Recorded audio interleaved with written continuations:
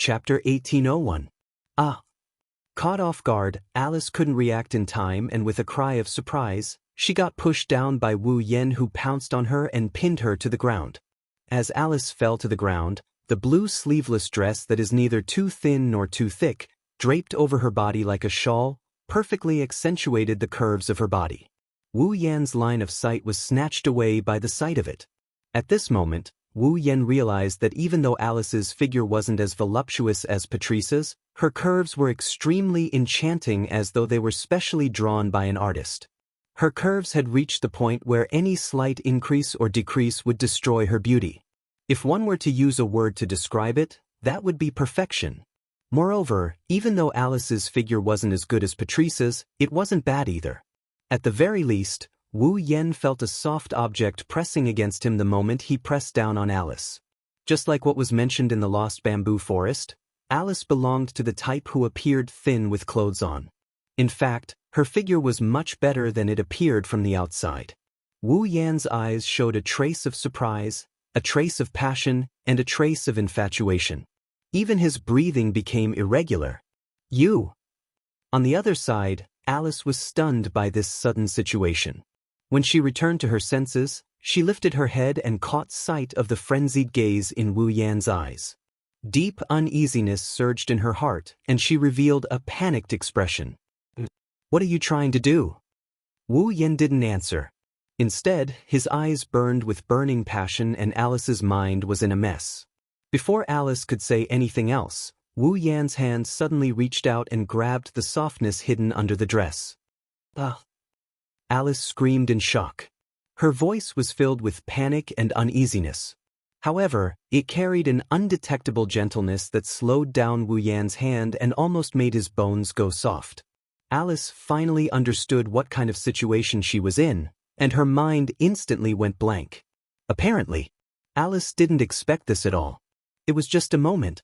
To think that the man in front of her had touched her most important part.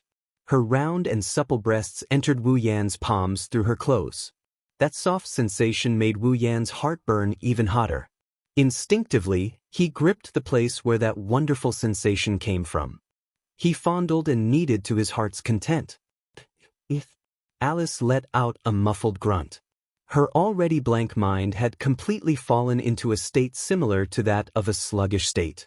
That was only natural. One had to know that even Alice herself rarely touched her pair of soft breasts. But now, the man in front of her was wantonly rubbing the part of her body that even Alice herself rarely touched. That shameful and strange numbness struck Alice's nerves like an electric current. How could Alice react to it?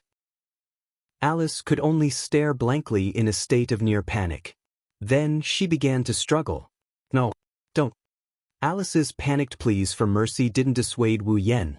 On the contrary, Wu Yan seemed to be encouraged by her pleas as he pressed down on Alice's soft body and suppressed Alice's struggles. The strength of his hands increased as he kneaded Alice's body into various shapes. Alice's heart is in complete chaos. Her eyes started to water up and her cheeks started to flush. Maybe it's because she's too shy or just too embarrassed. Her body is being toyed with by Wu Yan like this. That feeling she's never felt before made her heart flutter.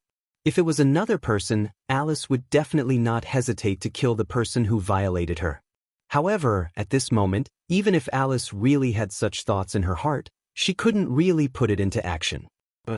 Alice didn't know the reason either. But Alice just didn't associate it in that way. The only resistance she made was to beg for mercy and struggle. However, although Alice was a monster, her race was a magician. In terms of physical ability, compared to ordinary monsters, there was nothing much. But compared to Wu Yan, she was much weaker. Hence, being pinned down by Wu Yan, Alice felt like she was being pinned down by a mountain she couldn't escape. Not long after, the sound of clothes tearing and a scream sounded at the same time. At the same time, pieces of clothes flew into the air and scattered on the ground like garbage. Then Wu Yan, who was in a frenzy, stopped his movements and didn't respond. He had already been completely captivated by the beautiful scene in front of him, and had also been robbed of all his ability to move. What appeared in front of Wu Yan was a Snow White. smooth as snow, white to the point that it was almost transparent. Snow white and charming, exquisite and proud jade body. Slender and straight, shining with a sparkling luster. White, tender, round, and attractive buttocks. And abnormally firm, full breasts that contained infinite charm. All of these were enough to make a man go crazy. Including Wu Yan. His gaze fell on Alice's flustered, frightened, and uneasy face. Wu Yan slowly lowered his head and gently touched Alice's lips. Then, following her chin, he slid down and kissed her little by little. Beautiful swan-like neck. Sparkling and dazzling smooth skin. Exquisite collarbones like wings. Her shoulders were smooth and slender. Wu Yan lingered on this beautiful and delicate body, leaving his own light kisses one by one. Finally, he stopped at the pair of high, white and sparkling full breasts. Alice was still struggling, but her strength was getting weaker and weaker. It wasn't because Alice didn't want to struggle, but even if her mind was blank and her heart was in chaos, Alice still knew that such a struggle was completely futile. Therefore, Alice could only open her eyes and stare blankly at the ceiling. The depths of her eyes weren't dull and lifeless. Instead, there was a trace of moisture in them, and they were trembling violently, as if they had been startled by great waves. The heavens pitied her. Before this, Alice was a girl who had never been in love, and had never even been held by a man of the opposite sex. Now, the arrival of this irresistible love like a storm, and the strange feeling of her body that was extremely strange, were all challenging the bottom line in Alice's heart. So, in this completely unimaginable feeling and treatment, Alice was almost conditionally struggling, and a trace of pleading came out of her mouth. Don't. But in Alice's pleading voice, Wu Yan was still loving Alice's delicate body, and an amazing flame was burning in his heart. He greedily tasted Alice's beautiful and delicate body, causing Alice to be dominated by a strange feeling like an electric current was passing through her, and for a long time, she was unable to think normally. As for Alice, there's no longer anything covering her body. She's completely naked in front of Wu Yan, revealing her beauty that can make one's heart beat faster. Wu Yan's heart had been completely attracted by this perfect body in front of him, and he couldn't call it back. Under the guidance of the fiery impulse in his heart, Wu Yan gently pulled Alice's hands away and pressed them on the floor that seemed to be warm, and his whole body pressed on it. Alice seemed to have instinctively realized what was going to happen next. She opened her watery eyes and stared at the man on top of her. It was as if she wanted to remember his appearance. She didn't move her eyes away for even a moment. Wu Yan lifted his head and met Alice's gaze. Looking at Alice's beautiful eyes, the fiery heat in his eyes eased up a little and a trace of gentleness appeared in his eyes. It was this trace of gentleness that made Alice's eyes ripple again, and the confusion in her heart towards this strange feeling also cleared up a little. Looking at each other in tacit understanding, Wu Yan's hand slid down and grabbed Alice's slender waist. While Alice's body trembled slightly, Wu Yan pushed her forward and pressed her down. As if struck by lightning, Alice opened her mouth wide, and her body suddenly became as taut as a bowstring. The world in front of her eyes became a blank, and her head that had sunk into chaos also tilted back. The moisture in her eyes completely turned into tears that represented pain, and quietly slid down. This scene made Wu Yan, who had lost his wolf, look clear on the spot. He finally woke up and stretched out his hand to wipe the tears on Alice's face. Under this gentle wiping, a trace of redness appeared on Alice's dazed face, and her body also slowly relaxed. The next moment, the sound of panting echoed in the room. Chapter 1802. Fantasy Town, Magic Forest. The silent forest was still misty, filled with a dizzying miasma, causing this rather beautiful forest to have no trace of life, as if it was a dead land. Bang! At a certain moment, a loud explosion suddenly rang out in this incomparably silent forest, startling many mushroom-looking monsters that were stealthily hiding in the forest. Like startled birds, they scattered in all directions. If one took a closer look, many mushroom-shaped monsters actually saw it. In one of the corners of the magic forest, after the loud bang, A light smoke diffused from there and floated into the sky. That place was where Alice's residence was located. If someone was nearby, they would definitely be able to see that a hole had exploded on the roof of Alice's residence. The smoke was rising from this hole. While the smoke was rising, two streams of light flew out from the inside. One was up and the other was down. Like shooting stars chasing each other, they flew into the sky through the medium-sized hole. Whoosh! Before the two streams of light flew out of the smoke and fog and were exposed to the air, a burst of air-breaking sound resounded. They were a few small afterimages that flew out from the body of a stream of light behind him. The afterimages cut through the rising smoke like a sickle at extreme speed, sweeping out like lightning. With a burst of air-breaking sound, they cut through the air and caught up with the stream of light flying in front of them.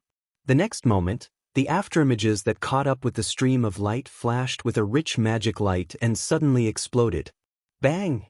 A thunderous sound reverberated once again, accompanied by dense flames and smoke. It was like an atomic bomb had exploded, slowly rising into the air in the shape of a mushroom.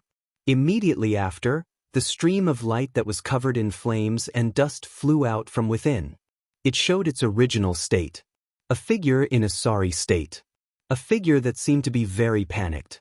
At the same time, below, another stream of light also showed its original form. A beautiful and delicate girl flew out from it. She came to the opposite of the figure in a sorry state. Small, exquisite figures floated around him. His eyes were cold, but more than that, they were filled with shame and anger. Naturally, these two people. They were Wu Yen and Alice. Although there was still light smoke coming out of his body and his figure was quite disheveled, Wu Yan's clothes were not even messed up. Obviously, he did not suffer any injuries. However, even so, Wu Yan's face was still full of awkwardness and panic. Looking at Alice, who was floating in front of him with a cold and angry expression, he hurriedly spoke. "Wait, Alice. Don't call me." In the face of Wu Yan's words, Alice, who usually did not get angry, did not hide her anger at all. Her beautiful face was filled with anger, and her eyes were filled with anger and killing intent. "Do I know you that well?"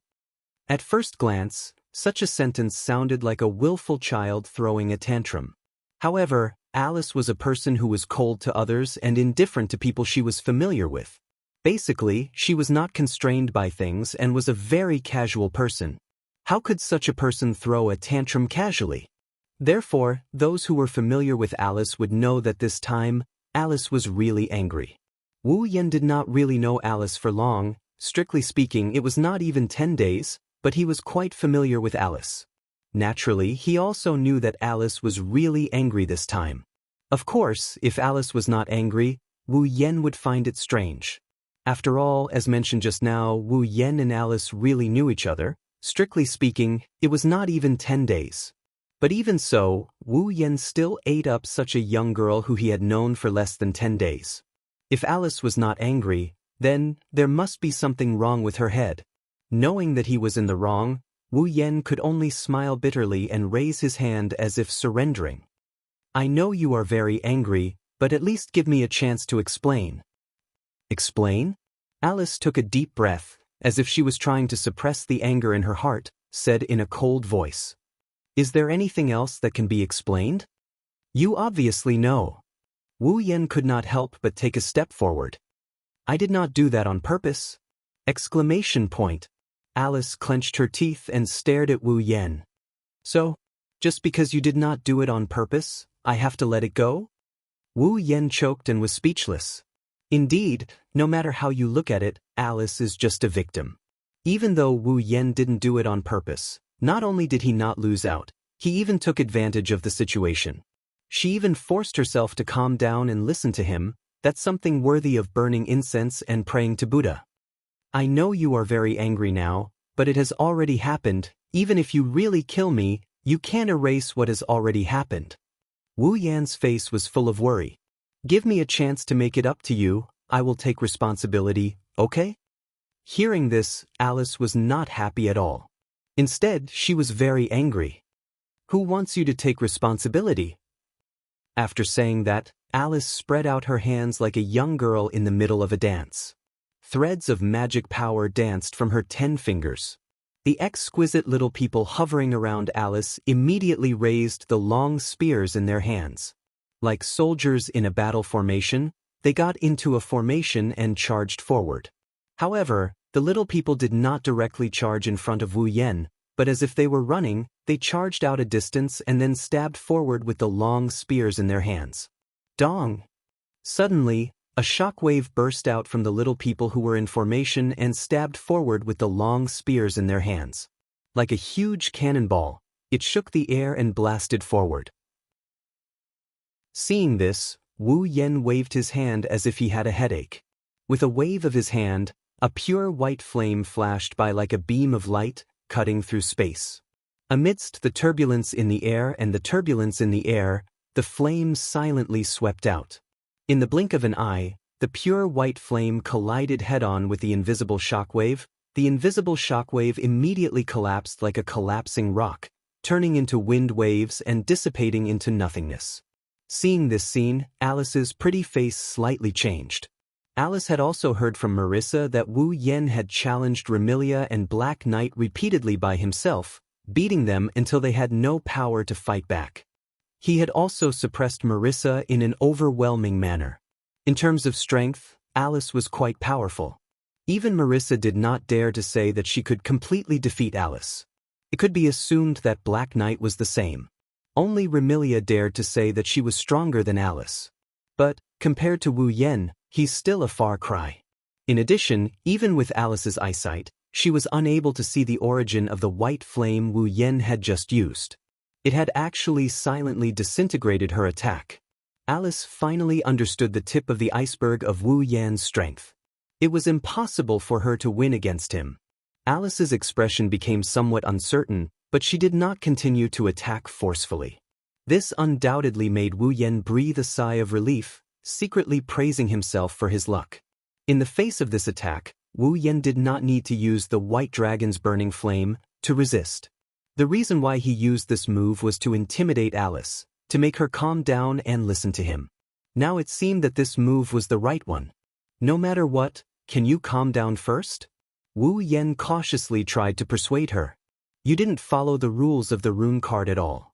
If you provoke Soul Dream, then it will be really troublesome. Do you want the entire fantasy paradise to know what happened between us? Hearing this, the uncertainty in Alice's eyes became more intense. She stared at Wu Yan's eyes, her expression constantly changing, making Wu Yan's heart also rise.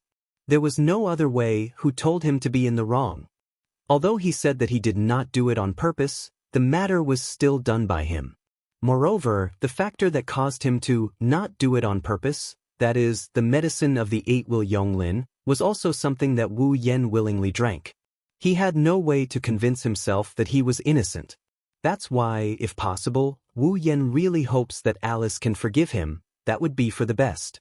Just as Alice was still hesitating, a voice filled with surprise rang out from not far away and entered the ears of the two of them. What happened? Chapter 1803. What happened? When these words entered the ears of the two people who were confronting each other, their expressions both changed. Wu Yan was surprised with a trace of pleasant surprise. There was a trace of unnaturalness in Alice's surprise. Under such circumstances, the owner of the voice appeared in front of Wu Yan and Alice. Riding on a broom, wearing a black and white witch-like outfit with an apron and a hat that only witches would wear. Impressively, it was Marissa. When I was drinking mushroom soup at home, I heard a loud noise. It scared me so much that I spilled the soup that I cooked with great difficulty. Riding on a broom, Marissa leisurely flew over while shouting. When she saw the big hole in Alice's house, she shouted even louder. What's going on? Wu Yan and Alice ignored the shouting Marissa. They glanced at each other, then one coldly snorted and turned his head away. The other quietly sighed in relief and wiped the non-existent cold sweat on her forehead. Since Marissa was here, then unless Alice wanted to make a big deal out of this and risk Marissa finding out what had happened, she shouldn't make a move again. Of course, Alice not making a move didn't mean Marissa would give up. He curiously looked at the silent Wu Yen and Alice who were facing each other in midair. Marissa tilted her head as if she thought of something. She raised her eyebrows and looked at Wu Yen with a strange expression. I say, little brother from the Yakumo family, this time, you wouldn't find trouble with Alice because of the 7 deadly sins, right? Hearing this, both Wu Yen and Alice's mouth twitched. When Wu Yen suffered the sin of jealousy and the sin of rage, Marissa had been approached by him before. One time, he was forced to play a bullet screen game, and the other time, he was directly bombarded to the point that he jumped up and down in the Red Devil Hall. It could be said that he had suffered greatly. Presumably, Marissa thought that Wu Yen was the same as before. What was he jealous of? What is there to be angry about? That's why she came to Alice and made a scene, right? This idea could not be said to be wrong. Wu Yen did push Alice away because of the influence of the last sin of the 7 deadly sins. That's why Alice flew into a rage out of humiliation. She didn't care about the damage to her territory and started hunting him down. Thus, Marissa had guessed correctly. Unfortunately, looking at the situation, Marissa only guessed that Wu Yen was affected by the 7 deadly sins and caused trouble for Alice. She didn't know which of the 7 deadly sins Wu Yen was currently suffering from, nor did she know what kind of trouble Wu Yen had caused for Alice. And this also made Wu Yen and Alice breathe a sigh of relief. Marissa. At that moment, Alice said in an indifferent tone. Don't worry about this. The meddlesome Marissa muttered in dissatisfaction. She was a busybody. The more you don't let me care, the more curious I am. This is just a small misunderstanding, Wu Yen hurriedly said, as if seeking reinforcements and protection. It's fine. It's fine. Although Wu Yan's original intention was to get away with it, the words "it's fine" still made Alice anxious. What do you mean it's fine? Everything has been taken advantage of by you. Is this still not a hindrance? Feeling Alice's incomparably angry gaze, Wu Yan almost shed tears. Sure enough, forcefully pushing someone without properly cultivating their relationship. Although it felt good, there would definitely be a lot of trouble afterward. Fortunately, his strength was strong enough. Otherwise, even with the protection of a true ancestor's body, he would have died a few times today. No matter what, tell me what happened first. Marissa said casually. Little brother from the Yakumo family, you look very normal. Why did you fight with Alice? Marissa. Alice shifted the target of her anger to Marissa. Didn't I tell you to stay out of this matter? That's why, the more you don't let me care, the more curious I am. Marissa shouted with a face full of dissatisfaction. Moreover, she was eager to give it a try. Alice, if that little brother from the Yakumo family bullies you, tell me quickly. Let's join hands and give him a blow. I don't believe we can't beat him together. I say, Black-White Lord. This time, it was Wu Yan's turn to be dissatisfied. Are you here to mediate or to fight? Is there even a need to say it? Marissa nodded as if it was a matter of course. However, she said something that almost made Wu Yan fall to the ground. Mediating is so boring. Fighting is more fun. Hee hee. Wu Yan put on a fake smile. If it wasn't for Puki and Alice's mediating, you wouldn't have been able to escape from me last time, Black-White Lord. Last time was last time. This time, I'm going all out. I won't lose again. Marissa directly choked and shouted unconvinced. If you don't believe me, let's do it again right now. Hearing Marissa saying one blow after another, Alice's face became darker and darker. Even more intense anger appeared in her eyes. Clearly, Marissa's words made Alice think of the scene where she was forcefully pushed down. Alice's voice rose a few notches. Anyone could hear the thick anger contained in her voice, causing Marissa to be petrified on the spot. Her head also shrunk back. Alice looked at the man and woman in front of her who occupied different but equally special positions in her heart. Her silent appearance caused Wu Yan and Marissa's heartbeat to accelerate at the same time. After a long time, Alice faintly sighed. Her gaze paused on Wu Yan for a long time until Wu Yan's expression became somewhat uncomfortable. Only then did she bring the puppets around her and descended into the large hole in the roof of her house. Wu Yen and Marissa silently watched Alice return to her house. They looked at each other. For a moment, they didn't know what to say. Hey, little bro from the Yakumo family. As it turns out, Marissa can't keep her silence. She rode her broom and wobbled over to Wu Yan's side as she asked him out of curiosity. What did you do to Alice to make her so angry today? Marissa was a person who often did stupid things. Although Alice's personality was relatively indifferent and casual, how could she not be angry with her ability to be black and white? However, Marissa was certain that she had never seen Alice so angry before. Therefore, Marissa was very curious. Very curious to the point of gossiping. Just tell me, I won't tell anyone, believe you? Wu Yen glanced at Marissa. That's not true. With that, Wu Yen pressed down on Marissa, who still wanted to say something, and used a spatial transfer magic to send her away. As for where she was sent to, that wasn't Wu Yan's concern. In any case, she must be in Fantasyland. Looking down at the mansion that was still emitting smoke, Wu Yen hesitated for a moment. In the end, he didn't summon the courage to go down. For now, I'll let Alice calm down. I'll come back in a few days. As soon as he said that, a voice echoed beside Wu Yen. Is that really okay? Wu Yan's anger rose when he heard this voice. He didn't hesitate, he didn't even look at the source of the voice. He reached out his hand and grabbed something beside him. Wu Yan's speed was very fast. Even Remilia might not be able to react in time. However, the owner of the voice reacted and quickly turned around and flew away. Paparazzi when? Failing to land a hit, Wu Yen yelled as he chased after her relentlessly. It's all because of you that I ended up like this. How dare you appear in front of me? Hey, you're going too far? Shutoshi Maruin nimbly flapped his wings, causing black feathers to flutter down. He dodged Wu Yan's pursuit and laughed out loud. I only brought you here. You were the one who did everything after that.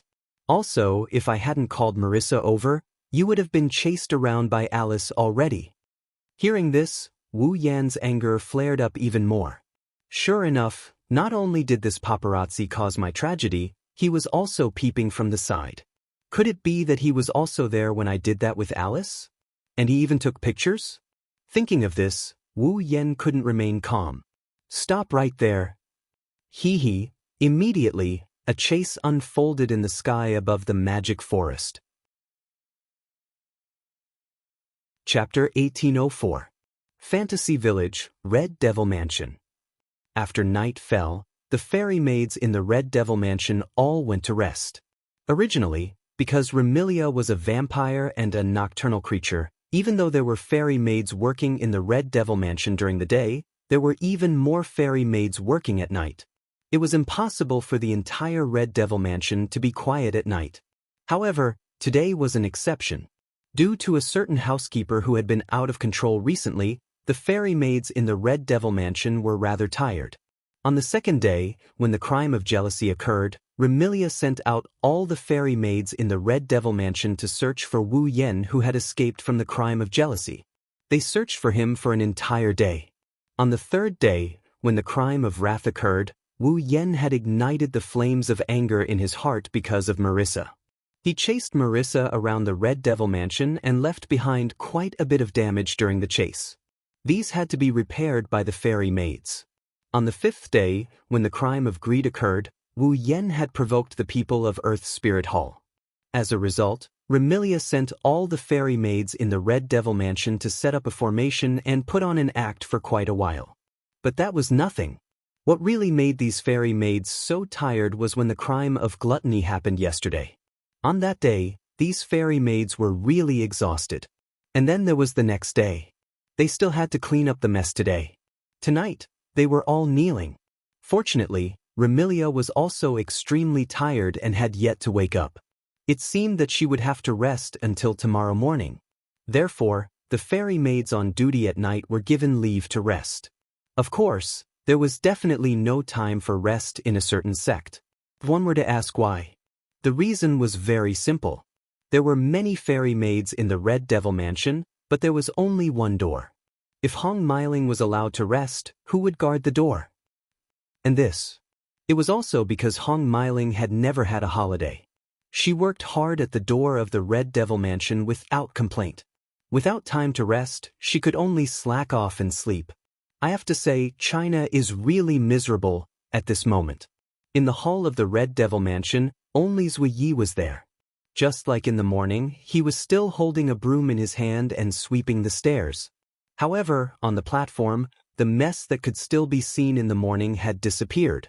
The bones, soup, and meat dregs had all been cleaned up. It was as smooth and beautiful as before, not as sloppy as it was in the morning.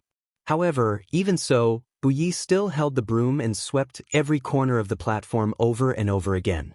His eyes were a little lax, and he seemed to be absent-minded. Looking at the time for the umpteenth time, Zui Yi murmured softly while sweeping the floor. I wonder how Lord Bai is doing. Today was the last day of the 7 deadly sins. In other words, after today, the 7 deadly sins on Wu Yan's body would all recede, allowing Wu Yan to return to normal.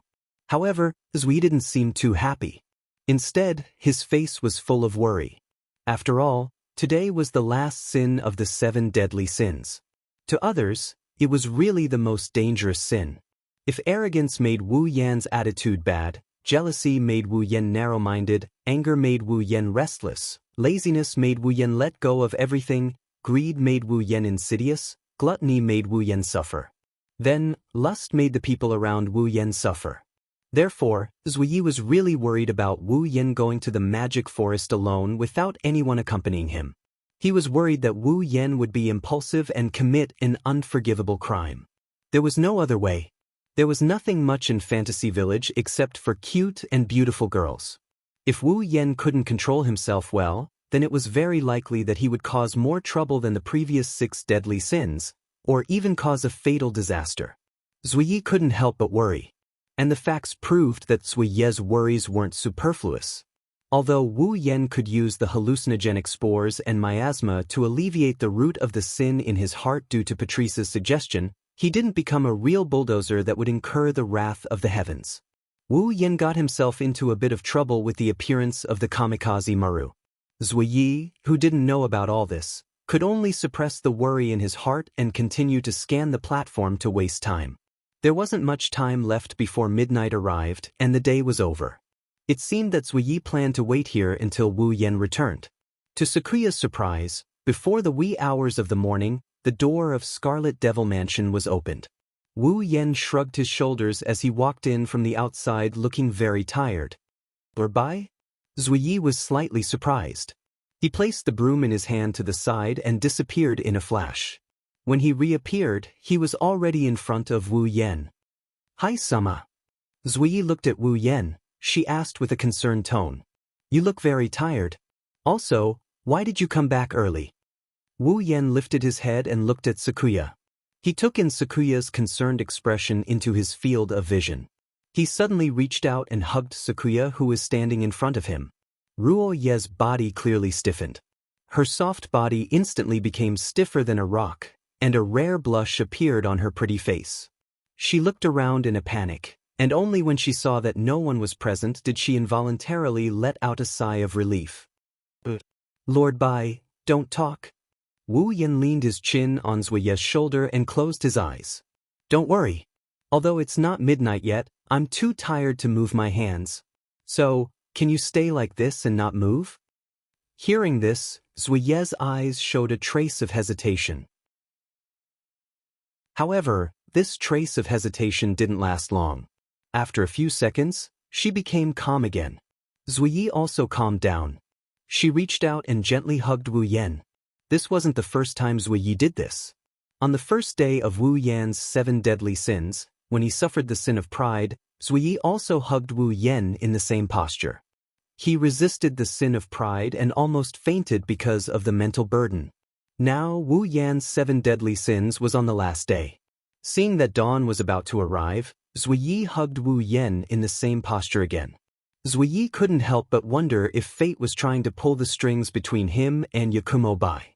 Using this posture to announce the beginning of the 7 deadly sins, it also ushered in the end of the 7 deadly sins.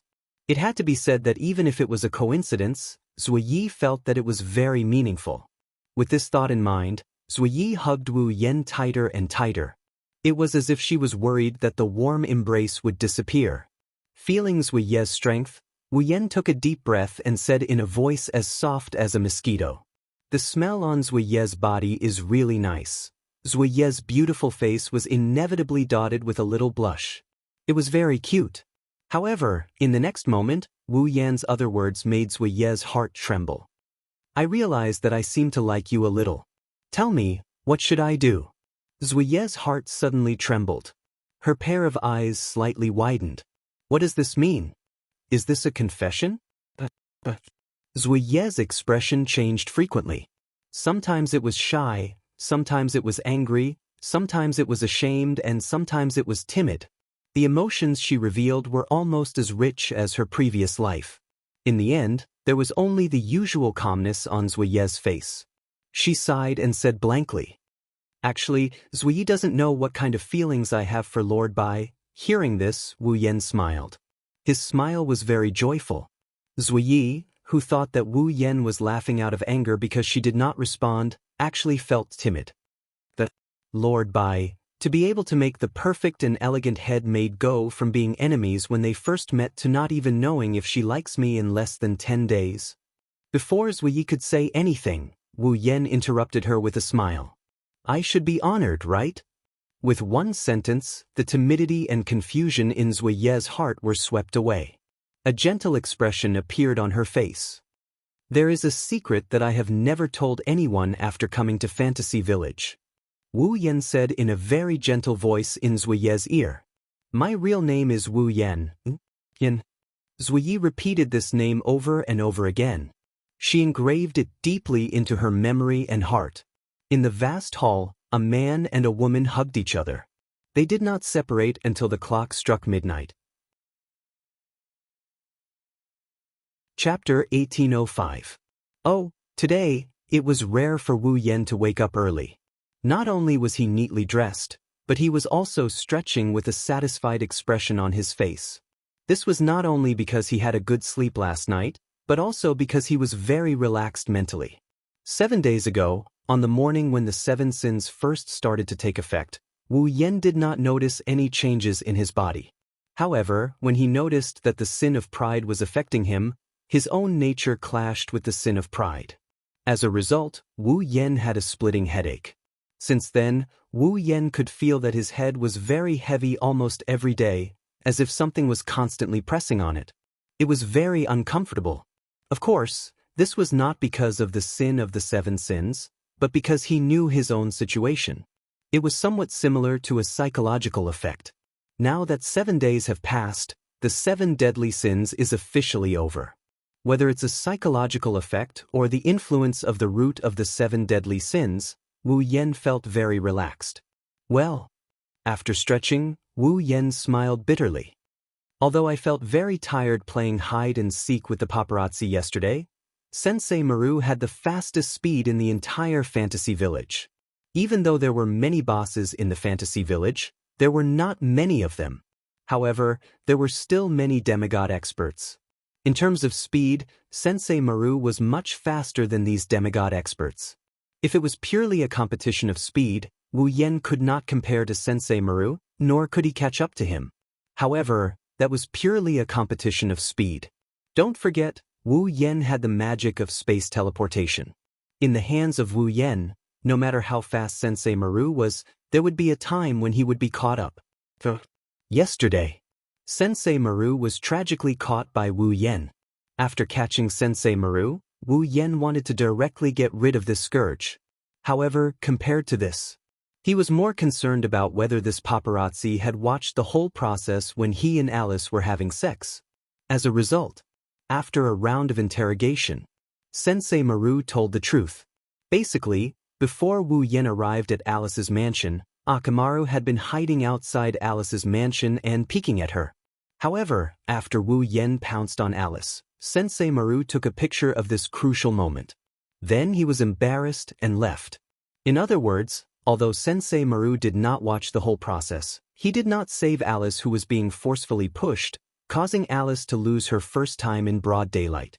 Sensei Maru's explanation was that in that situation, If she broke in and saved Alice, it would be fine.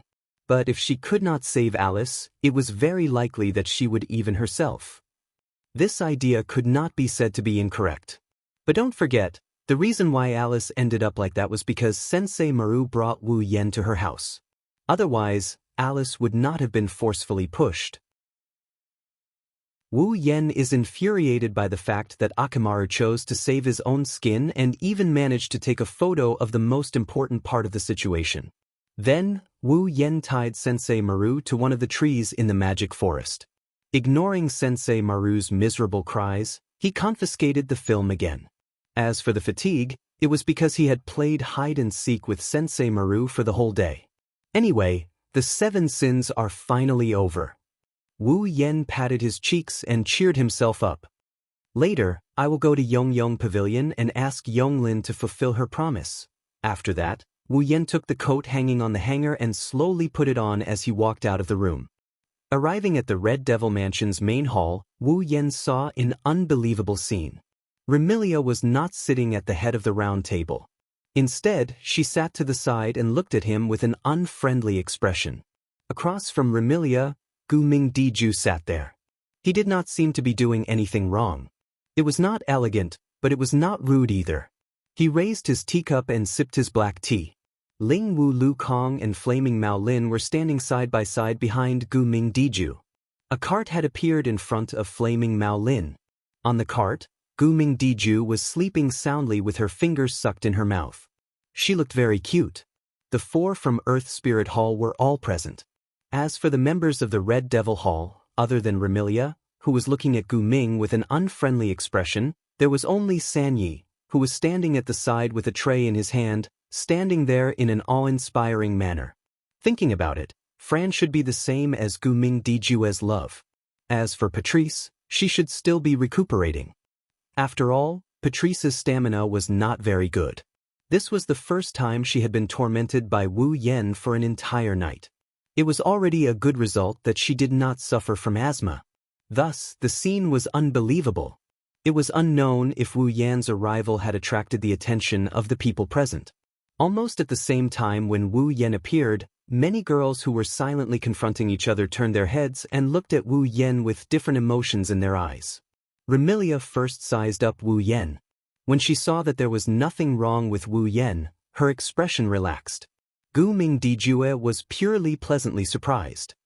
He even had a trace of expectation as if he had seen a friend he had not seen in a long time. Spirit Crow Lukong and Flame Cat's expressions were rather strange. They seemed to be in disbelief and curiosity. Their gazes were constantly sizing up Wu Yen as if they wanted to see if there was anything wrong with Wu Yan's body. It was very suspicious. As for Ruoyi, she stared at Wu Yen who walked in. Her eyes were slightly moved. Under the gazes of the girls, Wu Yen scratched his face. Under the gazes of the girls, he walked out of the corridor and arrived at the platform. That Guming Dijue was the first to speak. "Are you all right? How do you feel?" Remilia also spoke up, unwilling to be outdone. "Today should be the day when the 7 sins end. Do you feel anything wrong?" Hearing the difference in tone between the two girls but the same concern, Wu Yen couldn't help but reveal a smile on his face. "Don't worry, I feel very good. The effect of the 8 senses Yonglin's medicine has indeed ended on time. There are no accidents. Don't worry." Hearing this, Remilia and Guming Dijue did not seem to believe him. They looked at Wu Yen suspiciously, which made Wu Yen smile helplessly. At the same time, another intense gaze was cast on Wu Yen. Wu Yen turned his head in confusion. Then he met Ruoye's eyes that were filled with concern, sizing him up, and a trace of doubt. In response, Wu Yen just blinked and gave Ruoye a lecherous smile, which made Ruoye blush. Obviously, from Wu Yan's wretched smile, Ruoye remembered what happened last night. It was not a big deal.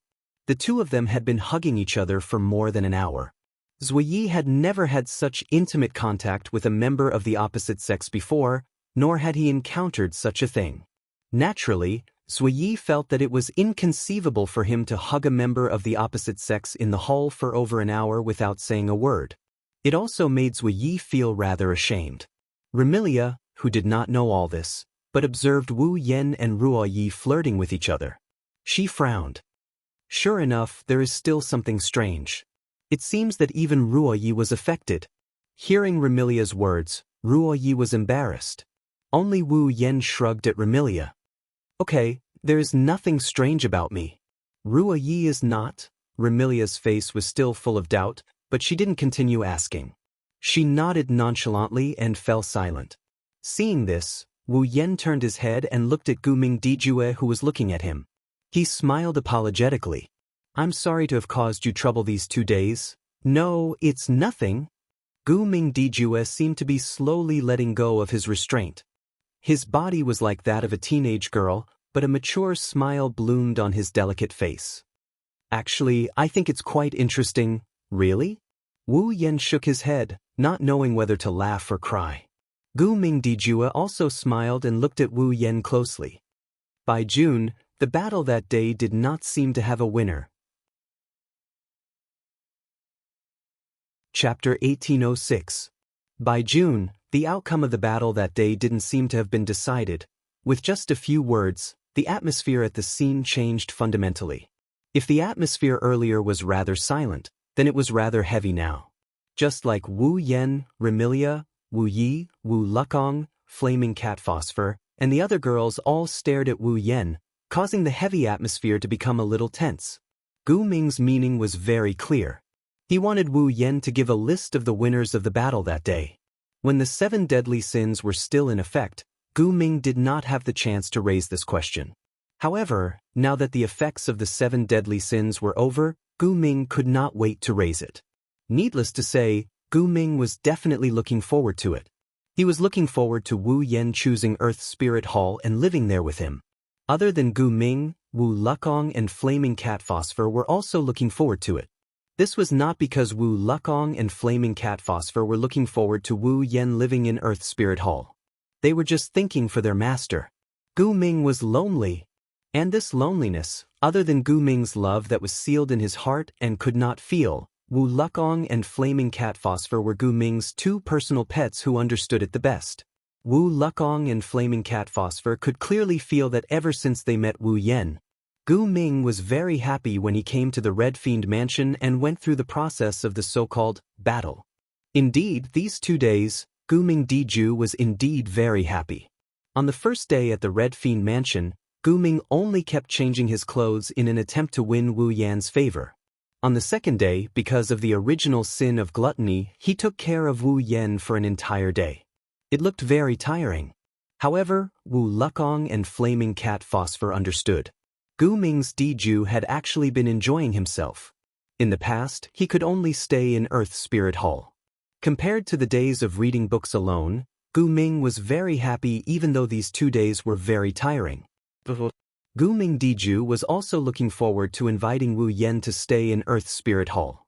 To accompany him. Spirit Crow Lukong and Flaming Cat Phosphor knew that their master had high expectations for them. Only then would he look at Wu Yen with the same expectant gaze. Compared to Gu Ming Diju, Ling Wu Lukong, and Flaming Cat Phosphor, Remilia's expression was clearly nervous. Even Zui Ye's body had unknowingly tensed up. Just like Gu Ming Diju, Ling Wu Lukong, and Flaming Cat Phosphor. Remilia and Pai Yi were also looking forward to it. He was looking forward to Wu Yan's rejection. Wu Yan lowered his head and muttered to himself under the gazes of the young ladies. When the young ladies began to grow anxious, he let out a few helpless chuckles. Hearing this laughter, Gu Ming felt his heart sink. She already knew what choice Wu Yan would make. Ju, I'm very sorry. As expected, just as Gu Ming Diju's heart sank, Wu Yan shook his head and said this. I can't go back to Earth Spirit Hall with you. Remilia and Zui Ye's eyes brightened. Spirit Crow Lu Kong and Flaming Cat Lin's faces also darkened.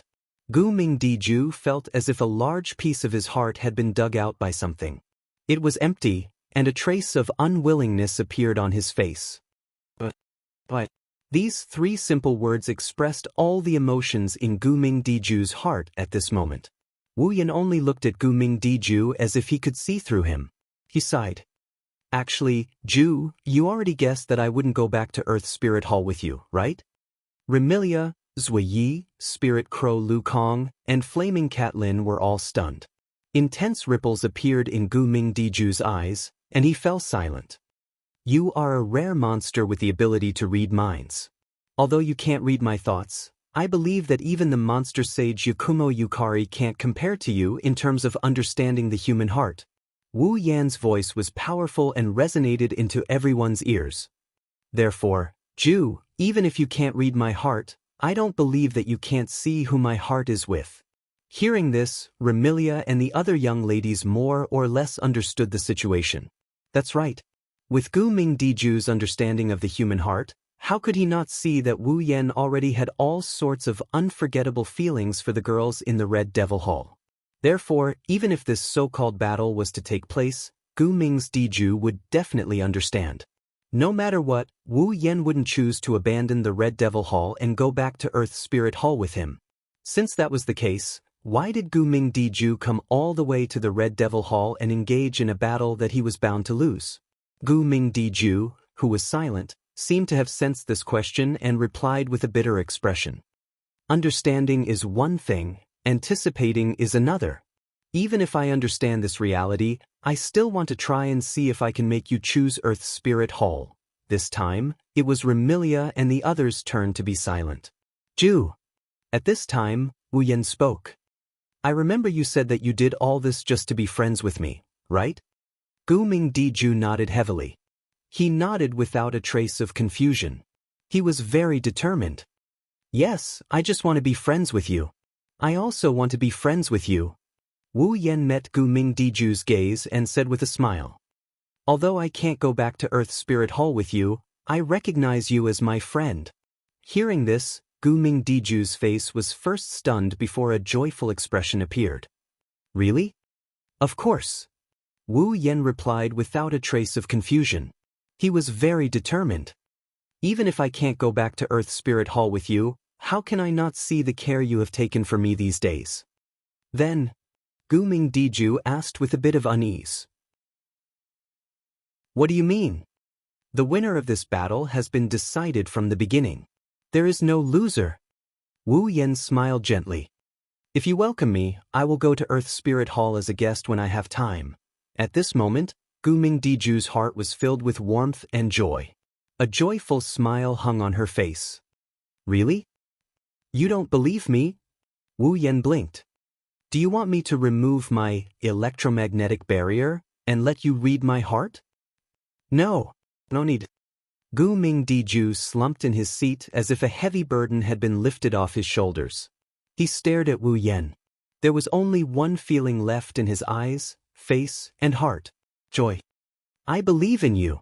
In the end, he brought Gu Mingdiju, Ling Wu Lu Kong, Flaming Cat Lin, and the other girls of Earth Spirit Hall out of the Red Devil Mansion and set foot on the path back to Earth Spirit Hall. Remilia let out a sigh and muttered in dissatisfaction as she looked at the departing figures of the four from Earth Spirit Hall until they disappeared through the entrance. What the hell? If that's the case, we shouldn't have started this battle in the first place. Remilia could be said to be the winner of this so-called battle. However, Wu Yan also said that Gu Mingdiju was not the loser either. Therefore, Remilia didn't get any benefits from winning this so-called battle. She didn't get any satisfaction. All that was left was the loneliness and emptiness after a lively banquet. On the side, Wu Yan glanced at Remilia and shook his head with a smile.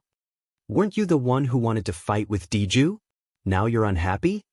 They wanted to steal my steward. They've already provoked me.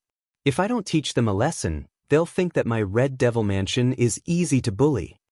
Remilia snorted coldly. And you, why don't you just disqualify them? Why are you acting like there's no loser? It's so annoying. Is that so? Wu Yan raised an eyebrow and picked up a plate of food in front of Remilia. He used a fork to pick up a spring roll and put it in front of Remilia's mouth. Then, to my sister who's throwing a tantrum, let me feed you breakfast. You do. Remilia didn't know if she was embarrassed or angry when she saw the spring roll in front of her. Don't look down on me. Otherwise, I'll suck your blood dry. Yes, yes, yes. Sakuya, who has been quietly watching the situation unfold, looked at Wu Yen, who pretended to feed Remilia with an amused expression. Remilia, who looked both angry and embarrassed at the same time, still ate the spring roll.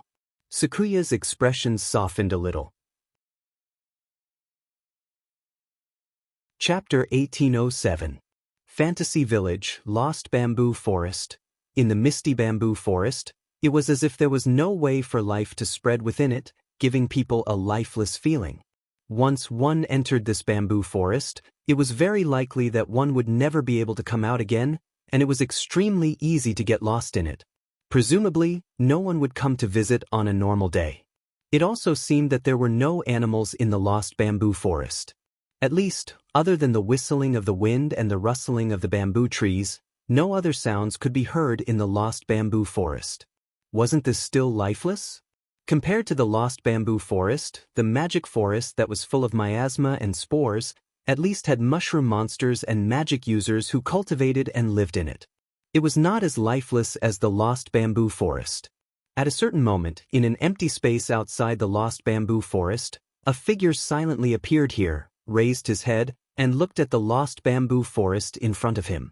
It's still like a bamboo forest used to test one's courage as always. Wu Yen, who came to the lost bamboo forest by himself, when he saw the bamboo forest that looked like it had been a long time since he last came here.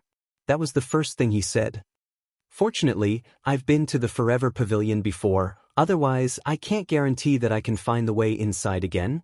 The reason why it was easy to get lost in the lost bamboo forest was because the bamboo trees here grew very fast, and the terrain was quite strange.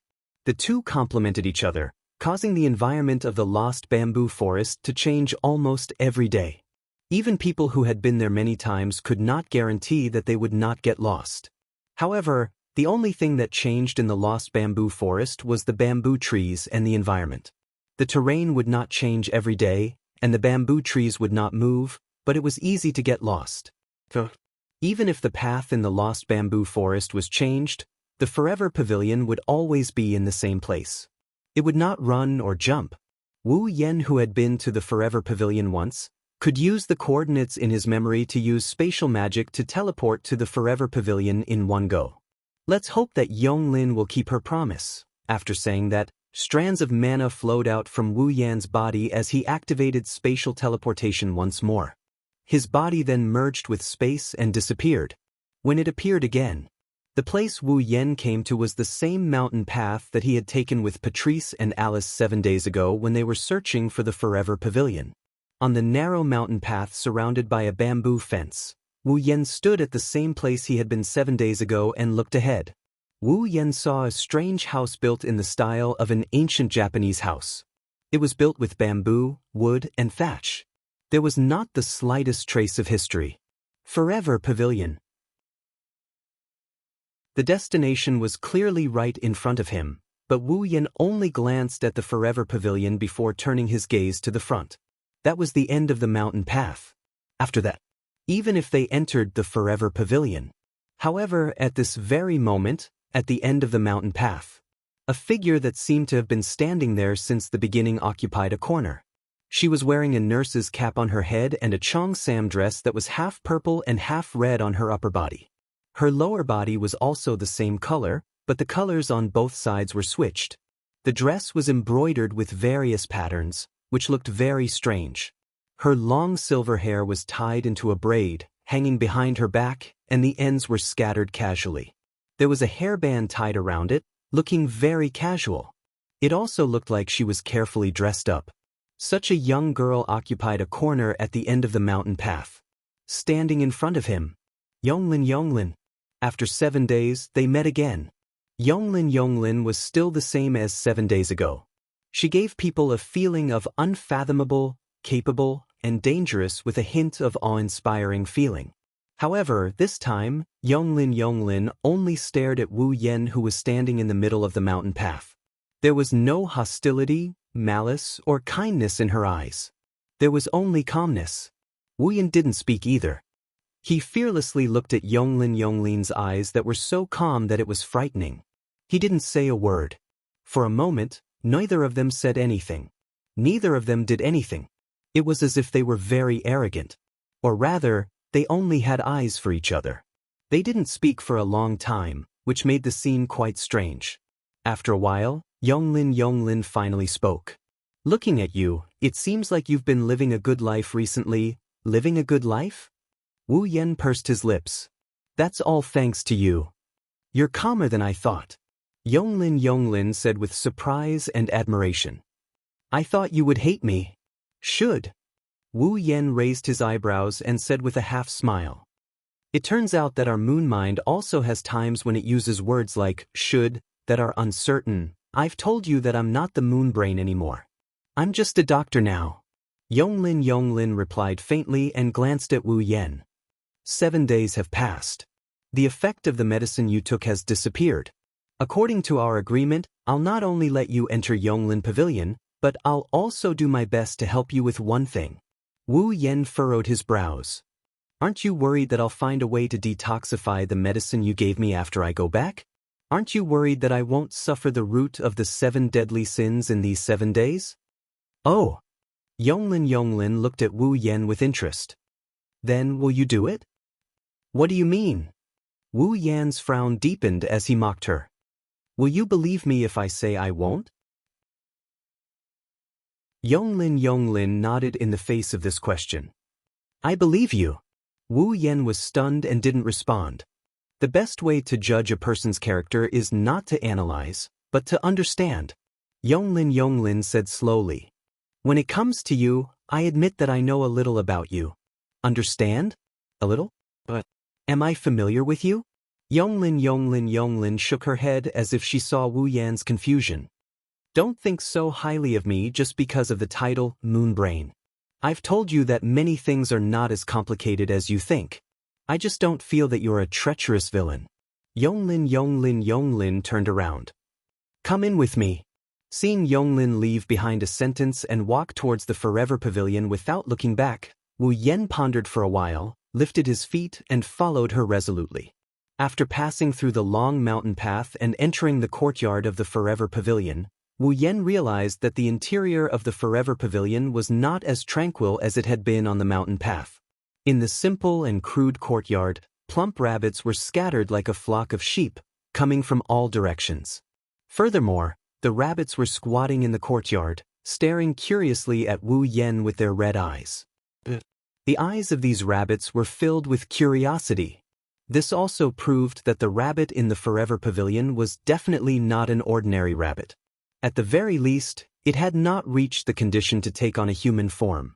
It was a monster that lived in the form of a rabbit, but its intelligence had already been activated. Under the watchful eyes of the rabbit-shaped monsters, Wu Yen followed behind Yonglin.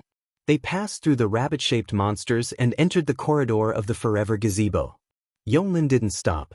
Instead, she opened a door in the corridor and walked in. Come in. Hearing Yonglin's voice, Wu Yen withdrew his gaze from those rabbit monsters and walked in. However, just as Wu Yen entered the door, a black shadow suddenly pounced on him and attacked him. Wu Yen, who had been observing the rabbit demon a moment ago, did not expect that he would be attacked in the Forever Pavilion. He was caught off guard and was pounced on by the black shadow. Bang! With a muffled sound, the black shadow pressed down on Wu Yan's body, pressing Wu Yen to the ground. What's going on? I was attacked? Didn't Yonglin agree to let me enter the Forever Pavilion? How could they still be attacked? Could it be that Yonglin went back on her words?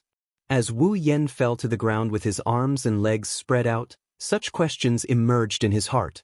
Wu Yen even blocked out the pain of falling to the ground, leaving his heart full of questions. Ugh. Before Wu Yen could get an answer to his questions, the black shadow that had pounced on Wu Yen and was pressing down on him let out a muffled groan, awakening Wu Yen from his daze. Chapter 1808. Bang! With a dull thud, Wu Yen, who had been pounced on by the black shadow, fell to the ground. The pain had already been covered by the questions in his heart. He could no longer feel it. Wu Yen, who had fallen to the ground, was only wondering what had happened. Ugh! A dull groan came from the black shadow pressing down on him. It sounded like it was in pain. Wu Yen only felt that the black shadow pressing down on him seemed to be very soft. No, it was really soft. The other party was pressing down on him. How could Wu Yan not feel it? At that moment, Wu Yan quickly raised his head and looked in front of him. The first thing he saw was a pair of wrinkled rabbit ears that were at least 20 centimeters long. They were folded in half from the middle. There was something like a button at the bottom of the ears. At first glance, it looked like a pair of ornaments. In fact, it was a pair of real rabbit ears. The owner of the rabbit ears was a young girl wearing a white short-sleeved shirt with a red belt around her waist. She wore a black coat that looked like a student's uniform. There was a crescent-shaped symbol on the left side of the collar of the coat. She wore a red tie and a pink pleated skirt on her lower body. From Wu Yan's angle, he could clearly see that the girl had light purple waist-length hair. She looked very sweet and cute. It wouldn't be an exaggeration to say that she was beautiful. However, it was such a beautiful and cute girl. At this moment, her beautiful face was filled with pain and depression. She was like a drug addict who hadn't taken drugs for a long time. Her delicate body was trembling nonstop. Seeing this girl, Wu Yan recognized her at a glance. Ling Xian? Superior Tanhua Courtyard? Fate Banner. One of the members of the Forever Pavilion. She was originally a rabbit soldier of the Moon Defense Force. Later, because of the war, she escaped and was taken in by Yonglin. She was now the pet of the owner of the Forever Pavilion. She was a rabbit demon that wasn't weak. However, the situation of this rabbit demon. It seemed very strange. Not only that, because Ling Xian was completely pressing down on him, Wu Yan could feel that Ling Xian's body was very hot. It was very hot. Too hot to touch. Wu Yan felt like he was about to start sweating. What's going on? Oh! Ling Xian groaned in response to Wu Yan's question. With a groan, Ling Xian slowly propped herself up. Sitting on Wu Yan's body, her face was as red as fire, and she slowly opened her eyes. When Wu Yan saw Ling Xian's eyes, he felt dizzy for a moment. Some of the famous existences in Fantasy Village basically had some kind of strange ability. Ling Xian's ability was to make people go crazy. She could make those who looked into her eyes go crazy. Therefore, Wu Yan felt a little dizzy when he saw Ling Xian's eyes. However, it was only dizziness. Ling Xian's strength was not enough to make him go crazy. However, after the dizziness, Wu Yan was shocked. This was because Fairy Ling's red eyes, which could make people go crazy, were filled with strands of water vapor that were constantly fluctuating. If Wu Yan was not wrong, what was fluctuating in Ling Xian's eyes was some kind of desire and impulse. This desire and impulse was the same as the desire and impulse in Wu Yan's heart when he was affected by the sin of lust of the 7 deadly sins yesterday. That was the desire and impulse for the opposite sex. In other words, Ling Xian longed for contact with the opposite sex. Oh, facts proved that Wu Yan's guess was indeed correct. Ling Xian seemed to have gone crazy. She stretched out her trembling hand and stroked Wu Yan's chest while looking for the buttons on his clothes. She did not hesitate to unbutton them. Give me. Wu Yan was completely dumbfounded. What was going on? Could it be that entering the Forever Pavilion allowed one to be pushed by Rabbit Bell Fairy for free? How was that possible? What are you doing? Wu Yan did not expect that he would be pushed by the rumored fantasy paradise. He hurriedly stopped Ling Xian from unbuttoning his clothes. Wake up! Oh! Ling Xian completely ignored Wu Yan. Her red eyes were filled with desire and passion. She kept reaching out to unbutton Wu Yan's clothes. Give me, please give me. Frankly speaking, Ling Xian was indeed beautiful and had a great figure. She might not be as good as Patrice, but she was definitely better than Alice. If it was any other place, he wouldn't mind going at it with Ling Xian. But now, if he were to do it with her here, trouble is bound to come one after another. What is going on? Wu Yan wanted to cry but had no tears. He hurriedly stopped Ling Xian's hands and frantically searched for Yonglin. What made Wu Yan want to puke blood is that Yonglin is sitting in front of a small wooden table in the middle of the room. She's sipping her tea while observing the situation with interest. She didn't seem to have any intention of stopping Ling Xian. One must know that Ling Xian was not only the Forever Pavilion's owner's pet, but also Yonglin's disciple. Was it really okay to let his own disciple push someone else? Yatsuki Yonglin. Wu Yan yelled as he wrestled with Ling Xian, who's in heat. What the hell is going on? What is going on? Yonglin said with a smile that did not seem like a smile. Nothing, she's just in heat. Even a ghost can see that. Wu Yan almost roared at him. I'm asking you, what is going on with this person? Ling Xian? Yutanhua Court? Karma Banner. My disciple. Yonglin generously gave a concise introduction. At the same time, she also explained Ling Xian's situation very concisely. She took the same medicine as you in Yutanhua Court, and it was a day later. Hearing this, Wu Yan understood everything. The root of the sin, the 7 deadly sins. Ling Xian had taken the same medicine that could trigger the 7 deadly sins. A day later meant that the effects of the medicine in his body had passed today. Ling Xian was suffering the last sin of the 7 deadly sins. After understanding this, Wu Yan really wanted to cry to death. This was karma, and it had to be fast, right? Yesterday, he had forced himself on Alice, and today, this submissive bunny had forced herself on him. Being forcefully pushed down by a rabbit? This was intolerable. After understanding Ling Xian's situation, Wu Yan did not hold back. Buzz. The surrounding space fluctuated and Wu Yan, who was under Ling Xian, disappeared. Ling Xian, who was sitting on top of Wu Yan, was caught off guard and fell to the ground. Buzz. The surrounding space rippled again, and chains glowing with purple light extended out of the spatial ripples, wrapping around Fairy Ling with crisp sounds of collisions. Ding! Then, the purple chains tightened and bound Ling Xian. Ling Xian let out a muffled groan as she twisted her body in unbearable pain. Give you my ass. Wu Yan, who appeared not far away, complained and looked at Yonglin unkindly. I say, what is going on? Are you angry? Yonglin did not answer his question and tilted her head suspiciously. Shouldn't you men be happy about this kind of thing that comes to your door? Unfortunately, I just can't bring myself to be happy right now. Wu Yan asked in a depressed manner. Why did you give your disciple that kind of medicine? Is it that hard to guess? Yonglin said as if it was a matter of course. Of course it is to test the medicine. Test the medicine? Wu Yan flinched at her words. Didn't you use me to test the medicine? The human body is a very mysterious existence. Some people have high immunity, some people have low immunity. Some people can be cured by drinking a certain kind of medicine. Some people will poison themselves to death if they drink the medicine of others. Yonglin replied. A drug may have one effect on you, but it may have another effect on others. Is it strange to let different people drink the same drug for an experiment? Indeed, Yonglin was right. Just like a medicine that could cure a certain disease, it naturally had to be tested on different patients. Only when it was confirmed to be effective on every patient could it be used officially. Therefore, Wu Yan had nothing to say. He could only mourn for Ling Xian. Not only was she often bullied by others, even her own master used her to test medicine. She was really pitiful. Chapter 1809.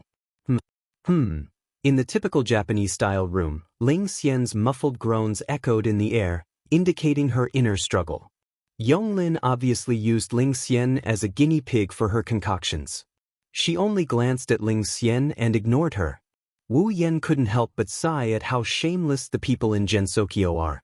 Yonglin took a sip of tea and she didn't even look at Wu Yan. She continued without looking at him. You came to the Forever Pavilion to see the princess, right? Wu Yan took a deep breath and sat opposite Yonglin. Prince? That was how Yonglin addressed the owner of the Forever Pavilion. At least, that was how she addressed her. Yonglin had the highest combat power in the entire fantasy village, and her intelligence was unrivaled except for Yonglin. However, the owner of the Forever Pavilion was not Yonglin in name. Yonglin was from the moon, and the princess that she spoke of was not just an honorific title, but a real one. The owner of the Forever Pavilion was once a princess of the moon. Yonglin did not expect Wu Yan to answer her question. She spoke as if she was sure that Wu Yen was here to see the princess of the Forever Pavilion. That was what he said. I said that as long as you help me test my medicine, I will do my best to help you complete your purpose of coming to the Forever Pavilion. However, I have to tell you something first. Yonglin put down her teacup slowly and looked up at Wu Yen. Her eyes suddenly became sharp, and a monstrous aura was released. It turned into a sense of oppression. It filled the entire room. If you do anything harmful to the princess, I don't mind letting you try it. But what a painful process it will be. Along with this sentence, her aura was like a stormy sea that roared in every corner of the room. Creaking noises could be heard from the space, and the ground began to shake slightly. Ling Xian, who was struggling, held her breath. The desire and impulse in her eyes subsided at a speed visible to the naked eye. It was replaced by fear. Wu Yen felt his body become very heavy, as if an invisible mountain was pressing down on him, causing his shoulders to sink. If it was someone else, even if they were also at the peak of the 9th stage and were only one step away from the demigod level, they would have collapsed to the ground under Yonglin's aura. Yonglin wasn't an ordinary demigod expert. She was a truly powerful existence who had walked a considerable distance in the demigod realm and was constantly shortening the gap between her and the divine realm. At the demigod level, even a difference of one level could be described as heaven and earth. How could the aura of Yonglin, who was at level 95, be so easy to withstand? To put it bluntly, under Yonglin's aura, even those who had just advanced to the demigod level would break out in cold sweat, let alone a mere 9th stage. However, Wu Yen was also not an ordinary peak 9th stage powerhouse. He had many trump cards.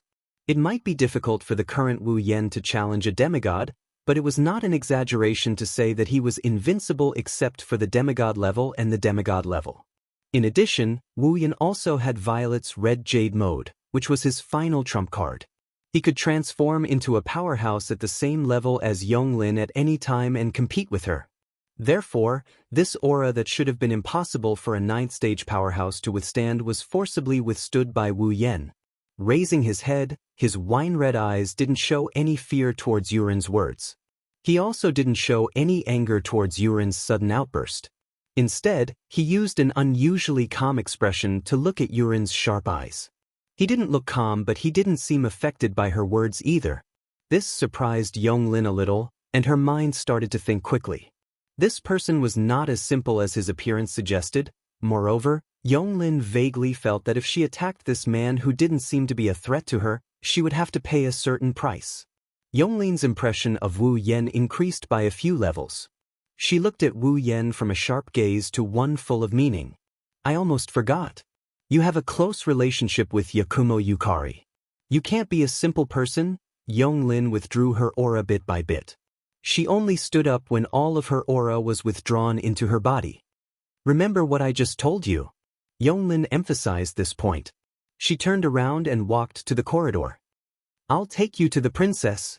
Wu Yen didn't say anything, but he secretly sighed in relief. He stood up and he ignored Ling Xian, who was struggling and whimpering behind him. He followed Yonglin out of the room. Walking along the corridor made of wooden planks, Wu Yen looked at Yonglin's back and fell into deep thought. Yonglin walked in front of him in a carefree manner. Yonglin said that as long as he helped her test the medicine, she would do her best to help Wu Yen achieve his goal of coming to the Forever Pavilion. However, even though there was such a promise in it, Yonglin Yagi gave him a show of strength when she mentioned the princess of the Forever Pavilion. Although the warning did not take effect, he could see a problem from this. If he really did harm to the owner of the Forever Pavilion, Yonglin would not mind breaking the promise. Powerful people were prideful.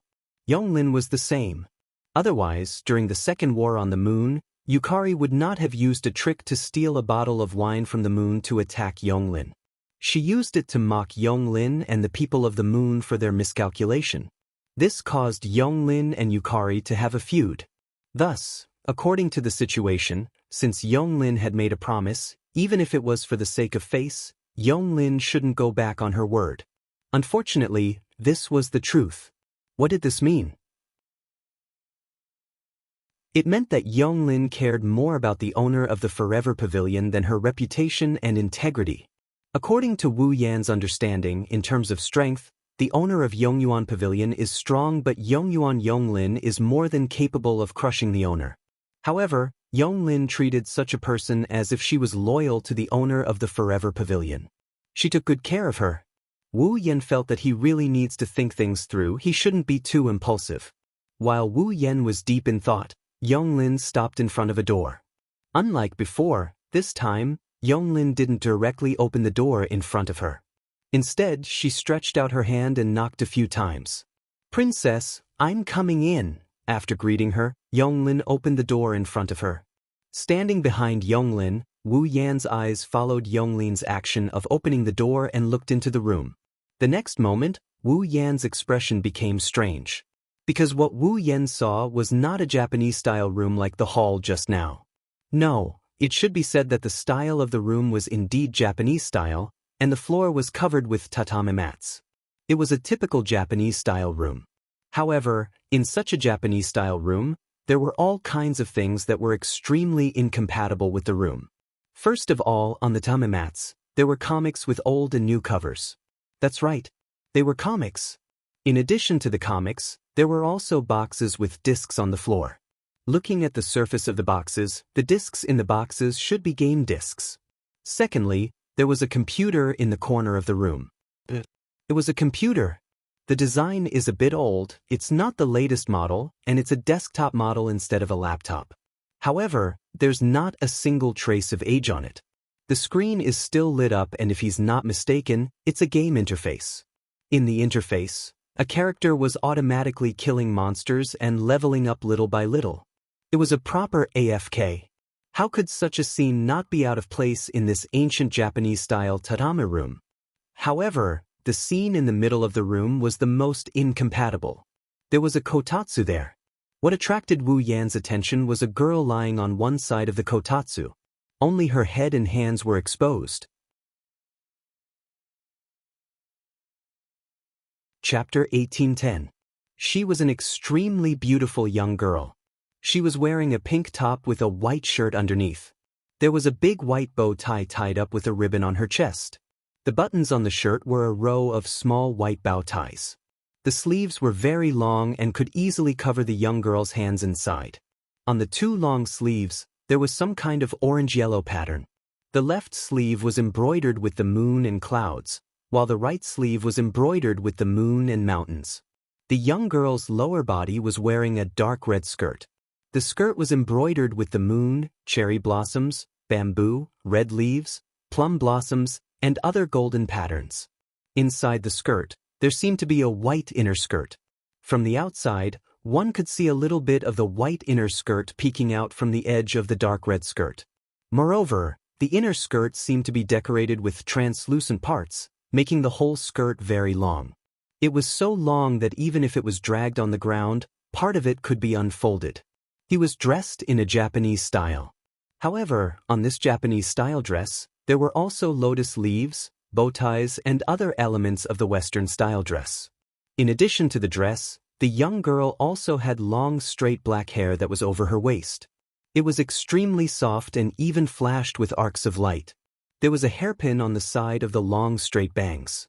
The bangs were so long that it could cover her eyebrows. To sum it up, this whole body could be said to have the image of Yamato Nadeshiko. At first glance, she looked like a very noble young girl. It was believed that anyone who saw such an extremely beautiful and noble young girl would definitely feel that Hachiai Yonglin's name was the best word to describe this young girl. Prince. This was indeed a beautiful Princess Royal Highness.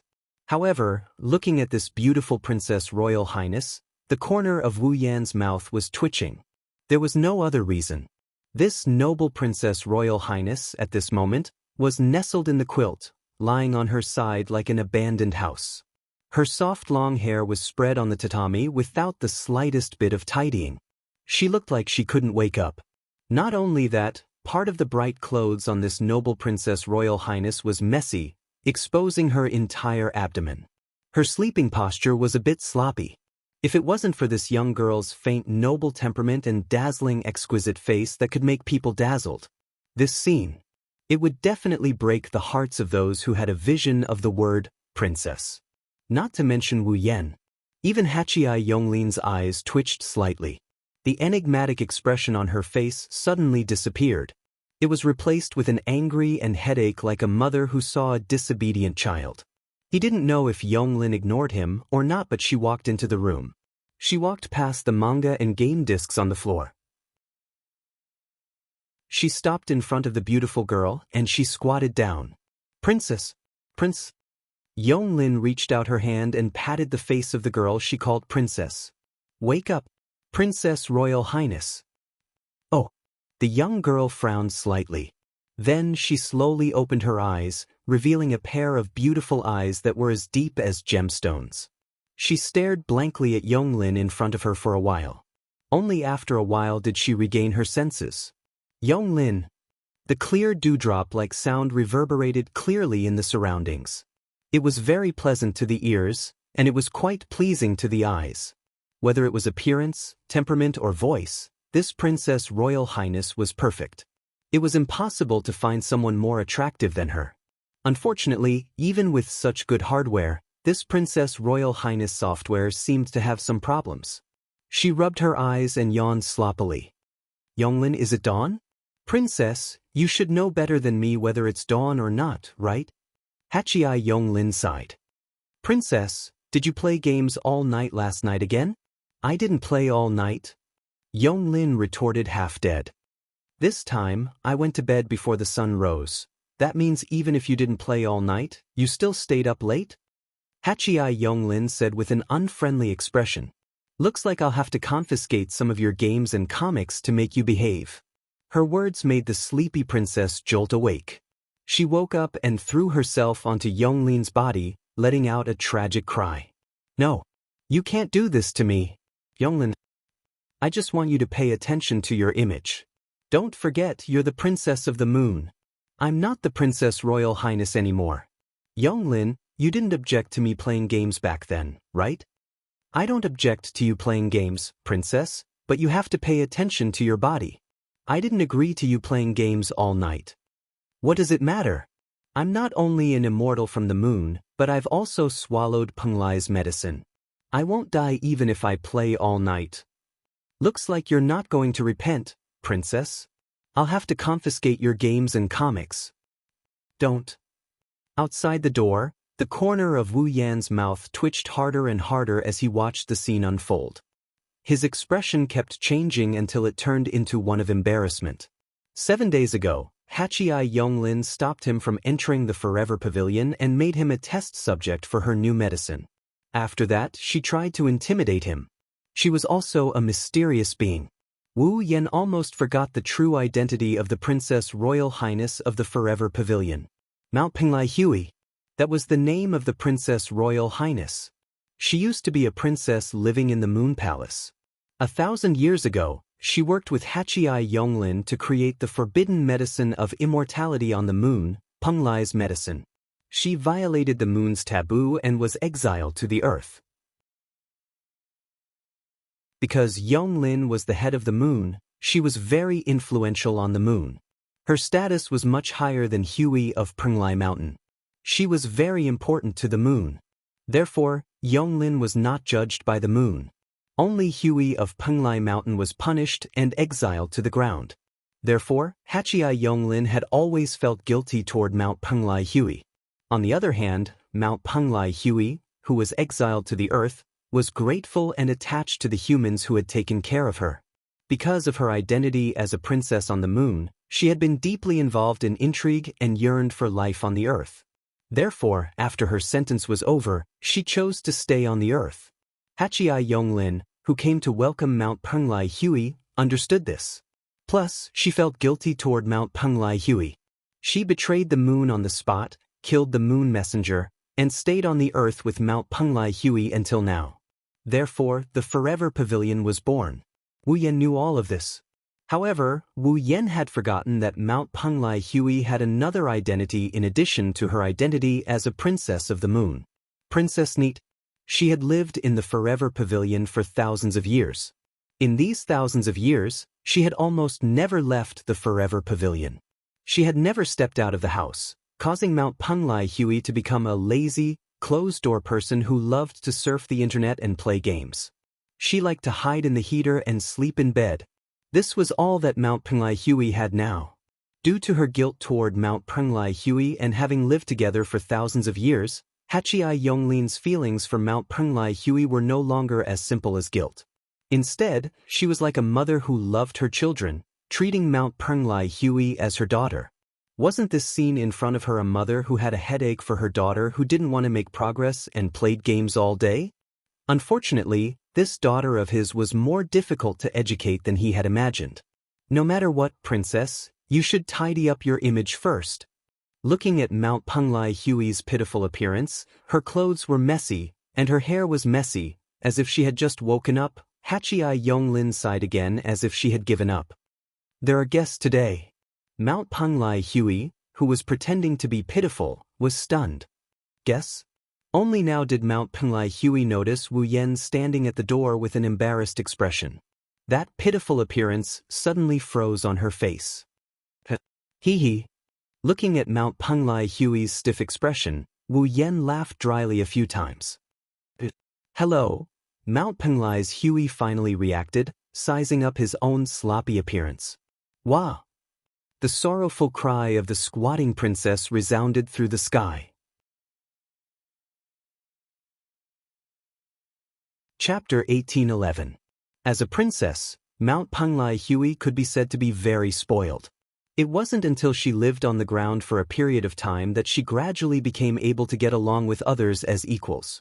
Although she had lived in the Forever Pavilion for thousands of years and never left the house, becoming a complete otaku, whether it was as a princess or as a woman, Mount Penglai Hui couldn't reveal her undignified side in front of people who weren't close to her. Not to mention, this person was a strange man who she had never seen before. Unsurprisingly, Mount Penglai Hui's delicate and beautiful face turned black, white, green, and purple after realizing that there was a strange man at the scene. It was very wonderful. In the end, it even turned into a face full of red. Wow! In the midst of the sorrowful cry, Mount Penglai Hui jumped out of the quilt like jumping in the night. She hurriedly tidied up the clothes on her body that were so messy that it looked like they were about to fall off. Then, she hurriedly tidied up her hair. However, Mount Penglai Hui, who was too flustered, didn't notice that her room was still full of game discs and manga. As a result, in this panic, she directly stepped on one of the game discs. With a slurp sound, Mount Penglai Hui once again let out a sorrowful cry. Her body leaned forward and smashed onto the ground. Bang! In the midst of the muffled sound, Mount Penglai Hui's painful cry also sounded. That posture with her face on the ground made Wu Yan and Yonglin, who were watching this scene, feel very painful on their faces. Wah! Mount Penglai Hui miserably covered her face and sat up. Her eyes were full of water vapor, like a child who fell down. But still stubbornly found a comb and carelessly tidied up her messy hair, but the more she tidied it, the messier it became. Yonglin couldn't bear to look directly. She turned her head away. On the contrary, it was Wu Yan who shook his head with a smile. Walking forward, Mount Penglai Hui frantically tidied up her hair, snatched the comb from her hand, and sat behind Mount Penglai Hui. Let me help you. After saying that, Wu Yan didn't give Mount Penglai Hui any chance to respond. He lifted Mount Penglai Hui's messy hair and used the comb in his hand to carefully comb Mount Penglai's hair. Mount Penglai Hui stared blankly. She didn't react for a long time. Even Yonglin didn't expect that things would develop like this. She looked at Wu Yan, who was combing Mount Penglai's hair, with surprise.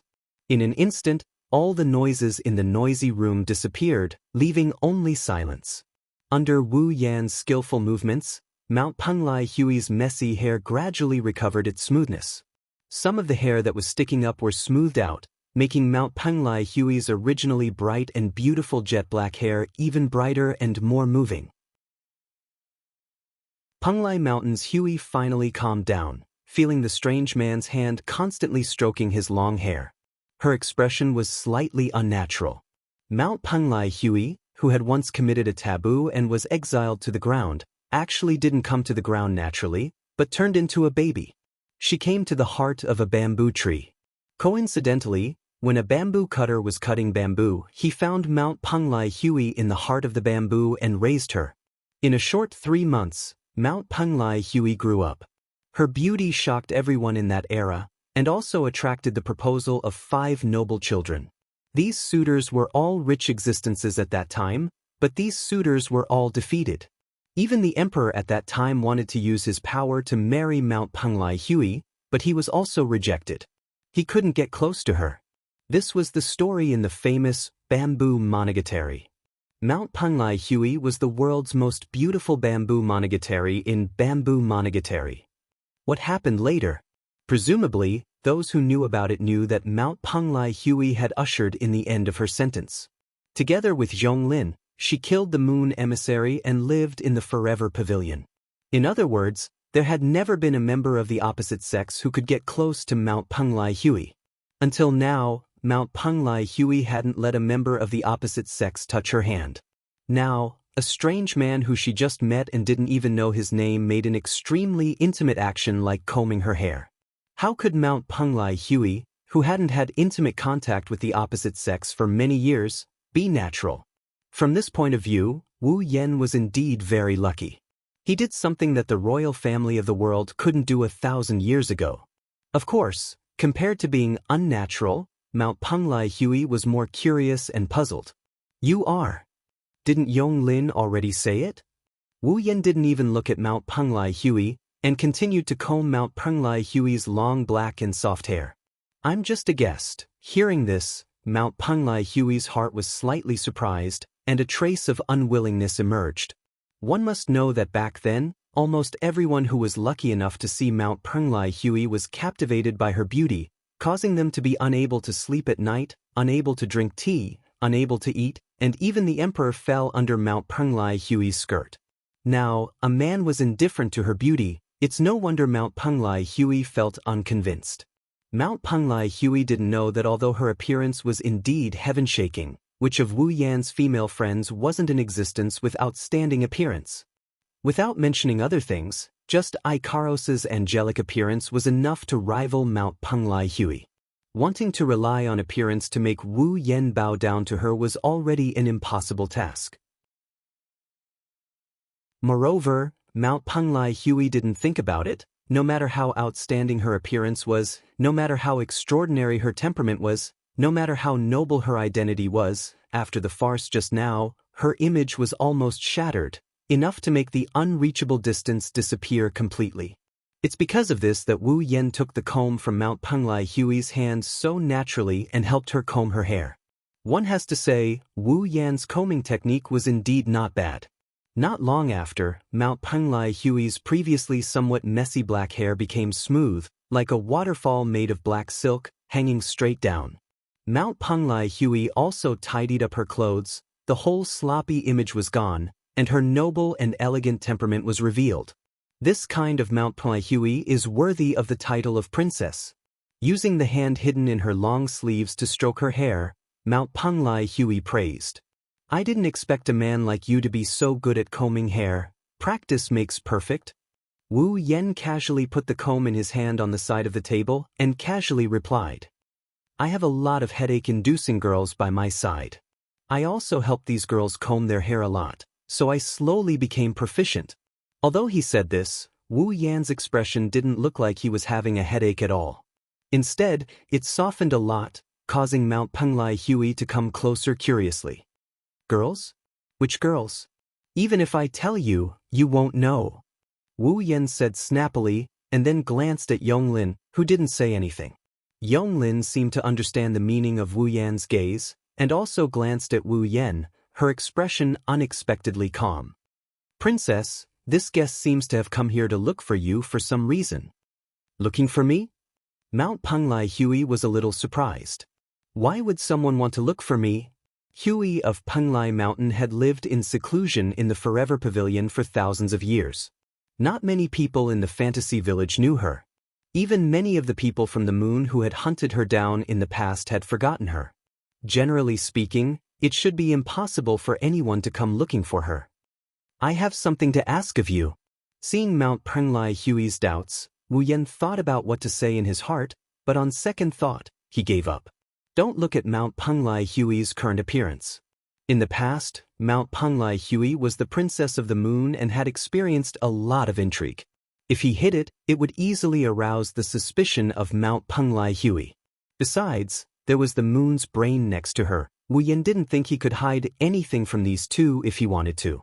Therefore, instead of hiding it and arousing the suspicion of Mount Penglai Hui and Yonglin and complicating things, it was better to directly state his purpose. In that case, perhaps, it would be easier to succeed. After making up his mind, Wu Yan didn't hesitate any longer. He went straight to the point and said this. I want a drop of your blood. Chapter 1812.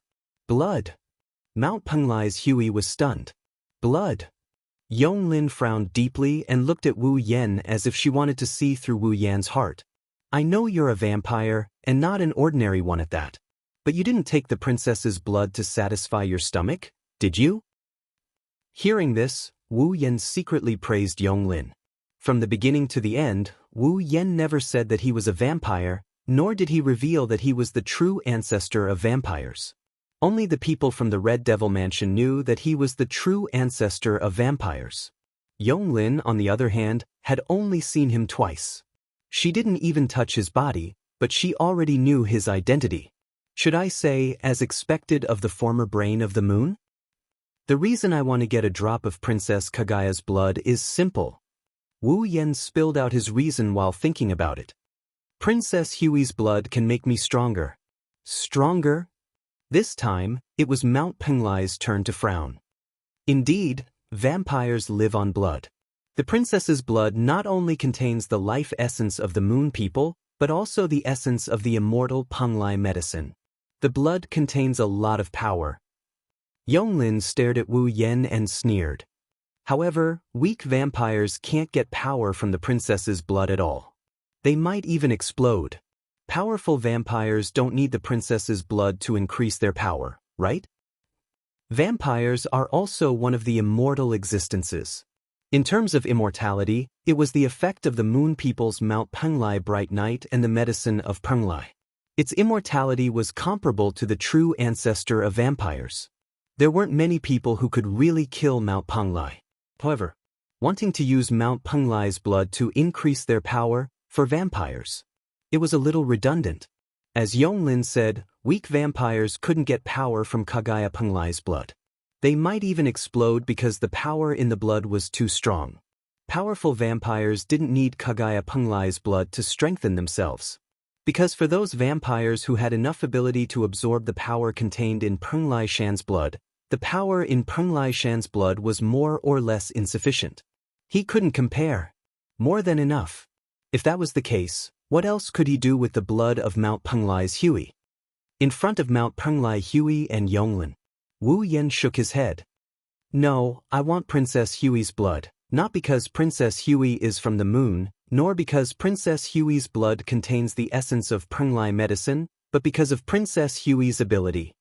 Wu Yan looked at Kagaya of Penglai Mountain and Yonglin of Hachiai Mountain as he enunciated his words.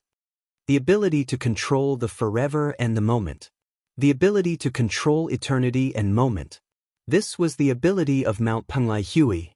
Eternity was a world without history, a world where the eternal calamity would not descend in the future. In that kind of world, any change was rejected. Even if there were signs of life moving inside, it was the same as time standing still. Nothing would change. For example, in the world of eternity, no matter what was destroyed, that kind of thing was not indestructible. Even if it was destroyed, it would return to its original state. It was the same for killing people. In the world of eternity, no matter how many people were killed, these dead people would come back to life again. Perhaps they couldn't be killed directly. This was the so-called eternity. In the past, the Eternity Pavilion was isolated from the world because Mount Penglai Hui used this ability as if it had never existed. Stay in a world where there was only eternity, stay in a world where everything had stopped. That was why it was called the Eternity Pavilion. Later, Mount Penglai Hui unlocked the Eternity ability and let the Eternity Pavilion leave its stopped state. Otherwise, the Eternity Pavilion would always be hidden in the lost bamboo forest and would never appear in human history. A moment was an instant, a flash of time. Mount Penglai Hui could gather the moment that outsiders could not perceive and use it. Using this moment, he could create multiple different histories. For example, a match could only burn for a short moment, but Mount Penglai Hui could use his ability to collect this moment and fix it. In this way, the flame that could only burn for a moment could continue to burn. Whether it was forever or a moment, it was the ability to control time. That was a very powerful ability for ordinary humans, monsters, and even deities. However, unlike Zhuye's ability to control time, Mount Penglai Hui could only control eternity and moment. He could make time change between eternity and moment. He could turn a long period of time into an instant, and also turn an instant into eternity. Therefore, Mount Penglai Hui's blood must contain the eternal power that Wu Yan needed. Therefore, Wu Yan wanted to obtain Mount Penglai Hui's blood. The blood that carries the power of eternity and moment can make me stronger. Wu Yan's tone was full of sincerity. Therefore, I want to obtain a drop of Princess Hui's blood to strengthen myself. Hearing this, Mount Penglai Hui and Bai Yonglin sized up Wu Yan and then looked at each other. Oh! Mount Penglai Hui dragged her long skirt and circled around Wu Yan. As she circled, she observed everything about Wu Yan. It seems like he's not lying, but we can't believe it so easily. In front of Wu Yan, Bai Yonglin said such a sentence without holding back. The matter of blood can be big or small. Princess, increasing strength might be true, but there are many ways to increase strength. Yonglin's meaningful words were very accurate.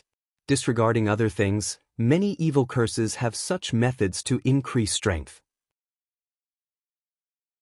For example, using a certain existence's blood as a medium to cast a curse on the existence, slowly absorbing the existence's strength until the existence's strength is completely drained.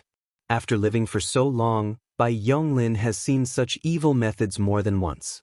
Among these methods, there are many that use blood as a medium. Bai Yonglin can't help but be vigilant.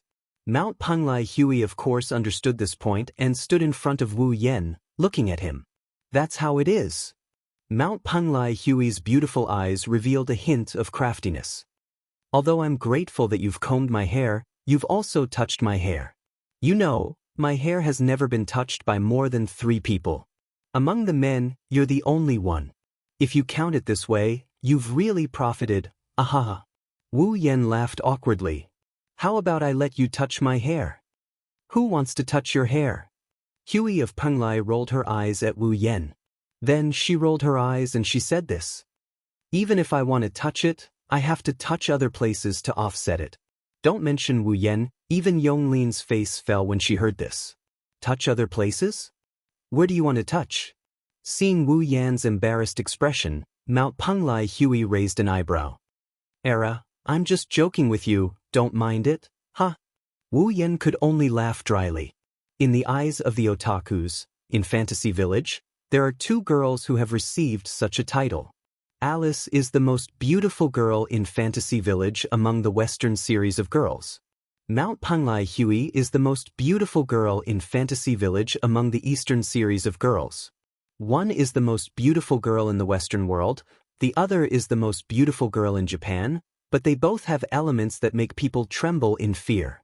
Alice had the potential to turn into an evil person. Mount Penglai Hui is a black-bellied girl through and through. From the looks of it, this Princess Neat is indeed a black-bellied existence. I know, it's hard for you to believe me verbally, but I really do need a drop of Princess Hui's blood. Wu Yan said seriously. Both of you are smart people, there's no need to beat around the bush. Just tell me, how can I make you believe me? This. Mount Penglai Hui and Bai Yonglin looked at each other in the face of Wu Yan's direct showdown. Believe? To Mount Penglai Hui and Bai Yonglin who have lived for such a long time and experienced many twists and turns in their lives, trust is not easy to achieve. Wu Yan's showdown only received silence from the 2. You should be the one to solve this problem. Bai Yonglin said after a moment of silence. How can you make us believe you?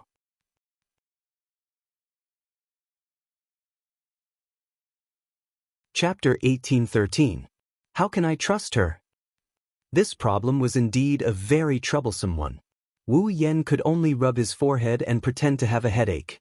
But didn't you promise me that you will do your best to help me achieve my goal? Do you really not understand what I mean, or are you just pretending? Yonglin's expression didn't change. If it's something else, since I promised you, I will do my best to help you achieve it. But if it's related to the princess' safety, then it's a different story. Yonglin said so. Yonglin didn't know if Yonglin's words were out of love or loyalty. Penglai Mountain's Huey was also used to it. He even reminded Yonglin with bad intentions. It seems like you did something interesting with Yonglin, like making a bet or something. But do you want to consider changing your condition? Bet? If it's just a bet, then it's fine if Yonglin doesn't keep her word. Wu Yan wouldn't think much of it. The point is, he and Yonglin aren't making a bet, it's a fair and square transaction. One should know that Wu Yan spent 7 whole days to experience all 7 deadly sins. Because of this, the entire Red Devil Mansion was in a state of chaos for 7 days. He even dragged Earth Spirit Hall into this mess. Even Alice had to pay a heavy price to let Wu Yan stand here. In this case, if he still had to change the condition and couldn't achieve his goal, then it would really be a huge loss. But looking at the current situation, whether it was Mount Penglai Huey or Yonglin Yagi, it was impossible for them to believe him in a short period of time, even if he told them all about his situation. Penglai Mountain's Huey and Yonglin might not agree to give Wu Yan a drop of blood. This made him think that he was in the Forever Pavilion. Seeing that Penglai Mountain's Huey could get his blood, Wu Yan sighed. In other words, I can't compromise no matter what. I'm not that stubborn. I don't think there's any curse that can be used on me that I can't detect, let alone Yonglin by my side. Mount Penglai's Huey held his long sleeves and covered his mouth as he snickered. As long as you can convince Yonglin, I don't mind giving you a drop of blood. Convince Yonglin? If he could convince Yonglin, then it wouldn't be so troublesome. I'm sorry, you should change your condition. Sure enough, Yonglin threw out such a sentence with an unquestionable tone. Although I don't think you can hurt the princess with a drop of blood, I won't joke about the princess's safety. If you can't make us trust you, then please leave. This time, it's really troublesome. Wu Yan mused for a bit before he lifted his head. In the end, you think I will hurt the princess. That's why you won't agree to my conditions, right? Mount Penglai Huey and Yonglin Yaoi looked at each other. Penglai Mountain's Huey nodded in response. You're right. As long as you can make me believe that you're not using my blood to cause trouble, then it's fine. So it's like that. Wu Yan sighed. Then there's no other way. I can only use this method. Penglai Mountain's Huey and Yonglin immediately looked at Wu Yan at the same time. One's eyes were filled with curiosity, while the other's eyes were filled with vigilance. They didn't know what method Wu Yan planned to use to win their trust. At least, Yonglin felt that the probability of Wu Yan being able to convince her was high. It definitely wouldn't be more than 1%. After all, to Yonglin, nothing was more important than the safety of Penglai Mountain's Huey. Even if there was only a small chance, she wouldn't let Huey take the risk. Therefore, Yonglin had already made up her mind. Today, she must make Wu Yan return in defeat. Unfortunately, even the mind of the moon, which was more intelligent than a demon, could not guess it. In Wu Yan's body, or more accurately, in Wu Yan's soul origin, there was an existence that lived and died with him. They were inseparable and had long been integrated into one system. That was an existence that no one could understand, even if it was Yonglin. Thus, in front of Penglai Mountain's Huey and Yonglin, Wu Yan directly stretched out a finger and slid it down in the void in front of him. In the next moment, the system's projection list appeared in front of Wu Yan. Of course, this system list could only be seen by Wu Yan. Penglai Mountain's Huey and Yonglin only looked at Wu Yan's actions with a puzzled expression. One of them didn't understand the meaning of this action at all, while the other's mind was spinning as she guessed Wu Yan's intentions. At this moment, Wu Yen had already opened his personal status list. Character: Wu Yen. Equipment points: 111100. Prop points: 230000. Ability points: 101000. Summoning points: 131000. Level: 89. After checking his personal status list that he hadn't opened for a long time and confirming his various points, Wu Yen exited the personal status list and clicked into the summoning list. Penglai Mountains Hui, Fantasy Village's Lost Bamboo Forest Forever Pavilion owner, from the moon, was originally a princess of the moon. More than 1,000 years ago, she was expelled from the moon due to taking Penglai's medicine and lived in seclusion on Earth. Currently, she is hiding in Fantasy Village's Lost Bamboo Forest Forever Pavilion owner. She is named after Hui Ji in Bamboo Tale. Summoning points: 120,000. After confirming that Penglai Mountains Hui had 120,000 summoning points, Wu Yan's face broke into a victorious smile. Seeing this smile, Yonglin in front of him had a bad premonition in her heart. Yonglin's intuition told her that if she didn't stop Wu Yan, something would happen to Penglai Mountains Hui. It was a change that even Yonglin of 8 wills couldn't predict, control, or change. This feeling was a little inconceivable to Yonglin of 8 will. At the level of 8 wills Yonglin, there were very few things that couldn't be predicted, controlled, or changed by the 8 wills Yonglin. They were so few that one could count them with one's fingers.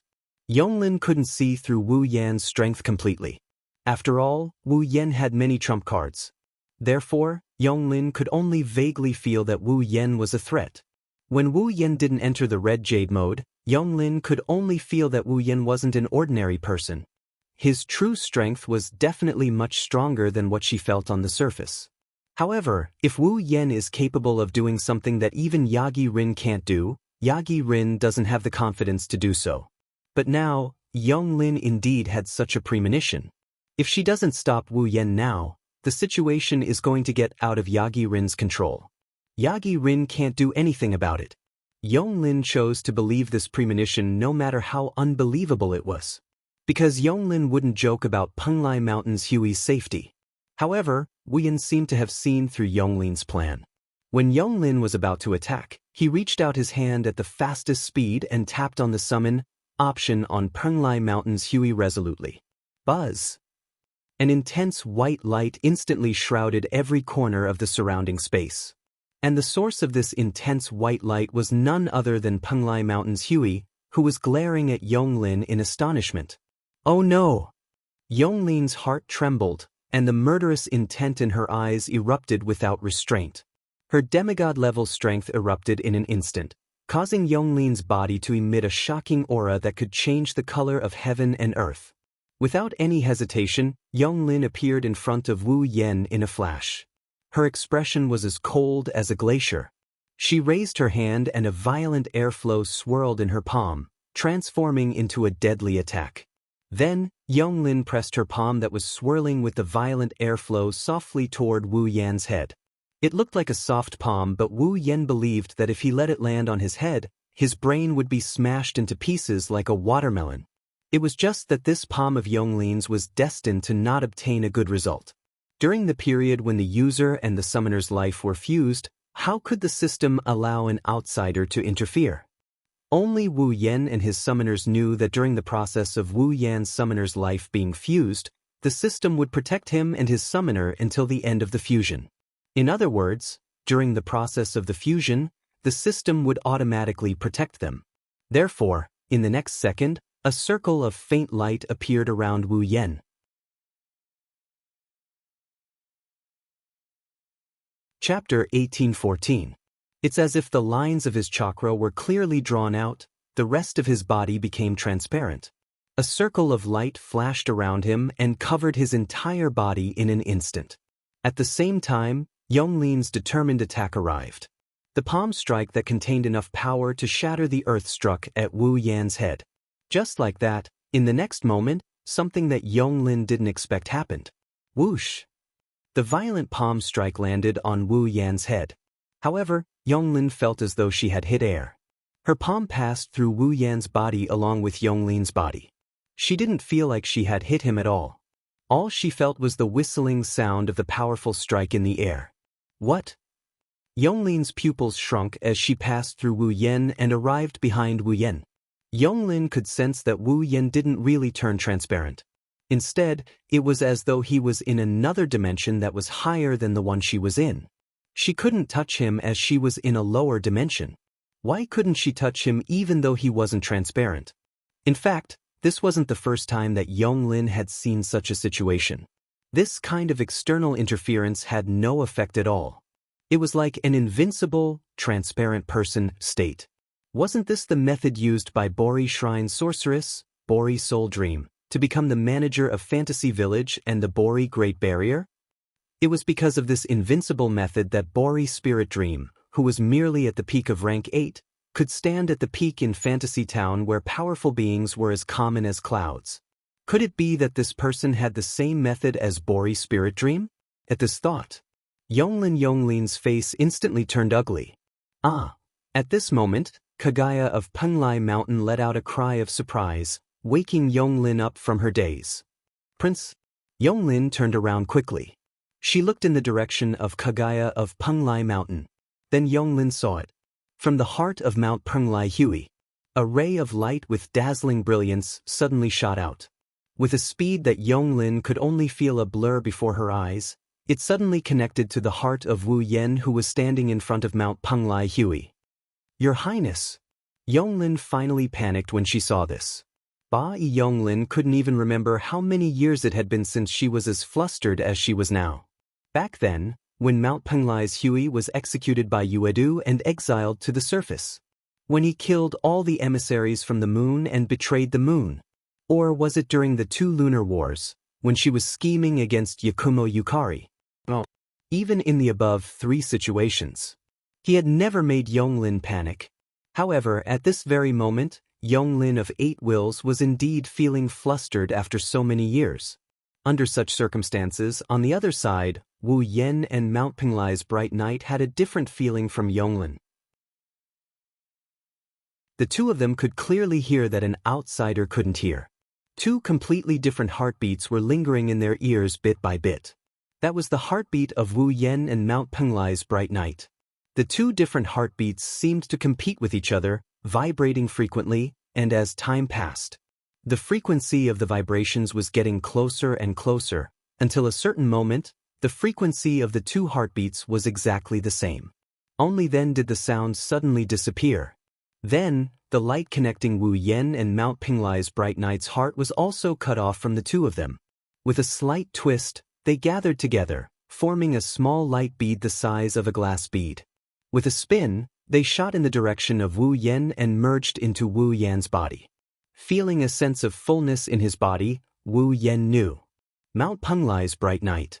He had already become a summoner who had merged with his life. Mount Penglai's Bright Knight suddenly let out a soft groan and covered his head. He looked dizzy. Prince? Yonglin appeared beside Mount Penglai's Bright Knight unknowingly and supported him, who seemed to be a little dizzy. A pair of eyes filled with dense cold killing intent stared straight at Wu Yan. The surrounding space constantly trembled. As if she was suppressing the rage and killing intent in her heart, Yonglin's voice that was cold enough to freeze people entered Wu Yan's ears. What did you do to the princess? Hearing Yonglin's forceful voice that was filled with anger and killing intent, Wu Yan believed that if he didn't give Yonglin a suitable explanation from now on, Yonglin would have an irreconcilable hatred with him. Wu Yan also knew that no matter what explanation he gave, Yonglin wouldn't choose to listen to it. He only looked at Mount Penglai's Bright Knight and said, "Don't worry, Princess Bright Knight is just receiving some memories and knowledge. The system will inject all the memories and knowledge related to the system into the user's summoned character's mind.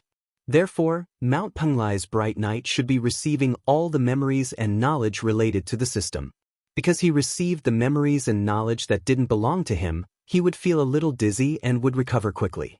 As expected, not long after, Mount Penglai's Bright Knight recovered and no longer covered his head. However, when he looked at Wu Yan, there was a trace of disbelief and shock.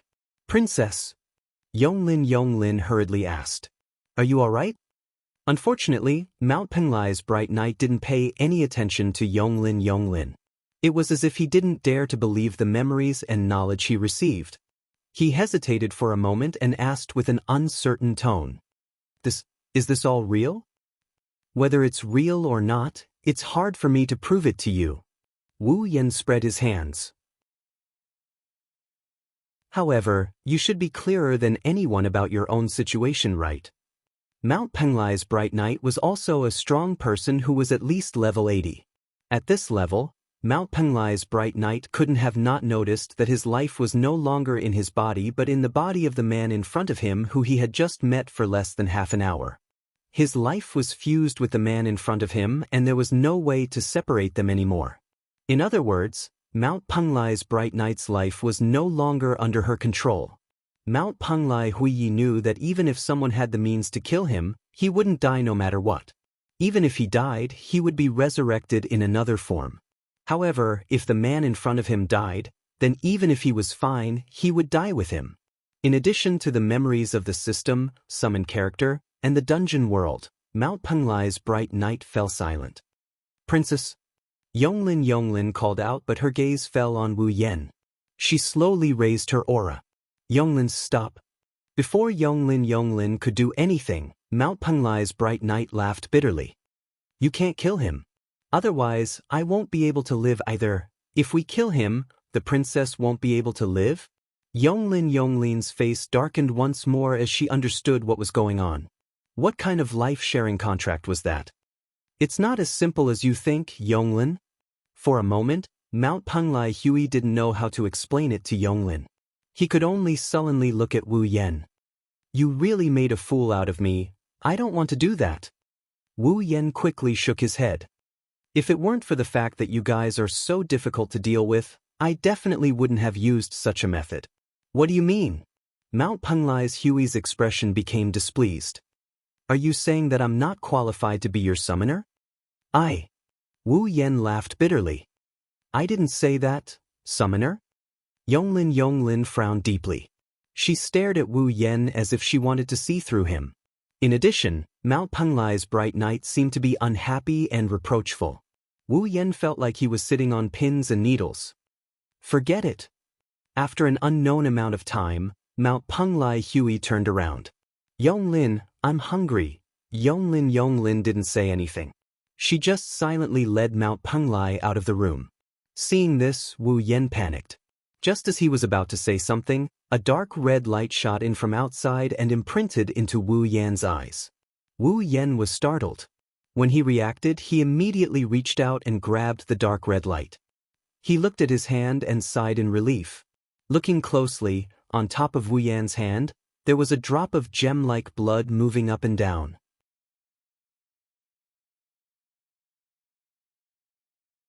Chapter 1815. Fantasy Village, Lost Bamboo Forest, Forever Pavilion. Sitting in front of the small wooden table in the center of the Forever Pavilion, Wu Yan supported his face with one hand and rested his elbow on the table. His gaze was fixed in front of him.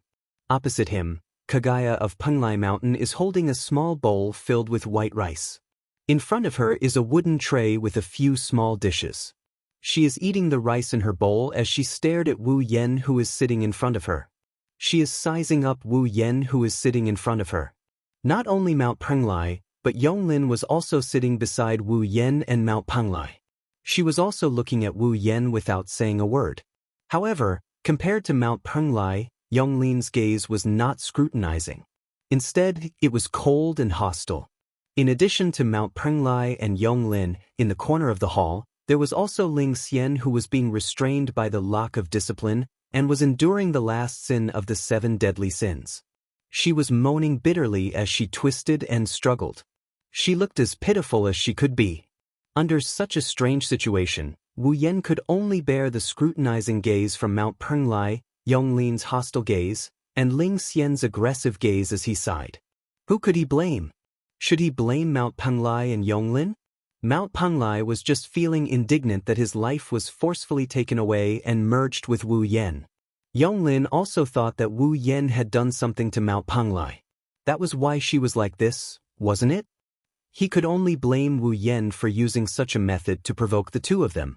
However, at that time, other than letting Mount Penglai become his summoner, there was no other way. There was no other way to make Mount Penglai and Yonglin believe him and give him a drop of blood. It was not that there was no other way.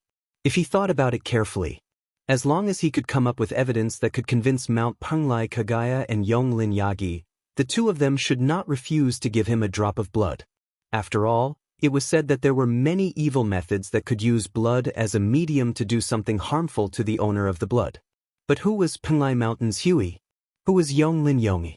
Of these two girls, one was the princess of the moon, the other was the head of the moon, and the other was a powerhouse of the ninth step. The other was a demigod powerhouse who had lived for countless years. What kind of evil methods could be used on them without them noticing? Mount Penglai Kagaya herself said that she didn't care as long as Wu Yan could persuade Yonglin Yagi. Yonglin Yagi just wouldn't take Mount Penglai Kagaya's safety as a joke. Yonglin Yagi didn't think that there was any way to hide from her and hurt Mount Penglai Kagaya. If it took some effort, in the end, he would be able to achieve his goal. However, Wu Yan did not want to waste any more time since he had already swallowed the medicine of Yonglin of 8 senses. He might as well use the most effective method. He would turn Mount Penglai Kagaya into his summoner. Under the situation of life-sharing, Mount Penglai Kagaya had no choice but to believe that Wu Yan wouldn't harm her. Although this life-sharing was only one-sided. Originally, Wu Yan wasn't very confident about turning Mount Penglai Kagaya into his summoner. The system had once said that when Wu Yan was in a dungeon world, the characters in that dungeon world couldn't become Wu Yan's summoner. Unless the summoner knew about the system before becoming a summoner and voluntarily agreed to become Wu Yan's summoner. Just like in the date battle world. Yi Juya, Shi Xian, Mei Jiu, and Origami had voluntarily become Wu Yan's summoners because they knew about the system from Wu Yan in advance. That was why Wu Yan could make them his summoners in that dungeon world. In this dungeon world, Wu Yan had exploited a loophole to make Mount Penglai Kagaya his summoner. When he was in a dungeon world, he couldn't make the characters in that dungeon world his summoner. Then, if this character also existed in other dungeon worlds, what should he do? Mount Penglai Kagaya was the Mount Penglai Kagaya in the fantasy village, but wasn't she also the Kagaya in Bamboo Tale? On the system summoning list, the introduction of Mount Penglai Kagaya also said that Mount Penglai Kagaya was the eternal pavilion master of the lost bamboo forest in the fantasy village, but it was also derived from the Kagaya in Bamboo Tale. Although the Kagaya in the real Bamboo Tale was definitely not the Kagaya of Mount Penglai. In this world, the Kagaya of Mount Penglai was the Kagaya of Bamboo Tale. In this way, when he summoned Mount Penglai Kagaya, it could be said that he was summoning Mount Penglai Kagaya in Bamboo Tale. It couldn't be considered as summoning a character in the current dungeon world, right? Of course, this statement was a little forced. Because under this setting, Bamboo Tale could be said to be a story that happened in this dungeon world. The two dungeons were considered one and couldn't be separated. However, Bamboo Tale was indeed a dungeon world and there was indeed a character called Kagaya. And here, Kagaya was Mount Penglai Kagaya. With the contradiction between the two, it couldn't be better to use the word loophole to describe this situation. It was precisely because there was such a loophole that the system recognized Wu Yan's summoning, allowing Wu Yan to successfully make Mount Penglai Kagaya his summoner in front of her. This was an exception. Unfortunately, in this way, Wu Yan's goal was achieved, but it seemed to have caused a lot of trouble. At least, from the looks of it, Yonglin completely regarded him as an enemy. However, Wu Yan underestimated Yonglin. After a while, Yonglin seemed to have figured out something. Her gaze towards Wu Yan was no longer filled with hostility. Instead, it returned to its previous calmness. I don't know what kind of method you used to forcibly establish a life-sharing contract with the princess. Yonglin suddenly said. But I don't think you can tie the princess to you like this, right? Yonglin's meaning was very simple. She was telling Wu Yan not to think that he could make Mount Penglai Kagaya serve him like a servant just because he shared his life with her. After living for so long, Yonglin of the 8 Wills had seen many methods of life sharing. In that case, It was not impossible to remove life sharing. Only Mount Penglai Kagaya knew that no matter how powerful Yonglin was, she was at her wits' end this time. Mount Penglai Kagaya's life had completely merged with Wu Yan's life. There was no distinction between them. It was different from an ordinary life sharing where the other party would die or share their life force. Otherwise, Yukari wouldn't have felt so helpless when she became Wu Yan's summon. I don't think that I can do whatever I want to Princess Kagaya just because she is my summon. Wu Yan glanced at Yonglin. Of course, in this situation, you won't believe me no matter what I say, right? Yonglin didn't reply. Instead, she looked at Mount Penglai Kagaya. She wanted him to make the decision himself. Yonglin, you don't have to worry. Mount Penglai Kagaya's expression didn't change as he continued to eat his meal. He was even calmer than Yonglin. Although life sharing is done, it only means that once he dies, I won't be able to live either. If he doesn't die, I won't be affected even if he is crippled or not. Yonglin smiled when she heard Mount Penglai Kagaya's words. Wu Yan shuddered. What did that mean? As long as she didn't kill Wu Yan, Yonglin could do anything she wanted to Wu Yan. Mount Penglai Kagaya was hinting that if Wu Yan really wanted to use life sharing to do something to her, then as long as she didn't kill Wu Yan, she wouldn't have to worry about anything else. She was really two-faced. However, I am quite interested in your affairs. Mount Penglai Kagaya smiled when he saw Wu Yan shuddering. After living in the Forever Pavilion for 1,000 years, perhaps it's time to go out for a walk. Mount Penglai Kagaya didn't say anything else after leaving behind those words. Wu Yan and Yonglin fell into deep thought. Silence slowly returned to the scene.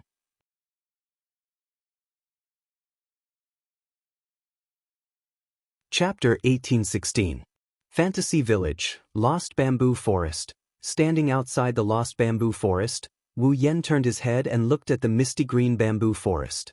He sighed faintly. Although he had no choice but to let Mount Penglai become his summoner and obtain a drop of her blood to convince her that he would not harm her, no matter what, Mount Penglai had already become Wu Yan's summoner. As the fusion of life, it could be said that they were inseparable. Wu Yan planned to let Mount Penglai follow him. At least, she would follow him back to the Spalier world after he left the fantasy village. However, when Wu Yan told Mount Penglai his decision, she gave Wu Yan an unfathomable smile and went back to her room without saying a word to continue playing the game. Wu Yan did not understand what Mount Penglai meant.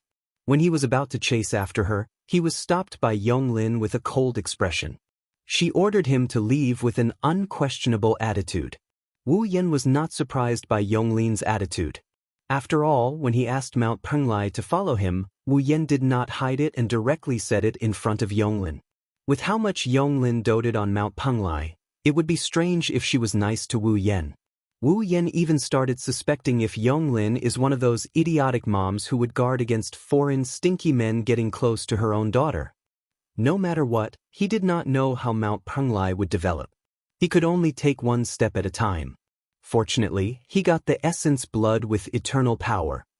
This trip to the Forever Pavilion and 7 days of suffering were not in vain. Next, I still need essence blood with fantasy power, essence blood with realm power, and essence blood with nature power. Which one should I start with? Wu Yan pondered. Essence blood with fantasy power, essence blood with realm power, and essence blood with nature power. Wu Yan almost knew who these 3 kinds of essence blood belonged to. So, Wu Yan immediately made a decision. Let's start with the easy ones. Which kind of essence blood was the easiest to get? If it was before, it would definitely be essence blood with realm power. Purple was already Wu Yan's summoner. She was on Wu Yan's side. She would not refuse to give Wu Yan a drop of essence blood. Instead, she would be quite happy. However, what gave Wu Yan a headache was that he did not know what Purple was doing. She did not come to him these days. Plus, Wu Yan didn't know where Yakumo's family is, so he didn't bother looking for Yukari. However, Wu Yan did not believe that Purple did not know where he was. With Purple's character, even if she did not come to find him, she must be hiding somewhere. She had been using the gap ability to pay attention to Wu Yan's every move. Otherwise, when he had just arrived at the fantasy village, Lingming's moldy old woman would not have attracted Purple's attack. Since Purple had been paying attention to him, why did she not appear? After pondering for a while, Wu Yen shook his head and gave up thinking. The monster sage Yagi's every move was famous for being unfathomable, because others did not know. What Purple did at a certain moment, was it purely for fun or had a deeper meaning? This time was similar. Purple had not come to find him. Either she did it casually, or there was a deeper meaning. No matter which it was, since Purple did not come to find him, then he would not be able to find her, unless it was necessary. If it was really necessary, Purple would definitely appear on its own. It was because of this. The blood essence that contained the power of the realm should be the easiest to obtain, but the difficulty of obtaining it became unknown. Wu Yen could only start with the blood essence that contained the power of fantasy, or the blood essence that contained the power of nature. Which of the two was easier to obtain? Wu Yen made his choice in an instant. Before that, let's go there and take a look. Wu Yen smiled helplessly. It's time to go there and take a look. I hope her anger has subsided. After muttering this, traces of magical power surged out from Wu Yan's body, bringing Wu Yen into the void and disappearing on the spot. Fantasy Village, Magic Forest. In the air above a certain corner of the magic forest, a series of ripples suddenly appeared in the space. A figure emerged from within without any warning, hovering in the air above that area. Wu Yen lowered his head and looked down. Immediately he saw such a scene. In an open space surrounded by huge trees and filled with miasma, a large manor house stood there for a long time. At the top of the manor house, a girl was standing in a corner with her back facing Wu Yen, who was floating in midair. Threads of magical power extended from her hand and connected them to small delicate puppets. At this moment, the girl was controlling the puppets and making them hold various tools to repair the hole in the roof that was caused by her not long ago. Today, Alice was wearing a blue dress that looked like a shawl, just like she always did. The dress was blue, the shawl was white, and some scattered ribbons, bows, and other decorations were red.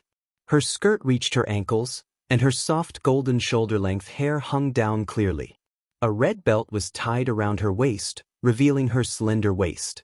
Her figure was slender, and her beautiful curves were exceptionally eye-catching, making one's mouth dry up involuntarily. Alice seemed to have sensed some kind of change in the space behind her.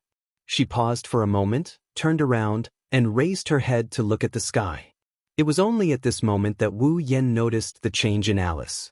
This was a change that every girl would experience after losing their virginity. After being forcefully taken over by Wu Yen, Alice, who is no longer a pure and innocent girl now, has a hint of flirtatiousness on her delicate face. If you look closely, you can see that Alice's curves have also become more voluptuous. Her every move has a mature and peculiar charm to it. Looking at the current Alice, Wu Yen felt as if his eyes had lit up, and he couldn't help but praise her beauty in his heart. If the previous Alice was very delicate and cute, as delicate as a doll, and as holy as an angel, then the current Alice was truly beautiful. Her temperament was otherworldly, and she was as beautiful as a goddess who had fallen into the mortal world. Her beauty was soul-stirring. On the other side, seeing the man who had forcefully taken her body away, Alice's face was surprisingly calm. She was as calm as still water. On the surface it looked like this. But whether Alice's heart was as calm as it looked on the surface, that was yet to be determined. Looking at Wu Yen, who was floating in the air, Alice didn't have any intention of saying anything. After a slight glance, she turned around and continued to control the puppet to repair the roof. Wu Yen scratched his cheek, and in a flash, he appeared behind Alice. That. After thinking for a moment, Wu Yen tentatively called out, "Alice?" Alice's hands didn't stop moving at all. While controlling the puppet, she continued to do what she was doing, but she didn't seem to have any intention of paying attention to Wu Yen. Seeing this, Wu Yen simply approached. But when Wu Yen approached, Alice spoke. "What's the matter?" Alice's voice was as light and pleasant as always, but there was a trace of coldness that Wu Yen could clearly detect, and a trace of nervousness that Wu Yen couldn't detect. Although he didn't detect the hidden nervousness in Alice's voice, Wu Yen seemed to have made a decision. He walked behind Alice, looked at Alice's pair of slender white arms and snow-white neck exposed outside of the sleeveless dress, and laughed. "Can't I come to see you if there's nothing?" With one sentence, Alice's heart suddenly skipped a beat. Her mind couldn't help but recall the various unsightly scenes from yesterday. Unknowingly, Alice's snow-white cheeks and neck were dyed with a faint layer of pink. She could no longer maintain her cold and calm expression, and it all turned into anger. "If you came here just to take advantage of me verbally, then please leave." After saying that, Alice waved her hand and recalled the puppets that were repairing the roof. The magic thread in her hand was also cut off. She turned around, as if she was going to jump into the hole that was still being repaired and return to her home. But in the next second, Wu Yen suddenly reached out and hugged Alice.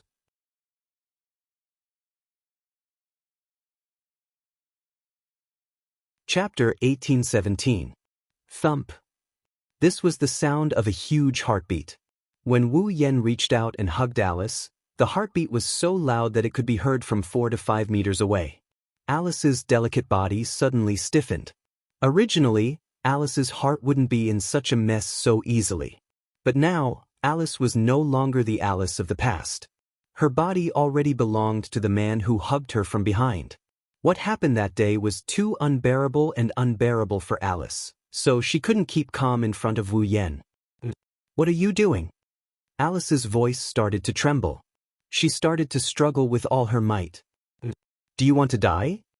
"Yes. Do you really want to kill me?" Wu Yen asked back and hugged Alice even more tightly. "If you really think that killing me is the only way to vent your anger, then I don't mind letting you kill me once. Do you think I will show you mercy like yesterday?" Alice was infuriated. She continued to struggle. "If you don't let go, I will really do it. If I really let go, you will run away. I won't let go," Wu Yen said and stuck to Alice's soft and seductive body. Suddenly, a warm fragrance penetrated Wu Yan's nose. Wu Yen couldn't help but take a deep breath and exhale. And this exhalation, coincidentally, all of them hit Alice's earlobe and snow-white neck, causing the anger on Alice's face to sway. All of it retreated and her body suddenly became soft. The strength of her struggle weakened a lot. "I came to ask for forgiveness. How can I let you go?" Wu Yen said and lowered his head and kissed Alice's cheek.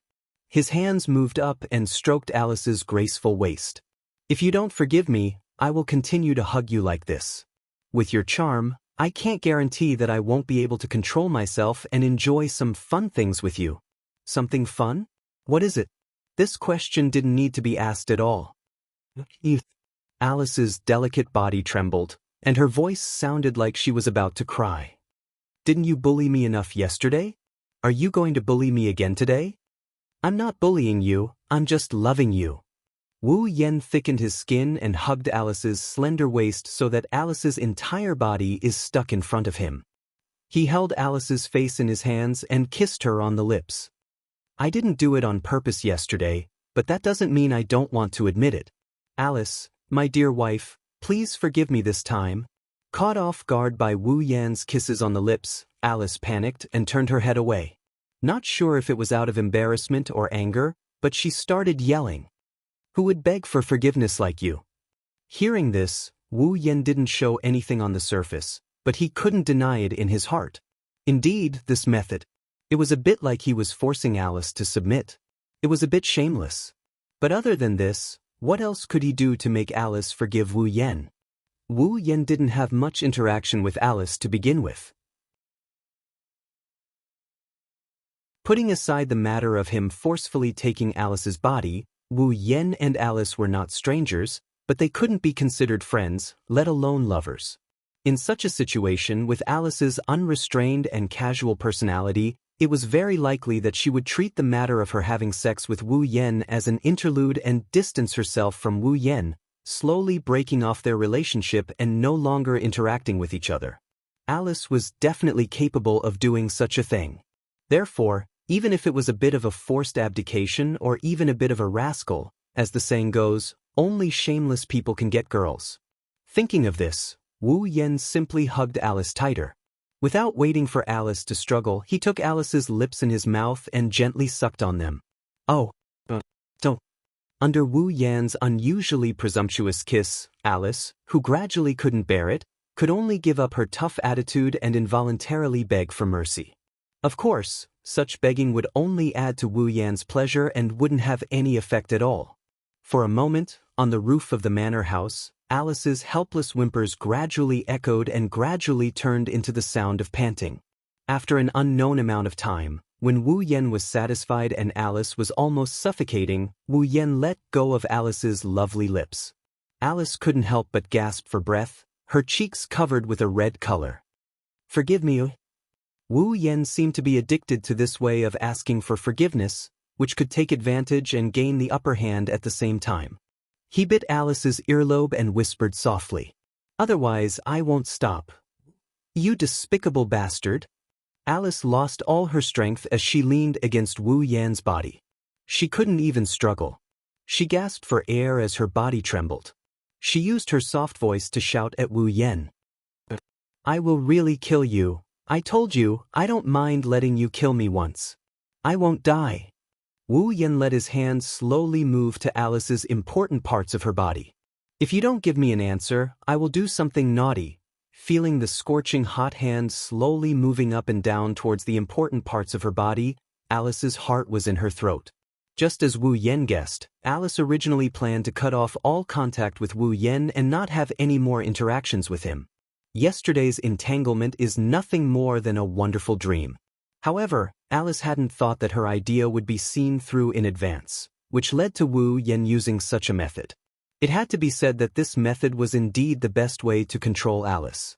At least, when Alice felt Wu Yan's hand getting closer and closer, she felt that her body was beginning to feel strange. Her mind kept replaying the scene of yesterday's lovemaking and she couldn't bear it anymore. "I know." Alice could only shout as if she had given up. "I forgive you. Is that okay?" Suddenly, Wu Yan's presumptuous hand stopped moving. A victorious smile appeared on his face, but he asked mischievously, "Really? You're not lying to me, right?" "Since I've already said it, then I won't lie." Alice's tone was filled with unwillingness and indignation. "So, let go of me immediately." "Ma, I believe my wife Sama's words." Wu Yan giggled. "You can't lie to me. Otherwise, next time I won't stop, unless you have a way to hide from me forever." Hearing this, Alice, who had intended to be perfunctory, completely lost her temper. Hide from him forever? Whether it was Wu Yan or Alice, their lifespan was unlimited. It was basically impossible for them to die. In this life, if there were no accidents, they would definitely live forever. So, did Alice have the confidence to hide forever? The answer, of course, was no. Not to mention that Wu Yan had far more strength than Alice. He also had the ability to appear and disappear unpredictably. In addition, the fantasy town was so big, how could Alice hide from Wu Yan forever? And once she was found, Alice could imagine her fate. Alice was anxious, but there was nothing she could do. She could only sigh sullenly. "I understand, I won't hide from you, let go of me." Hearing the resignation and helplessness in Alice's tone, Wu Yan shrugged and let go of Alice. Alice was caught off guard and almost fell to the ground. She glared at Wu Yan. Snorting coldly, Alice was full of grievances and unwillingness. She angrily walked back to her home. Seeing this, Wu Yan quickly followed. "Why are you following me?" Well, don't be so cold, I'm already here. It doesn't matter if you treat me to a cup of tea. There's no tea for you to drink here, go back." "It's fine if you don't want to drink tea, I'll just go in and sit. I won't disturb you. Can't you just let me go?" "How can I let you go? You're my lord wife." "Who's your lord wife?" "Don't say that, Lord old lady, don't call me that, it's disgusting." "Then I'll call you Lily? Or I'll call you Cece? Then I'll call you AI. Do you want to die once?"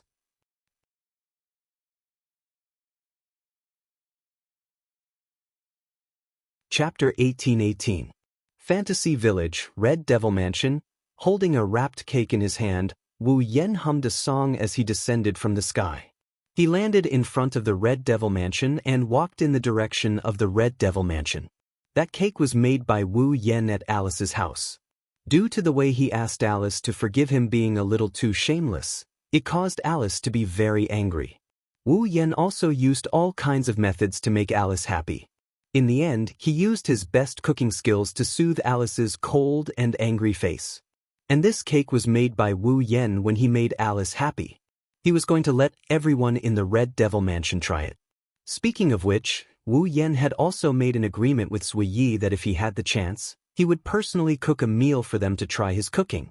Unfortunately, it was destroyed by the arrival of the 7 deadly sins. Now, although there was only one cake, with Wu Yan's cooking skills, Wu Yen believed that Remilia and the others would definitely be satisfied. After passing through the lake of fog that was filled with cold fog, he walked towards the bright red mansion. Not long after, the iron gate outside the Red Devil Mansion appeared in front of Wu Yen. On the side of the iron gate, a red-haired girl in a green cheongsam was leaning against the wall. She stood there like a guard, guarding the gate outside the Red Devil Mansion. Taking a closer look, the young girl was wearing a green hat. On the front of the hat, there was a golden 5-pointed star pattern. In the middle of the 5-pointed star pattern, there was a glittering, sharp throwing knife stuck on it like a target. Seeing this scene, Wu Yan's expression instantly became embarrassed. In the fantasy village, there were many people wearing strange clothes. It wasn't like there weren't any outlandish outfits like throwing knives and hats. Those who didn't know would think that the throwing knife was one of the decorations on the hat. Only the people of the Red Devil Mansion knew. It was just something left behind by a punching bag. The girl didn't seem to notice Wu Yan's approach. She just closed her eyes and gently leaned against the wall, as if she was very unfathomable, deliberately pretending to be so that others would let their guard down. However, reality was cruel. He must have fallen asleep again, right? Wu Yen exposed the truth of this scene without hesitation. He rubbed his eyebrows speechlessly. And from the looks of it, she must have been taught a lesson by San Yi just now. It's really amazing that she can immediately slack off and sleep.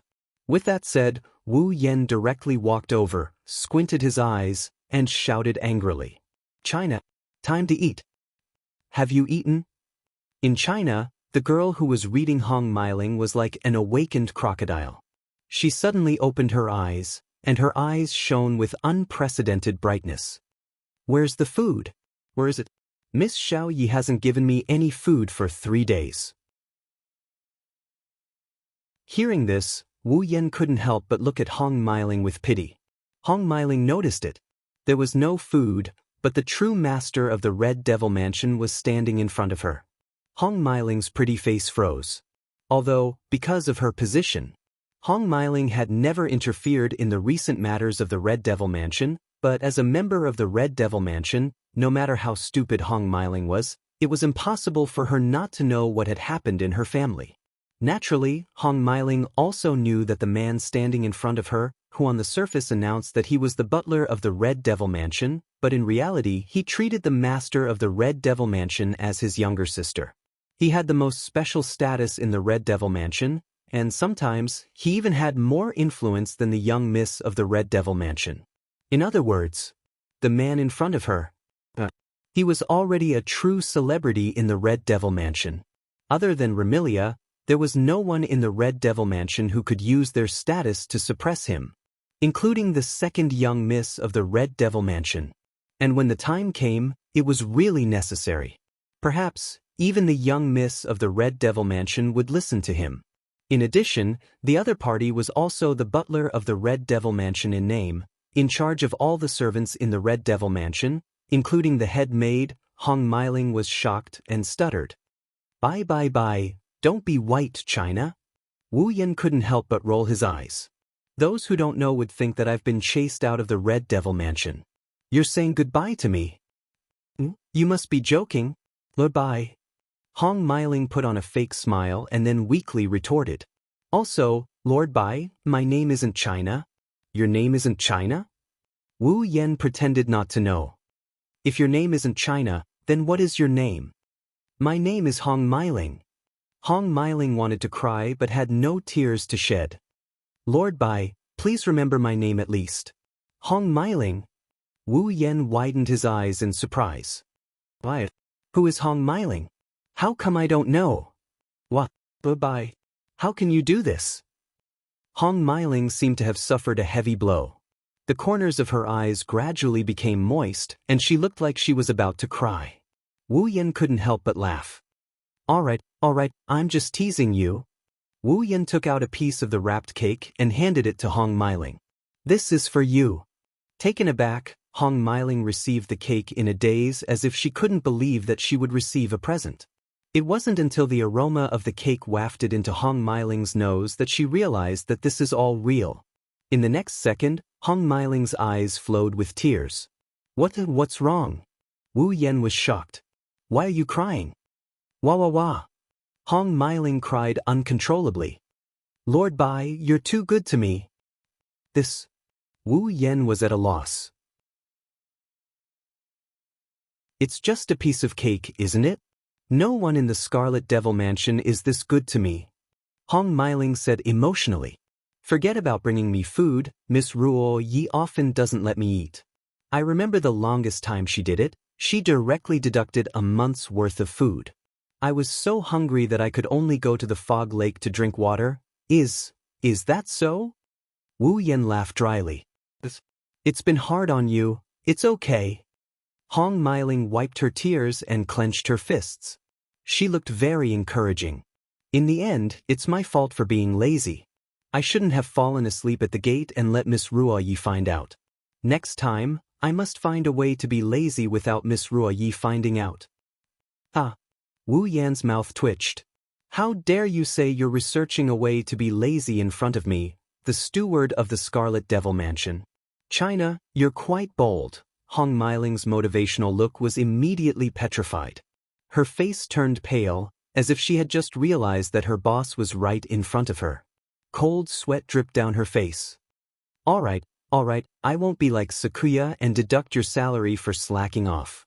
Wu Yan bitterly smiled and reminded her as he shook his head when he saw her face getting paler and paler. But next time, if I find out you're lazy, I won't bring you food anymore. Yes. Hong Meiling stood up straight and saluted. Wu Yan didn't know whether to laugh or cry. This China, if you're free, you should come out and play more. It's quite fun. Wu Yan pushed open the door of the Scarlet Devil Mansion and walked into the hall. Before he could take in the scene in front of him, an extremely excited voice sounded in front of him. Brother! Following this extremely excited shout, in front of him, on the platform, a small figure jumped into the air in an unrestrained manner. She drew a perfect parabola and threw herself at Wu Yan, who just walked in. As soon as he heard this voice, Wu Yan knew who it was. A helpless smile appeared on his face. He reached out and caught the small figure in his arms. Brother. As soon as she threw herself into Wu Yan's arms, the small head wearing a white beret with a light yellow ponytail started to rub against Wu Yan's chest. You're finally back. Fran thought you left with that naughty Lian. Wu Yan pushed Fran up a little, exposing Fran's delicate and cute face to him. He pinched her little nose dotingly. Did you think your brother would leave you alone? Hee. Fran enjoyed Wu Yan's affectionate and doting actions, twisting her little body like a spoiled child. Brother, you're so naughty. You made Fran worry, is that so? Wu Yan carried Flandrechan and he started walking towards the stairs. Then, in order to make up for Fran's worries, how about I give Fran a small gift? Sure. All right, Flan laughed.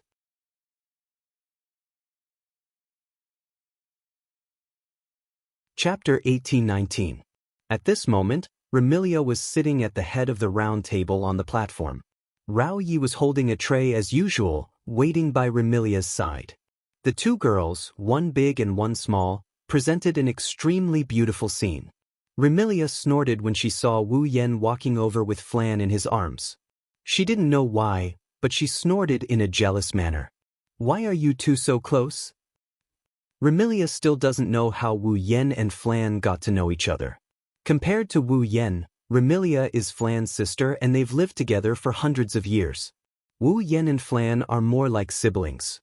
Wu Yen and Zuiyi glanced at each other and smiled. They didn't need to say anything. Then, Wu Yen looked at Remilia and pursed his lips. Our relationship is definitely better than you think. In any case, Fran and I share our lives. Even if you, her biological sister, are here, you can't compare to us. How can a relationship that is supported by a contract be better than blood? Remilia retorted. As long as you stop sharing your lives with Fran, there will be nothing left. It's not like there's nothing left. Before Wu Yen could say anything, Fran stuck her tongue out at Remilia. Big brother loves Fran more than big sister. Fran loves big brother the most. Fran! Remilia was immediately enraged by her own sister's teasing, but all she got in return was a mischievous chuckle from Fran. Remilia felt extremely helpless in her heart. In fact, Remilia couldn't bear to see her sister being close to someone else. She could only lock Fran in the basement. Remilia felt that it was worth it to have Fran keep that cheerful smile on her face. So, instead of saying that Remilia couldn't bear to see Fran being close to someone else, she was jealous. Why couldn't she be the one to make Fran smile so cheerfully? Right now, Remilia is envious of Wu Yen and Flan's relationship. She's jealous, but she's not sure if she's jealous of Flan or Wu Yen. Maybe she's jealous of both. Why didn't you sleep today? He sat down beside Remilia with Fran in his arms. Wu Yen asked casually. It's not dark yet. If I don't sleep, I won't have the energy to hold the party tonight. I've already slept for so long. How can I sleep any longer? Remilia said with an exasperated expression. Isn't this all your fault? After the sin of gluttony passed, Remilia was so tired that she fell asleep. After the sin of lust, Remilia slept the entire day and only woke up this morning. How could she possibly sleep now? Say, didn't you go to the moon's bamboo forest? Remilia picked up her teacup and sipped her black tea. You didn't make things difficult for me this time, right? Do you need me to help you? No need. Forget it. Wu Yen shrugged. I've achieved my goal of going to the Forever Pavilion. I didn't drink any strange drugs, so don't worry. Wu Yen picked up his cake and spread it on the table. Come and try this cake. Cake? Remilia's hand paused. Zuiyi also turned his gaze to the cake spread on the table. Both of them had a suspicious expression on their faces. It's not like Scarlet Devil Pavilion doesn't have a cake. Zuiyi made it himself. It's much better than the ones outside. Why did you buy a cake? I'm sorry. I didn't buy it. Wu Yen rolled his eyes at Remilia. I made it myself. You made it?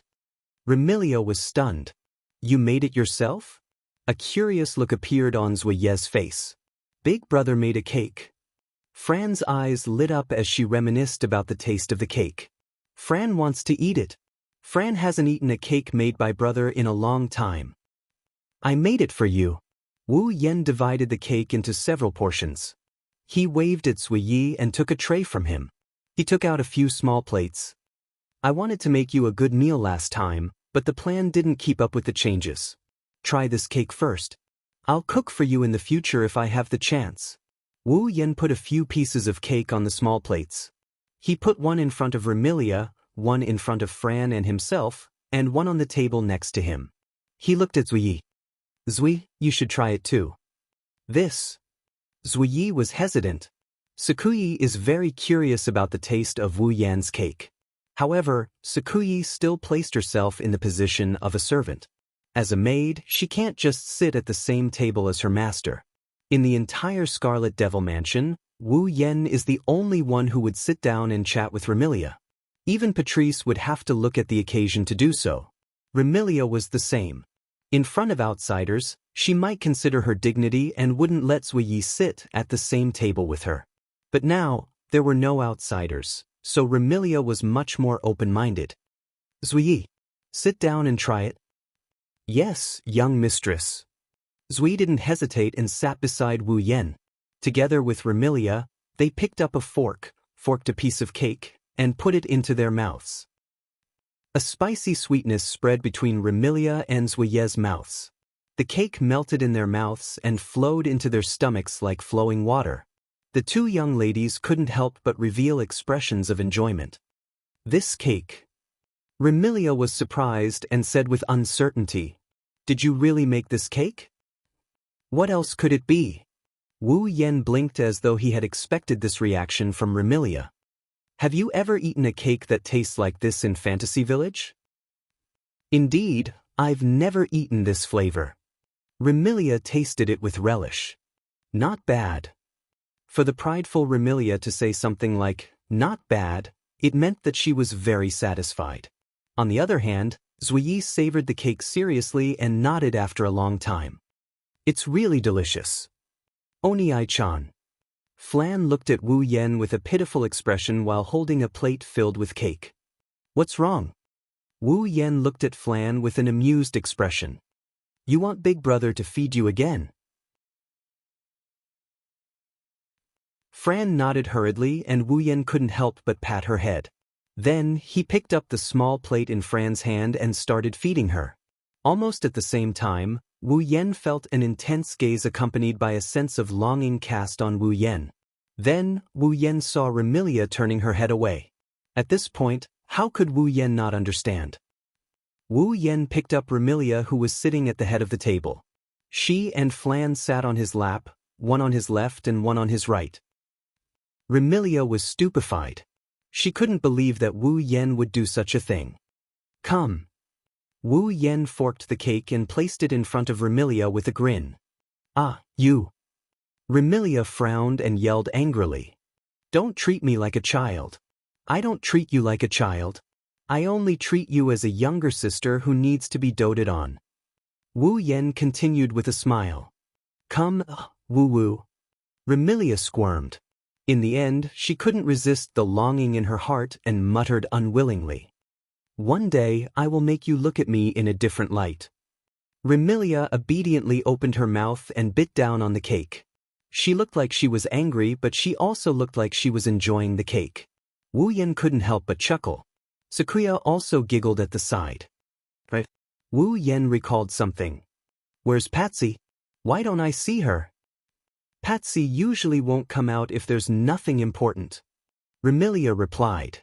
Then she puckered her brows and her gaze turned strange. "Why are you calling Patsy Patsy?" "Ugh." Wu Yan choked and didn't know how to explain. Should he tell Remilia that he had sex with Patsy and their relationship got better? It would be strange if Remilia didn't flip out.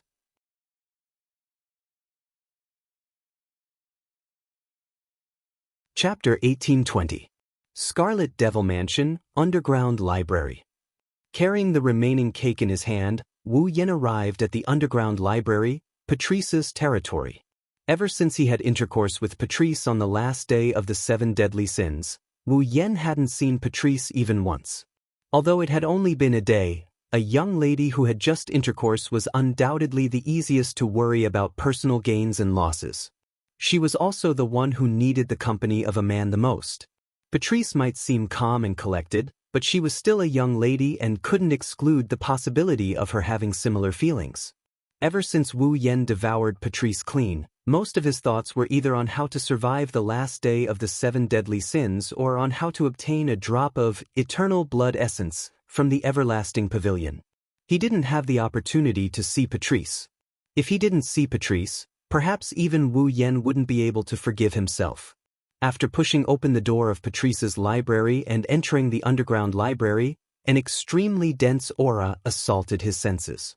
Generally speaking, a place where a young lady stayed would have a fragrance that belonged to her. However, Patrice's library didn't have a fragrance that belonged to her. Instead, there was an extremely pungent smell. That was the essence of this extremely dense aura. It was the smell of books. Wu Yan wasn't a lover of books, but he didn't dislike books either. Even if the smell of books in the library was too dense, he wouldn't reject it. After taking in a light breath and adapting to the smell, he entered the library.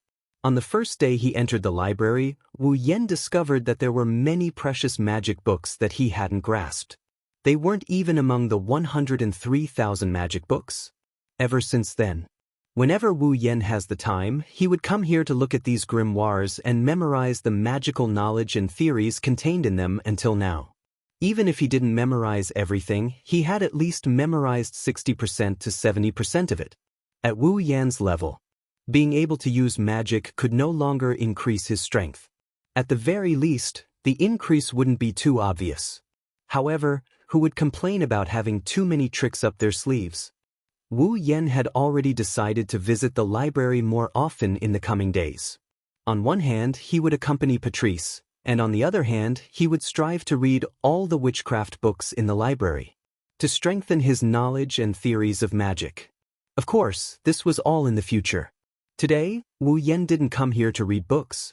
After passing through those ridiculously huge bookshelves, Wu Yen didn't head for Patrice's room. Instead, he moved towards a corner of the library. Under normal circumstances, Patrice wouldn't be in the room. Instead, she would be reading in a corner, because in that corner, there was a desk. Given Patchla's personality, that would be. He must be reading there, right? Not long after, Wu Yen came to the corner and saw a figure with his back facing him, sitting in front of a desk piled with books. There was a lamp hanging on the left. Using the weak light, Patrice lowered her head and read the book in her hand. Under the faint illumination of the lamplight, Patrice was clad in purple and lavender stripes. She wore a lavender robe with lotus leaves at the hem, looking extremely fluffy and comfortable. Her pajama-like robe flickered like flames. It looked extremely illusory. She was still wearing a round nightcap with a flouncy edge and a crescent-shaped ornament on it. Her robe and hat were adorned with blue and red ribbons. Her long purple hair casually draped over her shoulders. At this moment, Patrice was holding a book in one hand and flipping the pages from time to time with the other. She emitted a calm and tranquil temperament. Not a single noise could be heard in the underground library. Only the rustling of pages could be heard. Under such circumstances, Wu Yan's footsteps were extremely clear. It was impossible for Patrice not to hear them. Thus, at a certain moment, Patrice stopped flipping through the book and turned around. Her beautiful and tranquil face wearing spectacles was exposed to Wu Yan's eyes. Like Alice, Patrice was no longer a pure and innocent girl. Her body had undergone considerable changes. This change could only be discovered by careful observation. If one didn't observe carefully, they would only discover that Patrice seemed to have become more beautiful than before. Seeing Wu Yen standing in the middle of the bookshelf, Patrice was startled and astonished. "Why are you here?" "What's the matter?" Wu Yen frowned. "You don't want me to come?" In the past, Wu Yen would definitely not say such words to Patrice. Patrice also felt that she wouldn't have the chance to hear such words from a man of the opposite sex. Because wouldn't it be too flirtatious? Hearing these flirtatious words, Patrice seemed to recall that her relationship with this man before her was already extraordinary. At this moment, Patrice's heartbeat sped up uncontrollably, making her slightly flustered. She could only push down her spectacles and secretly suppress her uncontrollable heartbeat. "I just didn't think that you would look for me for no reason. Aren't you treating me as a fickle person?" Wu Yen said helplessly and raised the cake in his hand. "Well, if gifting a cake is considered a matter, then I do have a matter to discuss with you." "Cake?" As expected, Patrice was taken aback and tilted her head. "Did you make it last night? But I didn't say I wanted to eat cake." "Even though I know you will think that way, can't you think of other possibilities?" Wu Yen sighed. "For example, this cake was made by me." "You made it?" Patrice was taken aback. "It can't be. I am curious as to how you viewed me before. Why are you so surprised by my cake?" Wu Yen rolled his eyes at Patrice and brought the cake to her side. "Give it a try." As Wu Yen approached, Patrice's suppressed heartbeat swelled and became louder. She no longer dared to look at Wu Yan's face. She turned her head and looked at the cake Wu Yen brought. "Then I'll have a taste." Patrice extended her hand to take the cake but discovered that Wu Yen had already taken it away. Patrice looked up suspiciously and saw Wu Yan's smile that wasn't a smile. "I say, Patrice, Your act of treating the cake as more important than me will only make me sad. What are you talking about? Patrice couldn't help but blush. I just want to try the cake. Is that so? Wu Yan's lips curled into an arc that made Patrice panic. At the same time, he said something that made Patrice flabbergasted. Then I want to hear you say that you love me first. Patrice widened her eyes in anger. How can I say that? Why can't you say it? Wu Yan stooped down and inched his face closer to Patrice's. Or rather, do you prefer to prove it with your actions? What are you trying to do? Patrice stood up hurriedly as Wu Yan's face inched closer. However, she accidentally bumped into a chair and fell backward. But before she fell, Wu Yan held her waist and pulled her into his embrace. Patrice felt a little dizzy when she sensed the familiar yet foreign male aura. She placed her hands in front of Wu Yan's chest as she muttered with a flushed face. Don't do this. Don't do this. Wu Yan said in a mischievous manner. Don't do what? Patrice bit her lips and she glared at Wu Yan with an annoyed expression. Let me go first. Wu Yan said as though it was a matter of fact. Unless you say that you love me. Don't tease me. Patrice said helplessly. If you tease me again, I will really get angry. Rather than seeing you treat me coldly, I would rather see you angry. Wu Yan pressed his forehead against Patrice's. Besides, can you really get angry? Patrice couldn't take it anymore. I really can't say it. Is that so? Wu Yan said in disappointment. All right then. Patrice thought Wu Yan was going to let her off, but Wu Yan suddenly hugged her. Since you can't say it, then use your actions to prove it. Wu Yan tossed Patrice on the desk and he pounced on her amidst her shrieks. The sound of panting and moaning resounded in the library.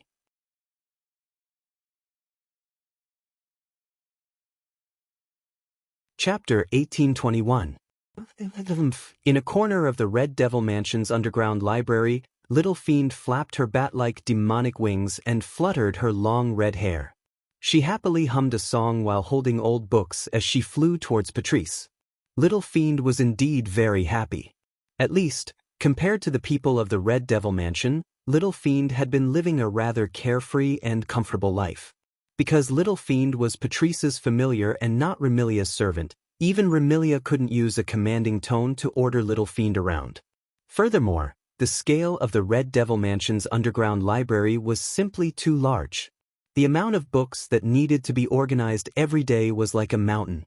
No matter how she organized them, she couldn't finish organizing them. Thus, Patrice gave Little Fiend a fixed job to organize these books. Under such circumstances, the little devil dared to say that he was the most relaxed person in the Red Devil Mansion during this period of time. While Wu Yan was suffering from the sin of being arrogant and expressing his vile arrogance to the people of the Red Devil Mansion, Little Fiend was organizing books in the library. While Wu Yan was suffering from the sin of jealousy, causing Remilia to send the entire Red Devil Mansion out to search for him. She even went to rescue Marissa while she was at it. The imp was organizing books in the library. While Wu Yan was suffering from the sin of being furious and chasing Marissa around the Red Devil Mansion, wantonly destroying everything in the Red Devil Mansion and causing a commotion, Little Fiend was organizing books in the library. While Wu Yan was suffering from the sin of being lazy and letting Xiaoyi take care of him.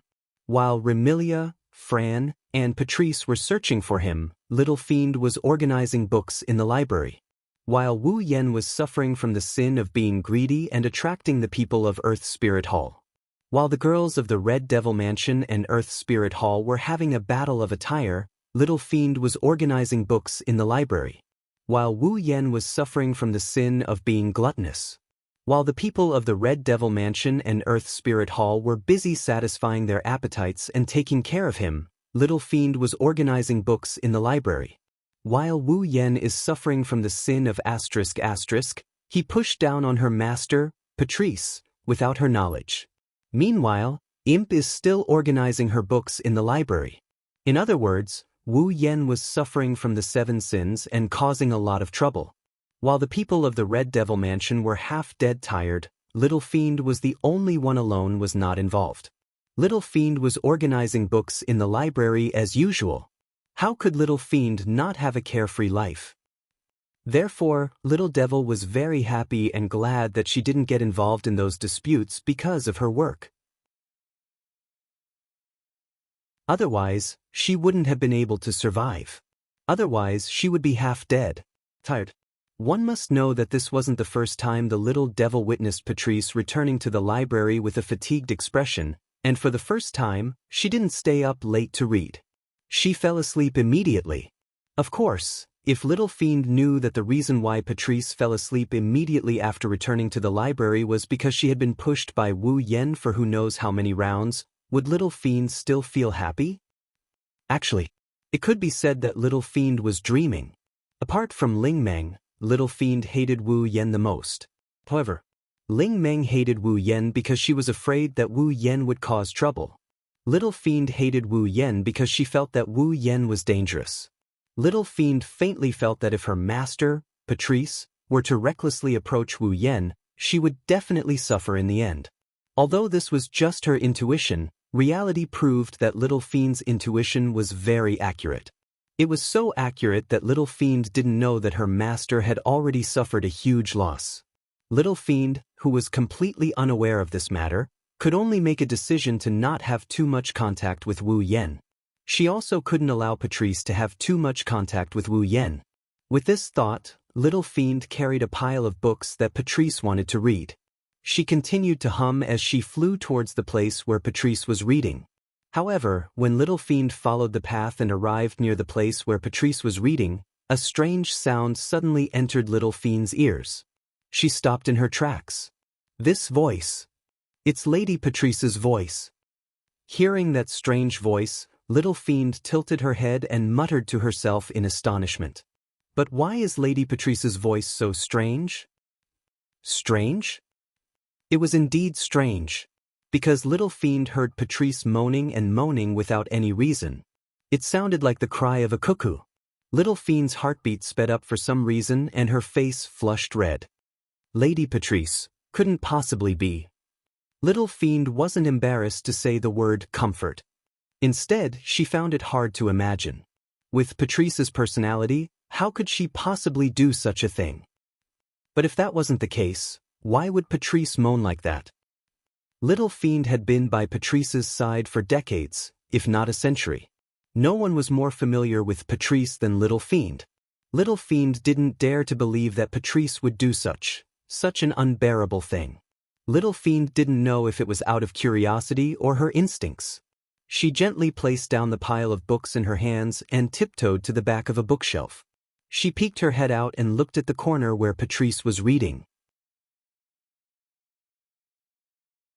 In the next moment, an unimaginable scene and extremely chaotic moans entered the little evil demon's eyes and ears at the same time, causing the little evil demon to be stunned on the spot. She saw Patrice lying naked on her desk with her buttocks sticking out. Her charming face was flushed red and she was moaning uncontrollably. Behind Patrice was a similarly naked person. He was holding Patrice's slender waist and constantly ramming into Patrice. He had a wicked smile on his face, seemingly satisfied and pleased. It was a man. Moreover, it was a man that Little Fiend was extremely familiar with. It was Wu Yen whom Little Fiend was on guard against. Little Fiend completely forgot about her blushing face and stood there in a daze. Rather than saying that she was in disbelief, it would be more accurate to say that she was absent-minded as though she had lost her soul. But how could this be? What's going on? Similar questions kept popping up in Little Devil's mind. However, Little Fiend didn't attempt to answer them. Her mind was already in a daze from this unimaginable scene. Her heart was in a mess and she didn't react for a long time. But no matter how unwilling Little Fiend was to believe that this was reality, reality wouldn't change because of her hesitation. After an unknown period of time, Patrice's panting became more hurried and the banging sounds became more frequent. Until a certain moment, Patrice couldn't help but beg for mercy. Only then did the man who was lovingly caressing Patrice stop his actions and send her to the climax. Pa! Patrice was like a doll with its strings cut. She slumped onto her desk, unable to get up again. Wu Yen laid on Patrice's back and whispered something in her ears. After Patrice absent-mindedly nodded her head, he nodded in satisfaction and stood up to wear his clothes. Seeing this, the little devil subconsciously held his breath, lowered his presence, and hid in a dark corner. Not long after, Wu Yen wore his clothes and left with a satisfied expression as though he had just come out of a hot spring. Little Fiend walked out of the dark corner and looked at the desk.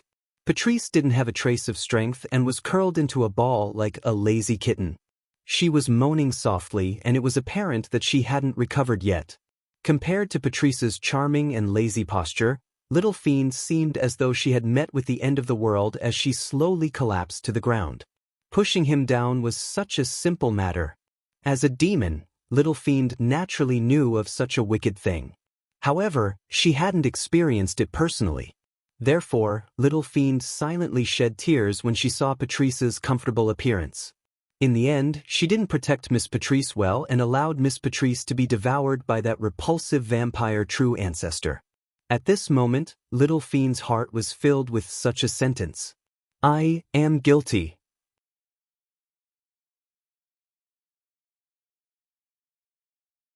Chapter 1822. The next day, after completing his work in the Red Devil Mansion and feeding breakfast to Remilia and Fran as usual, Wu Yen informed Suiyi, left the Red Devil Mansion, and flew into the sky outside. Today, Wu Yen wanted to make a trip to the Bori Shrine. It wasn't that Wu Yen missed Ling Meng and wanted to see her, but he wanted to obtain a drop of blood from Ling Meng. A drop of blood essence that contains the power of fantasy. Now, Wu Yen had obtained blood essence that contains the power of time, and blood essence that contains the power of eternity. Of these two drops of blood essence, one was the blood of Suiyi, who had the ability to control time, and the other was the blood of Mount Penglai's Huiyi, who had the ability to control eternity.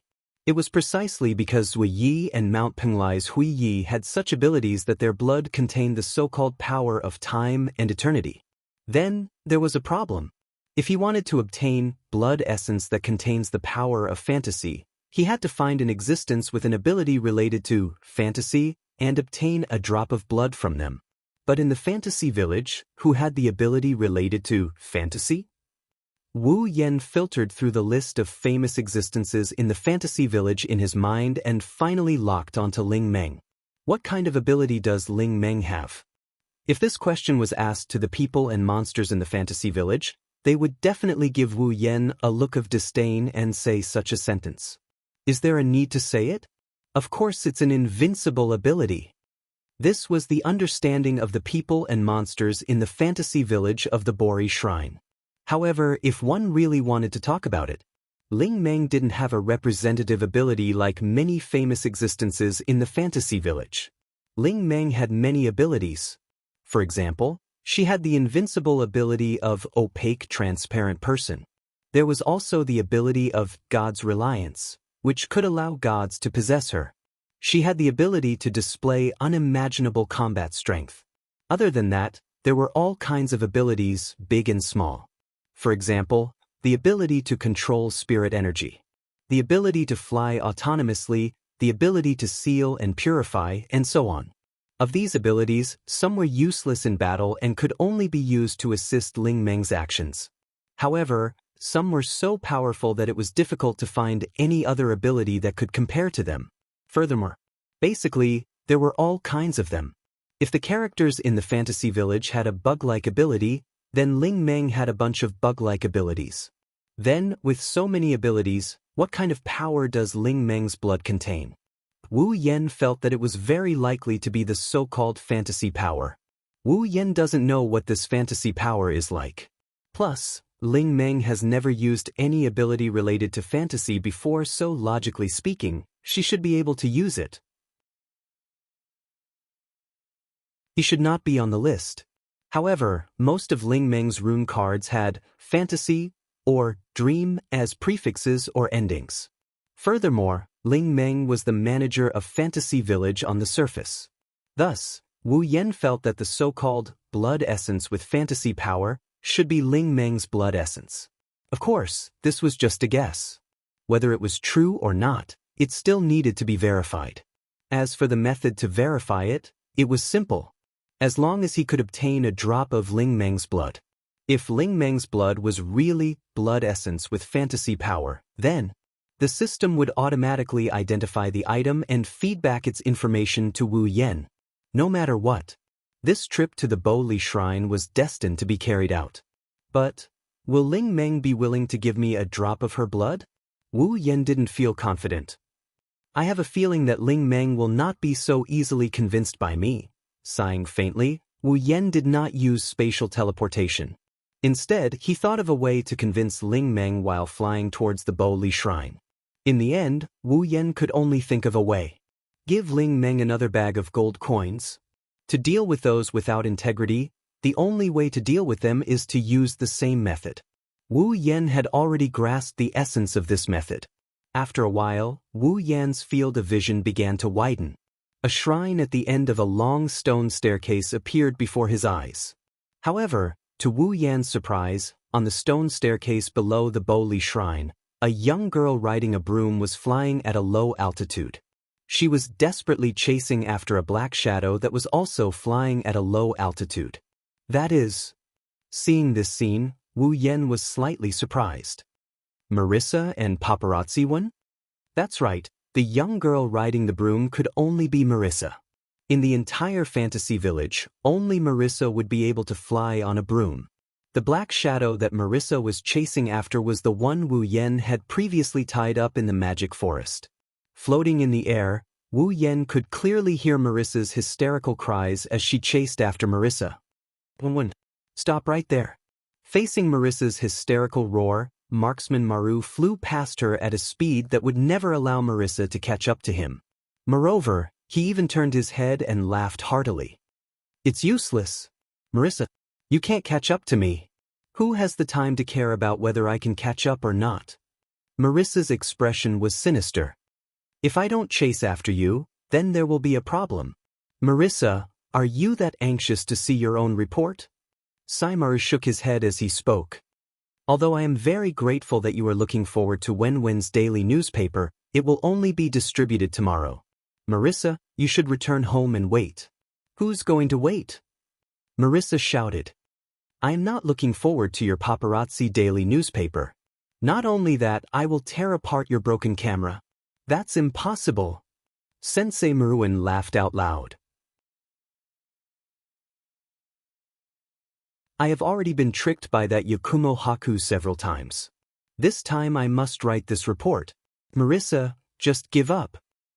Don't even think about writing that nonsense. Marissa seemed to have ignited a small universe as her speed increased by several levels. Watch me shoot you and that stupid camera through with one shot. If you can do it, then try. Instantly, Marissa and Sensei Marafomi started playing cat and mouse on top of the Bori shrine. Wu Yan got a better idea of what's going on when he saw this. Marissa must be the paparazzi voyeur that Marissa caught some scandal material and took a crucial photo. And the main character of this photo is Marissa. Looking at Moise's hysterical appearance, Sensei Maru must have taken an incredible photo to make Moise so crazy. Thus, Wu Yan became curious. What kind of photo did the paparazzi take to make Marissa chase after it so desperately? Out of curiosity, Wu Yan teleported himself to the front of Kamikaze Maru.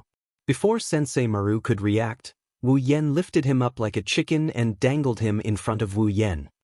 I have to say, this paparazzi crow of yours is quite heavy. It's you. Marissa was startled when he saw the person who lifted him up. Then, as if meeting his natural enemy, he shrunk his head back. Why you here? Marissa. At the same time, Marissa also flew over like the wind. She braked and stopped in front of Wu Yan and Marissa. She was riding a broom, but it looked like she had run a long distance. She was panting heavily. I caught you. I'm the one who caught this paparazzi crow, not you, Black-White Kuan. Wu Yan said with a grin. Marissa looked like she only just noticed him. She was stunned for a moment before shouting like a demon. It's you? At this moment, Marissa looked like a police detective who was chasing after the murderer of a murder case. Moreover, the person she was chasing was only an accomplice of the murder case. Only now did she find the real murderer. Wu Yan couldn't help but feel a bit confused. He wasn't the paparazzi's superior and he didn't send him to take pictures. How did he become the murderer and the paparazzi an accomplice? But. Marissa yelled as she pounced at Wu Yan. I'll kill you.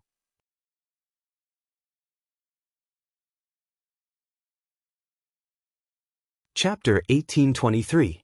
Some time ago, when Wu Yan and Alice were having a conflict because of some harmonious and loving matters, Marissa was tricked by Sensei Maru. In the end, she just happened to bump into Wu Yan's muzzle. That wasn't the most important thing. The key point was that Marissa didn't do anything at that time. Instead, she put on a very gossipy appearance. This made Wu Yan, who was worried about being interrogated, directly teleported Marissa away using space transfer. What the eye doesn't see, the heart doesn't grieve over. At that time, Wu Yan didn't have an exact location to teleport Marissa to. He only wanted her to leave quickly. Thus, he randomly found a relatively distant coordinate and teleported her there. Because of this, Marissa met with a tragedy. Marissa was teleported to the human realm. Moreover, she was teleported to the human realm, to the home of a teacher who seemed to have a very big background. Unfortunately, at that time, the teacher seemed to be taking a bath. While taking a bath, he seemed to have thought of something and directly walked out of the bathroom naked and ran around the living room of his home. As a result, Marissa, who happened to be transferred over, saw with her own eyes the scene of her teacher running naked in her own home. As the saying goes, when an ordinary man gets angry, blood splatters 5 steps away. The teacher flipped out on the spot. It was said that on that day, Marissa was punished to kneel in that teacher's home for an entire day. Moreover, that teacher's saliva flew everywhere as he preached. It was said that in order to block Marissa's big mouth, that teacher didn't calm down. The next day, not only did he not let Marissa leave, he even made her go to that teacher's place to take care of a group of brats. It was said that in order to take care of those brats, Marissa even had to personally clean up their urine and feces. She was miserable for an entire day.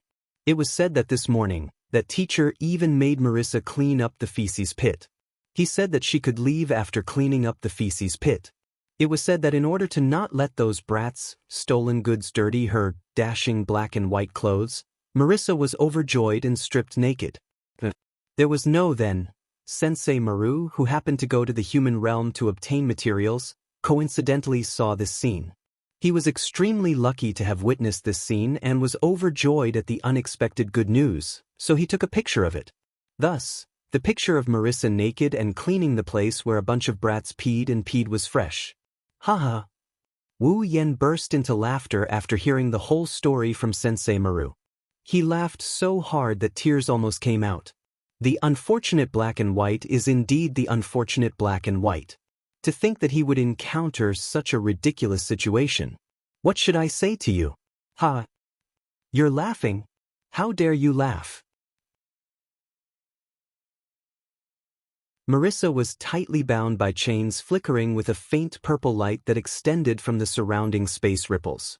Hanging in midair, she struggled with all her might while shouting angrily. If it wasn't for you, I wouldn't have been punished by Huiyin to take care of a bunch of kids. It's all your fault. That's funny. Like I said, I didn't transfer you to that Keiin sensei's house on purpose.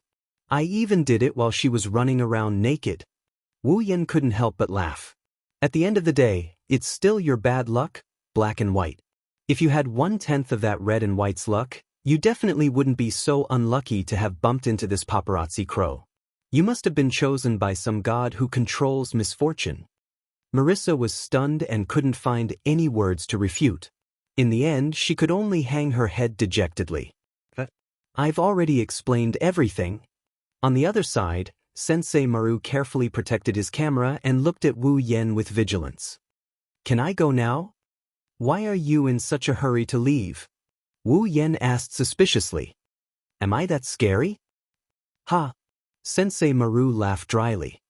If you can promise me that you won't tamper with my camera in the future, I won't be afraid of you. Sensei Maru, who fell into Wu Yan's hands twice and had his important report material taken away by Wu Yan, was afraid that Wu Yan would target his negatives. That's why he was so wary of Wu Yan. Wu Yen couldn't help but feel annoyed. Don't worry, as long as it's not related to me, I won't touch your camera. Hearing this, Markumaru heaved a sigh of relief. Then, I'll go back to write the report first. Excuse me. After saying that, Saimai Maruin didn't even say goodbye and planned to fly away. Seeing this, Marissa became anxious. If Sensei Maru successfully escapes, then tomorrow, the news of Marissa cleaning a manure pit naked will spread throughout the entire utopia. At that time, Marissa felt that she simply didn't need to mingle in Fantasy Village, nor did she need to go out to meet people. She might as well just die. Before Marissa could react, Wu Yen grabbed Sensei Marifumi by his collar and dragged him towards Wu Yen, who was about to fly away. Wait, don't leave in such a hurry. You're going back on your word. Sensei Maru thought Wu Yen was going to touch his negatives again and struggled desperately. This time, don't even think about taking away my important report material. Who cares about the unfortunate black and white scene of cleaning a cesspool naked? Wu Yen pursed his lips. I just want you to do me a favor. Favor? Shidamaru stopped struggling. Even Marissa forgot about the fact that she might lose her reputation. She looked at Wu Yen curiously. What favor? Before that, answer me a question. Wu Yen touched his chin and asked. As the strongest existence in Fantasy Village purely in terms of speed, paparazzi, can you take someone's blood before they can react at all? Take blood. Sensei Maru was stunned. Is the Scarlet Devil Mansion starving you so you have to come out to find blood to drink? I'm not taking blood to drink. Wu Yen rolled his eyes. Just tell me if you can do it or not. That depends on who it is. Sensei Maru answered honestly and puffed out his chest. Usually, as long as it's not someone much stronger than me, I should be able to secretly insert a needle into their body and take some blood. It shouldn't be difficult. Then, Wu Yen pondered for a moment. What if this person isn't very strong normally, but he can become stronger during a fight and is quite slow? Not very strong normally, can become stronger in a fight, is quite slow. Sensei Maru's mouth twitched. Why do I feel like this person is very familiar? Even Marissa, who had an IQ of less than 9, was stunned, let alone Kamui Marumi. This person, could it be? That's right. Wu Yen didn't hide anything. It's Ling Meng. As soon as his voice fell, Shooting Life Maru immediately turned into an afterimage and flew out as if he was fleeing. Wu Yen, who had anticipated Sensei Maru's reaction, waved his hand and a spatial ripple appeared in front of Sensei Maru. Sensei Marifumi dove into the spatial ripple and he appeared beside Wu Yen in an instant. Wu Yen caught him. Wu Yen grabbed Sensei Marifumi. Let me go. Sensei Maru struggled to get up. If you want to die, go ahead, don't drag me down with you. Die. Wu Yen resisted the urge to roll his eyes. Are you exaggerating? That's because you don't know what Ling Meng is like when she's angry. Sensei Maru shouted. If I really do that, Ling Meng will definitely be so angry that she'll kick me out. Before I dedicate my life to the great god of news, how can I die? It's just a drop of blood, you're exaggerating. Wu Yen said calmly. Aren't you very fast? It's useless no matter how fast I am. Even if I can get close to Ling Meng without her noticing, I won't be able to get a drop of blood from her. Sensei Maru said bitterly. In the Fantasy Village, Ling Meng is invincible. Every attack that could hurt Ling Meng is ineffective. Even if it's just a needle, Ling Meng may feel pain, but who knows if it will cause her to bleed. That's true. Wu Yen frowned before relaxing his brows. No matter what, we have to try.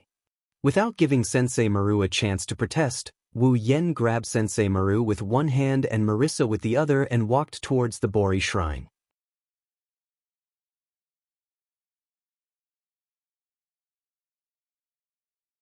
Chapter 1824. Fantasy Village, Bori Shrine. In front of the shrine, Wu Yen, Marissa, and Sensei Marifumi stood side by side. They stared at the door in silence for a while. Are you really going to do this? Marissa lowered her voice and spoke softly. Even though I don't want to admit it, Soul Dream is very scary when she's angry. Basically, no one can suppress her. Do you really dare to stab her with a needle? No matter what, let's try it first. Wu Yen also lowered his voice. Anyways, when Akane gets angry, I'll just throw her a bag of gold coins. That will definitely calm her down. Then why don't you just throw a bag of gold coins to Soul Dream and have her give you a drop of blood? Sensei Marifuge grumbled. That way, we won't have to take such a big risk, right? That's true. Wu Yen scratched his cheek. But I have a feeling that we'll fail if we do that. Marissa asked doubtfully. Soul Dream loves money so much. She should be happy to exchange a drop of blood for a pile of money, right? But compared to money, that Akane hates trouble more, right? Wu Yen rubbed his forehead as if he had a headache. I don't know if that Akane thinks that stabbing herself with a needle is troublesome. Even if it isn't, I don't think it's very reliable. So, you want us to challenge Soul Dream's bottom line with you? Saimaru was still grumbling. I really have to hand it to you. In Fantasy Village, other than a certain brainless person, there's no one else. This is the first time I've seen someone so eager to challenge the Bori Shrine. Brainless? Marissa rubbed her head and looked around. Which brainless fellow would be so eager to challenge Ling Meng? Wu Yen and Shudamaru are speechless. They ignored Marissa. They looked at each other. Are you really going to do this? Takamaru's face fell. Then can you do it yourself? A smile appeared on Wu Yan's face, but he didn't say anything. He raised his hand. The camera, which was as important as his life, was placed on his hand, making him lose his temper on the spot. All right. At that moment, Sayomar decided to throw caution to the wind. I'm a diligent reporter. For my news material, let's fight. Don't even think about it. Marissa immediately became spirited. Earlier, Wu Yen had said that the camera would belong to whoever could obtain a drop of blood from Ling Meng. The Marissa was also burning. For my reputation, I'll do it too. The two girls immediately looked at each other, as if sparks had been ignited. Sizzling sounds that sounded like electric currents colliding rang out in the air. Immediately, Marissa and Sensei Maru tiptoed towards the entrance of the shrine. Hey! Sensei Maru cautiously beckoned to Wu Yen, who was standing behind them. Later, go open the door and check the situation inside. Then use your strength to open the door. The moment you open the door, I will rush in as fast as I can. Hee hee. Marissa giggled eagerly. Feels like it's going to be fun. Hearing that, Wu Yen could not help but shake his head. Moving past the cautious figures of Sensei Maru and Marissa, he arrived before the door. Gently, he pulled the door open. Marissa was already seated on her broom. Sensei Maru was also floating in the air. The two of them had a serious expression and their bodies were tense, waiting for Wu Yen to open the door and rush in to give Ling Meng a taste of her own medicine. However, Marissa and Sensei Maru did not notice that and gently opened the door. Casting his gaze into the shrine, Wu Yan's mouth twitched. The shrine was completely silent. Not even the slightest sound could be heard. No, it should be said. It was so quiet that only an extremely faint sound could be heard. A snoring sound. Inside the kotatsu at the center of the shrine, Wu Yen, Marissa, and Sensei Marifumi are being very careful. The target they are planning to ambush is lying on the ground with his arms and legs spread out. He's sleeping so soundly that he didn't even notice that someone is trying to ambush him. Seeing this scene, Wu Yen was silent. At the same time, he sighed in his heart. He really felt like a fool. Why would he be so fearful of such a person? Why would he come up with so many tricks and get two helpers? On the other side, Moisa, who was completely oblivious to the situation inside the shrine, tensed up and prepared to rush into the shrine at any moment, nervously asked. How is it? Did Ling Meng discover us? You need to be careful, Sensei Maru reminded. Under normal circumstances, Ling Meng's strength may not be high, but her intuition is frighteningly strong. Be careful, don't get discovered. Hearing Marissa and Sensei Maru's words, Wu Yen felt much better. Fortunately, if I'm stupid, then there are people who are even more stupid than me. Are you done? Sensei Maru couldn't help but ask. If you're done, then open the door. I'll rush in as fast as I can, and before Ling Meng can react, I'll escape as fast as I can. If that happens, even Ling Meng won't be able to do anything. Although I also want to do it openly with Princess Ling Meng. The Magus Sand grinned and laughed. But for the sake of my reputation, I'll let it go this time. Next time, I'll have a proper round with Ling Meng. Wu Yen was now certain. These two are really stupid. At that moment, Wu Yen ignored Marissa and Sensei Maru and walked into the shrine under the startled looks of the two girls. Hey! Sensei Maru didn't bother to lower his voice and called out. Are you crazy? Marissa also cried out. Little brother from the Yakumo family, are you not planning to sneak around and face Ling Meng head-on? I have high hopes for you. The two girls noticed that Wu Yen had walked into the shrine, but there wasn't the slightest bit of commotion. Even if the sneak attack didn't start and Ling Meng didn't know that Wu Yen was planning to attack her, she should have made some noise when she saw Wu Yen, right? And with that in mind, Marissa and Sensei Maruin both stepped forward with doubtful expressions and walked into the shrine. Then, both of their expressions turned awkward. Under the watchful eyes of Marissa and Sensei Marumi, Wu Yen squatted down and half-knelt in front of Ling Meng, who is snoring away in the kotatsu. He took out a small needle and stabbed it into Ling Meng's exposed smooth arm. That's it? He succeeded just like that? Marissa and Sensei Maru looked at each other in dismay. But reality proved that if he wanted to succeed, he still needed to put in some effort. The three of them clearly saw this scene. The small needle pierced into Ling Meng's smooth and slender arm. However, not only was there no blood, there was not even the slightest sound when the needle pierced into her arm. Only Wu Yen could feel that when the needle stabbed into Ling Meng's arm, it was as if he was stabbing air. Even though the needle stabbed into Ling Meng's arm, it didn't cause her any harm. In other words, it was as if Ling Meng's skin was immune to the damage caused by the small needle. In gaming terms, it was similar to a state of being unable to break through her defense. Even though the attack hit, the damage caused was zero. Thus, this needle didn't even cause her to feel pain, let alone see blood. At the very least, Ling Meng was still sleeping soundly with no signs of waking up. So it's like that? Sensei Maru sighed. This kind of action is already equivalent to attacking Ling Meng. There's no way to harm her at all. This is cheating. Marissa was indignant.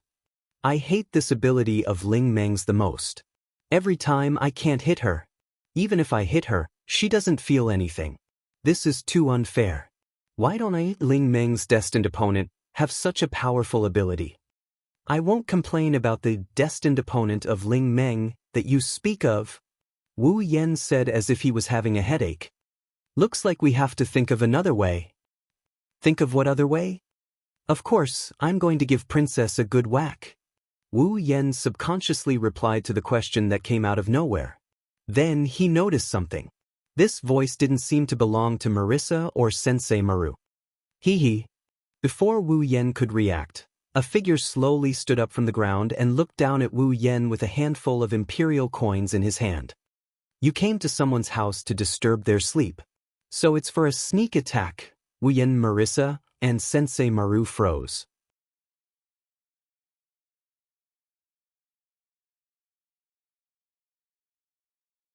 Chapter 1825. In other words, standing on top of the kotatsu table in the middle of the shrine, Ling Meng crossed her arms in front of her chest and looked down at Wu Yen, Marissa, and Fumimaru standing side by side in front of the kotatsu. Her expression became increasingly unfriendly. In order to obtain a drop of my blood, you came to the shrine to ambush me? Hearing this, Wu Yen raised his head and looked at Ling Meng, who was standing on top of the kotatsu table. Although he wanted to ridicule her for standing on top of the kotatsu table, he still nodded obediently. That's right. That's all. But I was forced to do it. Markumaru hurriedly said with a smile. I only did this to retrieve my camera, Ling Meng. Furthermore, my ambush did not succeed. That's right. Marissa placed her hands on her waist. Personally, I am very opposed to doing sneaky things. Rather than sneaking up on Princess Ling Meng, it would be better to do it in broad daylight. Hearing Marissa's words, before Ling Meng could respond, Wu Yan spat out, "Come your head. Against doing sneaky things? Don't you always act sneakily when you steal from the black and white bandits?" "I didn't steal anything," Marissa retorted with a face full of dissatisfaction. "I'm just borrowing it. I will definitely return it in the future." "Is that so?" Wu Yan looked doubtfully at Marissa. "Then when are you going to return it? Is there even a need to ask?" Marissa said matter-of-factly. After saying this, "Of course it's after I die." Wu Yan did not want to continue his ridicule. However, Marissa's idea wasn't incorrect. The most worthless things in Fantasy Village were the monsters, spirits, and spirits that could live for hundreds of years. For these existences that could easily live for hundreds of years, the lifespan of humans was really too short. Perhaps to those monsters, waiting for Marissa to die before returning the items was actually just a very normal, borrowing period of time. "That's hard to say, really." Princess Ling Meng sighed. "It's not easy to get a good night's sleep. I was still thinking of spending the day leisurely. Who knew that you would ruin my plans because of such a boring matter? Why am I so unlucky?" "Well, actually, it's easy to solve this problem," Wu Yan suggested kindly. "As long as you're willing to give me a drop of blood, I'll leave immediately. That way, you can continue to sleep. Furthermore, it wouldn't be a problem to spend today, tomorrow, or even the day after. How about it? Not bad, right?" "Ha!" Princess Ling Meng smiled insincerely. "Do you think I'll fall for your trick?" "Dang?" Wu Yan asked doubtfully. "What do you mean by that? Do you think this is the first day I've known you?" Princess Ling Meng said coldly. "What are you planning to do with my blood?" There are various reasons. In other words, you don't want my blood to drink, right?" Princess Ling Meng raised her voice and interrupted Wu Yan's words. "If that's the case, I can't give it to you." Forget about Wu Yan. Even Marissa and Fumaru were shocked by Princess Ling Meng's resolute tone. Is there anything else to say?" Princess Ling Meng looked at Wu Yan as if she was looking at an enemy. "I already know that you're the biggest anomaly in Fantasy Village. You're always causing trouble. Who knows what you're planning to do with my blood this time?" Wu Yan was at a loss for words. Wu Yan couldn't refute Princess Ling Meng's words. After all, it didn't matter if it was Wu Yan's intention. Ever since he came to Fantasy Village, he had caused all sorts of trouble. For example, on the first day, Fran caused a ruckus in Scarlet Devil Mansion because she wanted to find Wu Yan, causing Remilia to be in a terrible state. Another example is the 7 deadly sins. Wu Yan didn't just bring trouble to Scarlet Devil Dojo, he also dragged in Yong Yong Pavilion, Earth Spirit Hall, and even Bori Shrine. In the span of 7 days, he brought about all sorts of troubles. Wu Yan did all of this for the sake of completing his demigod path quest. That's why he got himself into so much trouble. But trouble is still trouble. For the lazy and lazy Ling Meng, Wu Yan can be considered an enemy. "This time, I really won't cause any trouble." Wu Yan wasn't confident in his words, but he could only brace himself. As long as you give me a drop of blood, just 1 drop, I've said it before, I won't fall for your tricks." Princess Ling Meng snorted. "I won't let you disturb my leisurely life. Seriously, I really want to cure the biggest anomaly in your Fantasy Village." The more Princess Ling Meng spoke, the angrier she became. She even lifted her head and screamed at the ceiling of the shrine. "Violet, you despicable bastard! Hurry up and bring your family's big trouble back." From Ling Meng's unbearable screams, one can tell how much she hates Wu Yan for causing her so much trouble. Princess Ling Meng must have taken into account Wu Yan's identity as the head of the Yagumo family and Violet's identity. Otherwise, with Princess Ling Meng's personality, she might have treated Wu Yan as a real anomaly. It seems that Princess Ling Meng is also having a hard time, Marcomaru said with some sympathy. She could have lived a leisurely life every day, but now, she has to be on tenterhooks every day, worrying about when trouble will happen in Fantasy Village. Being a Boli shaman isn't a good job. Why isn't it a good job? In this regard, Marissa proposed a different idea. This is the Boli shaman who maintains the peace of Fantasy Village. If possible, I want to do it too. Wu Yan couldn't help but roll his eyes.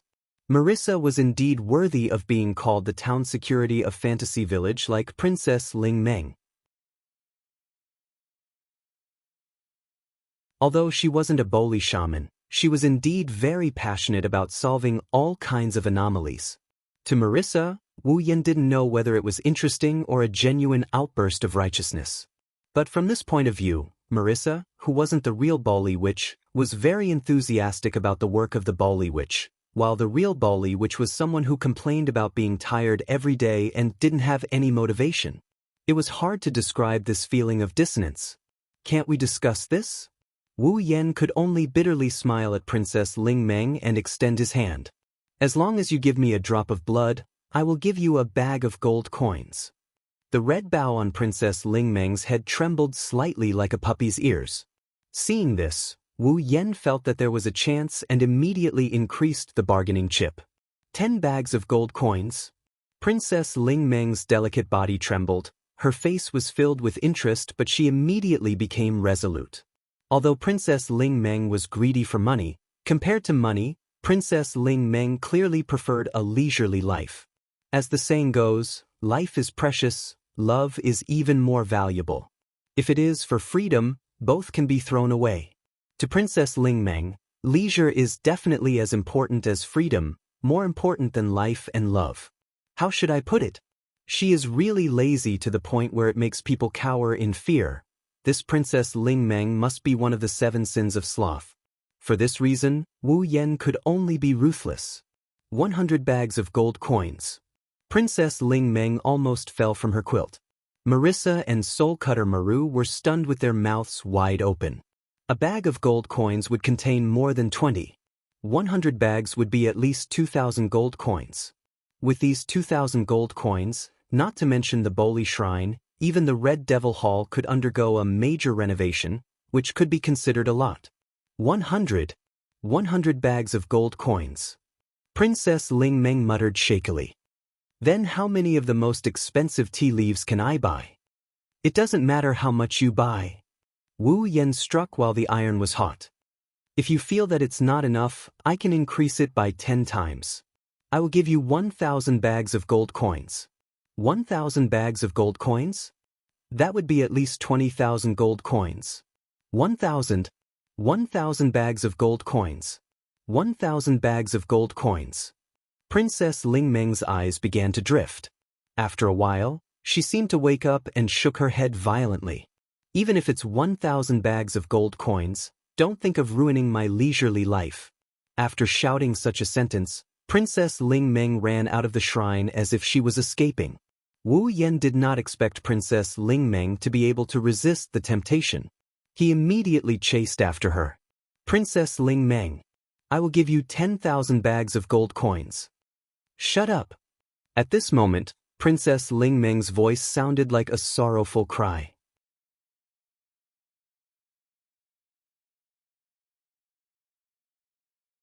Chapter 1826. Not long after, Wu Yan returned to the shrine with an annoyed look on his face. Marissa and Sensei Maru, who were leisurely drinking tea in the shrine, saw this scene and couldn't help but reach out to greet him. "Oh, you're back. How was it? Did you catch Soul Dream?" "We didn't catch her." Wu Yan's anger rose when he saw Marissa and Kamikaze Marumi leisurely sipping their tea. "Since you two are so free, why don't you come and catch that hateful Akasha with me? If even you can't catch Soul Dream, then it's even more impossible for us to catch her." Fumaru had a look of anticipation as he held his teacup. Rather than wasting time trying to catch her, why not just wait here? Maybe Soul Dream will come back? Of course Soul Dream will come back. Marissa pursed her lips. This is the shrine, Soul Dream's territory. No matter how far she runs, Soul Dream will still come back. Sigh. Wu Yan could only sigh. I've not imagined that the shameless Red-White would refuse my gold coins for an even more shameless reason. I've already offered 2 million gold coins, But she didn't stop. Instead, she ran away even faster. 2 million gold? Saimaru laughed dryly. You sure have a lot of gold. So many gold, where did you hide them? Marissa came over curiously. Are you hiding them in some secret base? Can you bring me there to take a look? Bring you there to take a look? Wu Yen looked at Marissa with a smile that wasn't a smile. Don't tell me you want to borrow gold coins from me? I have no interest in those shiny gold things. Marissa waved her hand. I am interested in things that are both practical and interesting. Take Patrice's books for example, they can increase my strength. Some books that can only be read are also very interesting. If you have something interesting and powerful, why don't you lend it to me to play with? I'm sorry. I do have a lot of interesting and powerful things, but I'm definitely not lending them to you. Wu Yen said without hesitation. He sat down cross-legged and revealed a troubled expression. This is going to be troublesome. Are you still thinking about how to obtain a drop of Ling Meng's blood? Sensei Marifumi asked. Why are you so obsessed with Ling Meng's blood? The 7 deadly sins seem to have been created to obtain a drop of blood from the people of the moon, right? In any case, I have a use for it. Wu Yen responded first. Then he was stunned. He looked at the text of the life shooter Maru in surprise. How did you know that I drank the medicine that could trigger the 7 deadly sins in order to obtain a drop of blood from the Forever Pavilion? Don't underestimate the integrity of a professional reporter. In Fantasy Village, there are not many things that I don't know. Takamaru said proudly, but when he touched the empty space in front of him where the camera used to be, he was shocked. He hung his head dejectedly again. Speaking of which, when are you going to return my camera to me? I don't want to return it. Of course, the one who said this wasn't Wu Yen. It was Marissa. It's better to destroy that kind of thing. Marissa, you really are a sinful person. Sensei Marifumi looked at Marissa with an unfriendly expression. The camera is innocent. You actually harmed an innocent child for your own sake. A sinful person like you won't live long. I'd rather live a few years less than have you write such a shameful report. Marissa gnashed her teeth. Otherwise, I'll just destroy the film. The film is innocent too. Sensei Marifumi said resolutely. Marissa, if you want to harm the innocent, you'll have to get through me first. It doesn't matter how many innocent people you hurt. Marissa pressed down on her witch-like hat and shouted. Moreover, I'll deal with them together with you. If you can do it, then come and try. Marissa and Sensei Marifumi glared at each other. Sparks seemed to fly as their gazes collided. You two really have nothing better to do. Wu Yen said unhappily. If you're so free, then hurry up and think of a way. A way? Marissa and Sensei Marifumi looked at Wu Yen at the same time and said in surprise. You still haven't given up? What's so strange about that? Wu Yen raised an eyebrow. Generally speaking, it's strange to give up too early, right? But even 2 million gold coins can't move Soul Dream.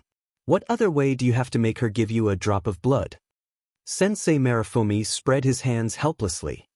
You must know she's Soul Dream. Don't be fooled by her appearance. Once she's stubborn, she'll give people a headache. Not to mention, you're trying to ruin her leisurely life. Who would have the time to ruin that Akane's leisurely life? Wu Yen frowned. It's that guy who thinks I'll cause trouble. In other words, you're really not welcomed by Soul Dream. Marissa looked at Wu Yen with an expression that said she didn't think highly of Wu Yen. From the looks of it, Ling Meng won't compromise no matter what. Even if you try to use force, you won't be able to win against Ling Meng. If that's the case, there's nothing you can do. That's why I came to you two to discuss it, right? Wu Yen waved his hand in annoyance. If you have any good ideas, then hurry up and give them to me. Speaking of which, you should be worried about this kind of thing. Why drag us down with you? Sensei Marifumi complained. I still want to go back and write the report. If that's the case, then you have to give me ideas. Wu Yen grinned. Otherwise, I won't return the camera to you. Without that camera filled with scandalous photos, you won't be able to write the report. You bastard, you're the devil. Sensei Marifumi cried out in grievance. But when he realized that this method didn't work on Wu Yen, he clenched his teeth. If that's the case, then this is the only way. Bori Shrine, in a bush not far away, and then, hiding behind the bush, Wu Yen narrowed his eyes. This is the idea you came up with? Humph. Humph. Sensei Marifumi, who was lying on the ground beside Wu Yen, snorted. He sounded very pleased with himself. Don't worry, I often do things like this to get news material. Soul Dream is slow, she won't be able to discover us. Who asked you if we'll be discovered?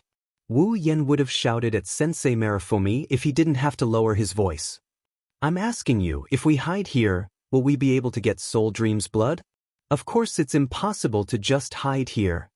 Sensei Marifumi said as he observed the situation at the shrine. Since Soul Dream has made up her mind not to give you her blood, it'll be hard to convince her otherwise. So we can only take it by force. Everyone knows that. Marissa, who was lying on the other side of Wu Yen, couldn't help but speak up. But we can't harm Soul Dream at all. That's why. Sensei Marifumi smiled meaningfully. It's just that we can't. It's just that we can't?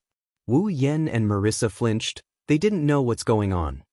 Soul Dream's invincibility, in the end, is only used to counter the damage and attacks caused by others. Sensei Marifumi explained. If it's not because of the damage and attacks caused by others, Soul Dream's invincibility wouldn't activate. At this point, Marissa was still confused, but Wu Yen had a sudden epiphany. You mean we have to create some accidents for Soul Dream? That's right. That's right. Sensei Marifumi chuckled. I feel that if it was a broken knee while walking, a brick falling from the sky and smashing your head, or the soles of your feet being pierced by a thumbtack thrown on the ground, these types of attacks were not man-made, but purely accidental, Ling Meng's invincibility would not have been activated. Marissa understood after hearing Sensei Marifumi's words, and her expression became excited. Sensei Marifumi, are you planning to set a trap? That's right. Almost there. Sensei Marifumi looked in the direction of the shrine. As long as Ling Meng returns, the gift I prepared for her in the shrine will come in handy. He. Marissa had completely forgotten what kind of tragic consequences it would bring to her if the life-shooting pill text were to succeed. She eagerly laughed. That sounds interesting. Not just Marissa, even Wu Yen is looking forward to it. Since they could teach Kobai a lesson and achieve their goal, why not?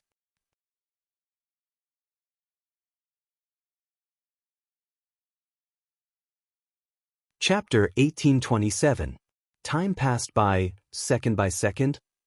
Moisa, who was hiding in the bushes not far from the shrine, swung her palm for the umpteenth time, producing a crisp sound.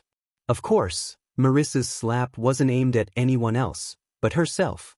Moreover, it was a very forceful slap on her own cheek, nearly causing it to turn red. Moisa, Markumaru said unhappily from the side. Can't you be a bit more honest? If this goes on, Soul Dream will definitely discover us. What can I do? Moisa showed no signs of repentance. Instead, her face was filled with anger. We have been hiding here for 3 whole hours. In these 3 hours, I have fed the mosquitoes at least 50 times. Why did the mosquitoes only look for me and not you? Moisa, perhaps to the mosquitoes, human blood is more delicious? Markumaru said half-heartedly. In any case, you just have to bear with it. Otherwise, no matter how slow Soul Dream is, she will definitely discover us. This despicable Soul Dream. Moisa could not help but begin to complain about Soul Dream. Just where did she go? Why isn't she back yet? Paparazzi is right, Black-White, you have too little patience. Wu Yen sighed as he laid between Marissa and Kamikaze Marifumi. In order to complete my mission, I had to wait for 3 hours or something. Compared to swallowing a deceptive medicine, this is much gentler. That's for you, not for me. Marissa muttered resentfully.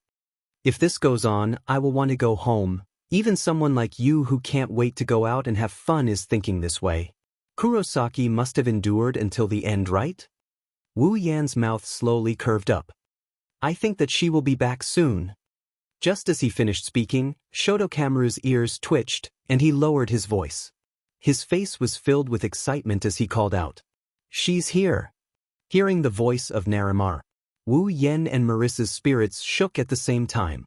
Together with Sensei Marumi, they lowered their bodies as much as possible and hid behind the bushes. He turned his gaze towards the shrine in front of him. Under the gazes of Wu Yen, Marissa, and Sensei Marifomi. Up ahead, on the stone steps not far from the shrine, a head with a large red bow stuck out sneakily and stared at the shrine for a while. Then, he tiptoed out and cautiously moved in the direction of the shrine. Needless to say, this person was undoubtedly Ling Meng.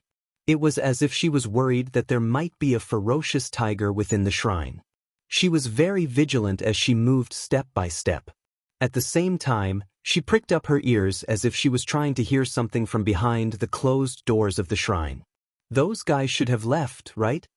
As she muttered those words, Ling Meng's footsteps became lighter and lighter as she slowly approached the shrine. She passed by the money box that was as important as her life and arrived before the shrine's main door. She then leaned against the door. There's no sound, Ling Meng muttered. They should have left, right? After confirming that there were no strange sounds coming from the shrine, Ling Meng stood up straight and stared at the door in front of her. Those guys, could it be that they're lying in ambush inside? Ling Meng did not suspect for too long. After a while, she let out a sigh of relief. But I didn't sense the presence of a living person. They should have left already. Hiding behind the bushes, Wu Yen, Marissa, and Sensei Marumi saw Ling Meng let out a sigh of relief. They couldn't help but reveal a smirk. It should be said that Ling Meng was indeed worthy of being called Ling Meng. She would never maintain her vigilance for more than a minute. This was because Ling Meng would definitely not have the patience to continue doing something as tiring as maintaining her vigilance. Other than Sensei Marumi, no one knew what kind of trap there was inside the shrine. But seeing Ling Meng's relaxed state, it should not be long before they succeed. However, reality proved that Wu Yen and the rest were too naive. Just as Ling Meng was about to push open the door, she suddenly froze. Her eyebrows were tightly knitted together. Seeing this, Wu Yen, Marissa, and Sensei Marumi held their breaths. Marissa spoke up. Could it be that Ling Meng discovered us? That's impossible, Sensei Marumi said firmly. We've concealed our presence perfectly. We're also quite a distance away from Ling Meng. She can't possibly discover us. But that Akami did stop. Wu Yen frowned. Don't tell me they found out what you did in the shrine? That's also impossible, Sensei Marumi said firmly. That's Ling Meng we're talking about. She didn't even notice when you approached her while she was sleeping. My trap is flawless. It's impossible for her to discover it. Then what's going on? Marissa was vexed. Why did Ling Meng stop? No one could answer this question. Wu Yen, Marissa, and Sensei Marumi could only focus on observing Ling Meng's every move in an attempt to discover something. Under the gazes of the three, Ling Meng's frown deepened as she uttered such words. Why does it feel like something isn't right? Hearing this, Wu Yen, Marissa, and Sensei Marumi almost broke out in cold sweat. Only now did the three remember that Ling Meng was indeed lazy to the point of infuriating the heavens. She was also very slow-witted. However, it was this Ling Meng that had a mysterious constitution that others couldn't match. Firstly, Ling Meng was extremely lucky. Her luck was so good that it was off the charts. Although there was no way for Ling Meng to pick up money on the streets or wash clothes until they turned into gold, there were still some lucky occurrences. For example, when she accidentally stepped on air and almost fell into a river, a turtle would float up from the river and form a stepping board. Ling Meng would be able to step on it and not fall into the water.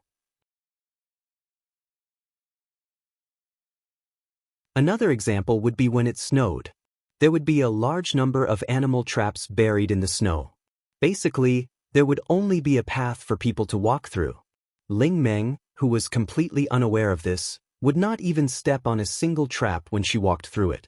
During the banquet, Princess Ling Meng had casually guessed the numbers of the dice many times. In the end, she had always guessed correctly. When she drank, she would also drink from the bowl of wine that no one had put in as a prank. She was simply extremely lucky. Thinking of Ling Meng's luck, Wu Yen, Marissa, and Sensei Marumi began to worry.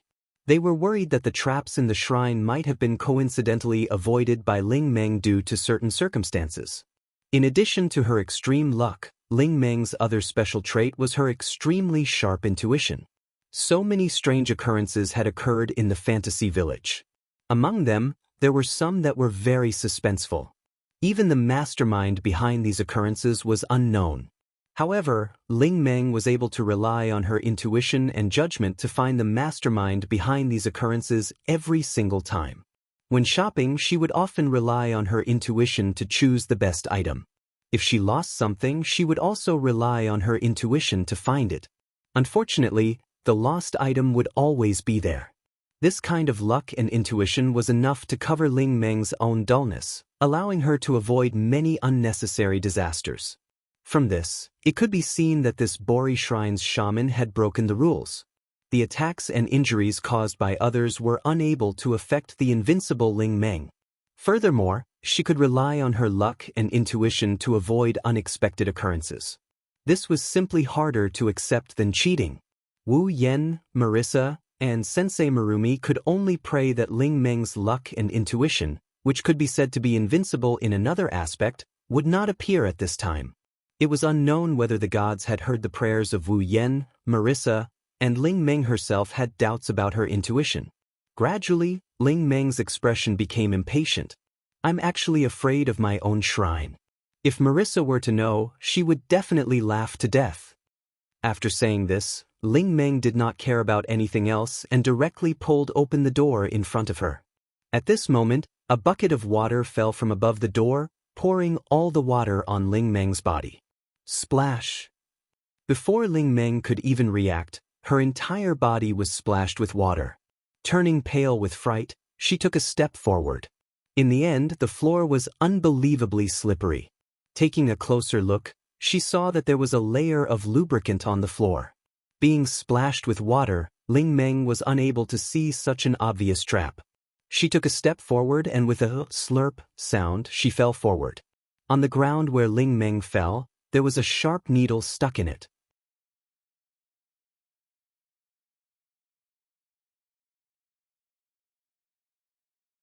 Chapter 1828. The long, sharp needle was stuck in the floor of the shrine in a very artificial manner. It stood upright, and the cold gleam of the needle's tip slid across the ground, leaving no doubt as to how sharp it was. Being splashed with water, Ling Meng could not even open her eyes. She could not see the oiled floor.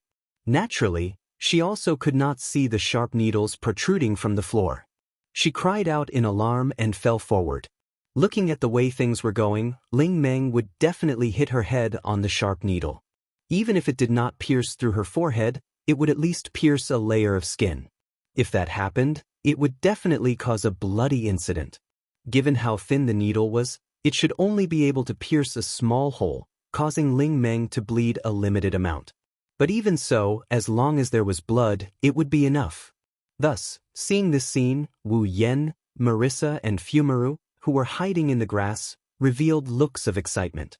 However, in the next instant, something unexpected happened.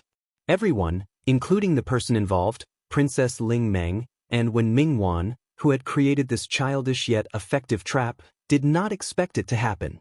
Dang! They saw the bucket of water that was stuck above the shrine's door, which had been splashing Ling Meng with water, fall to the ground. With the help of the lubricant, the bucket slid to the front of Ling Meng.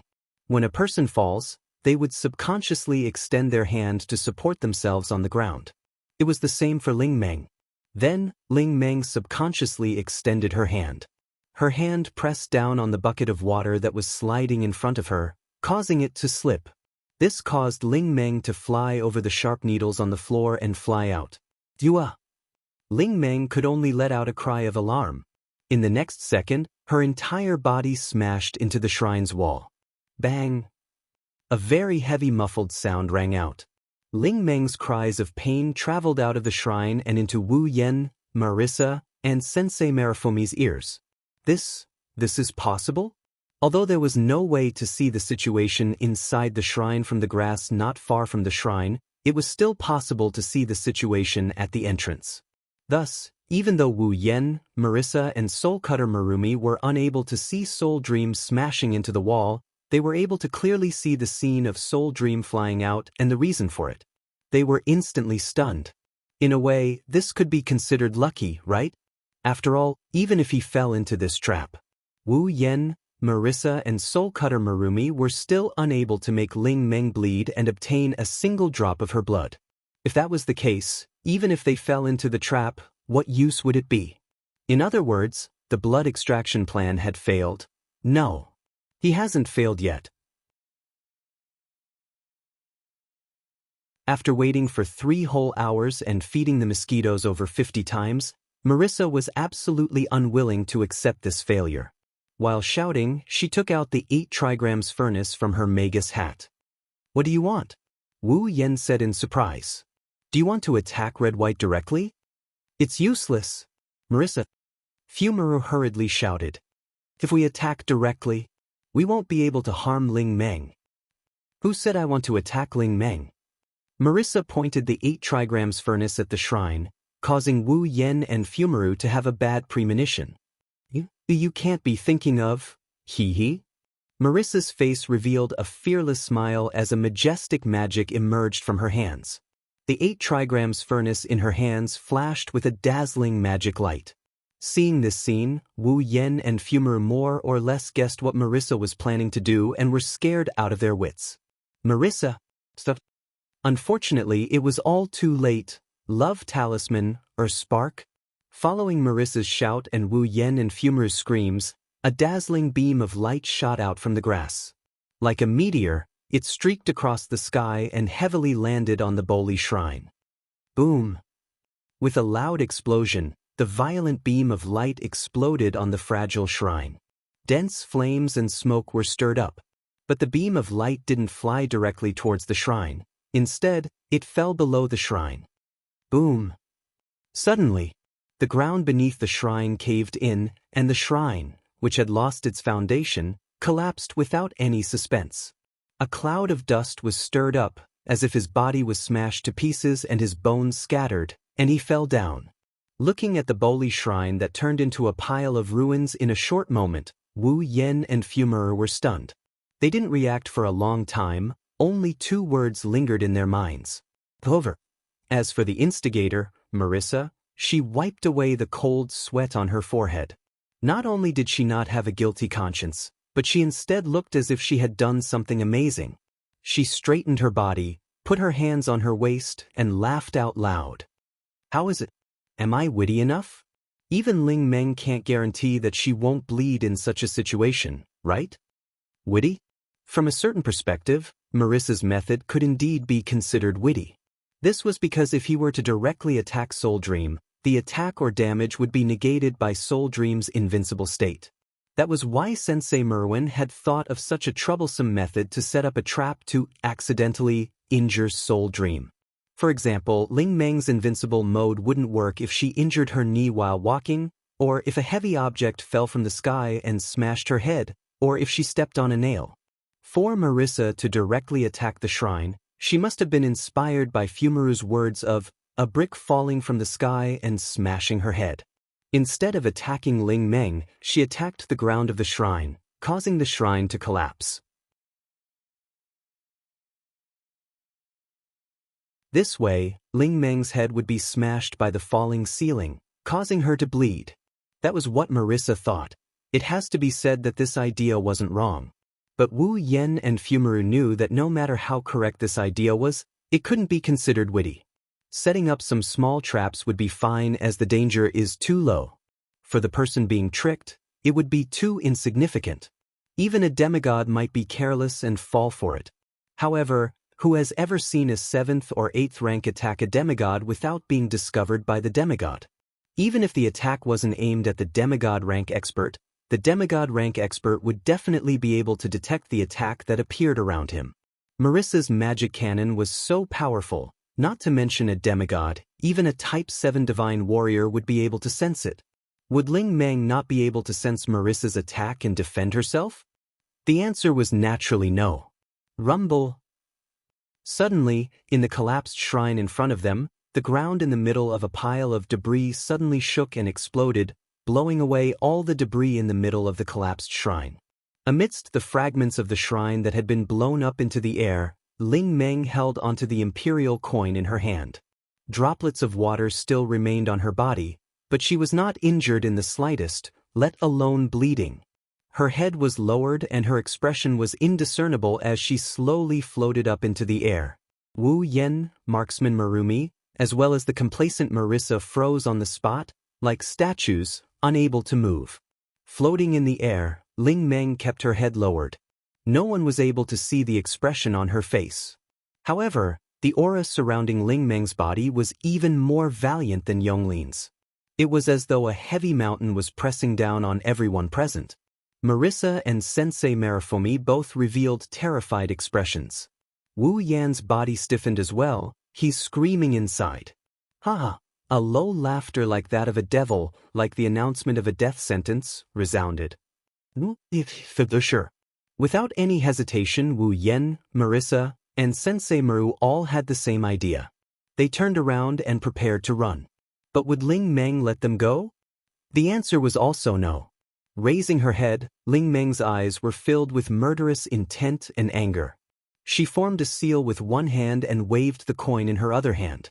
A frightening amount of spirit chi gushed out from her body. Dream seal. In the sky above the Boli shrine, a huge ball of light like the sun appeared without any warning, and like a meteor, it smashed down viciously. A thunderous sound resounded in the sky above the fantasy village.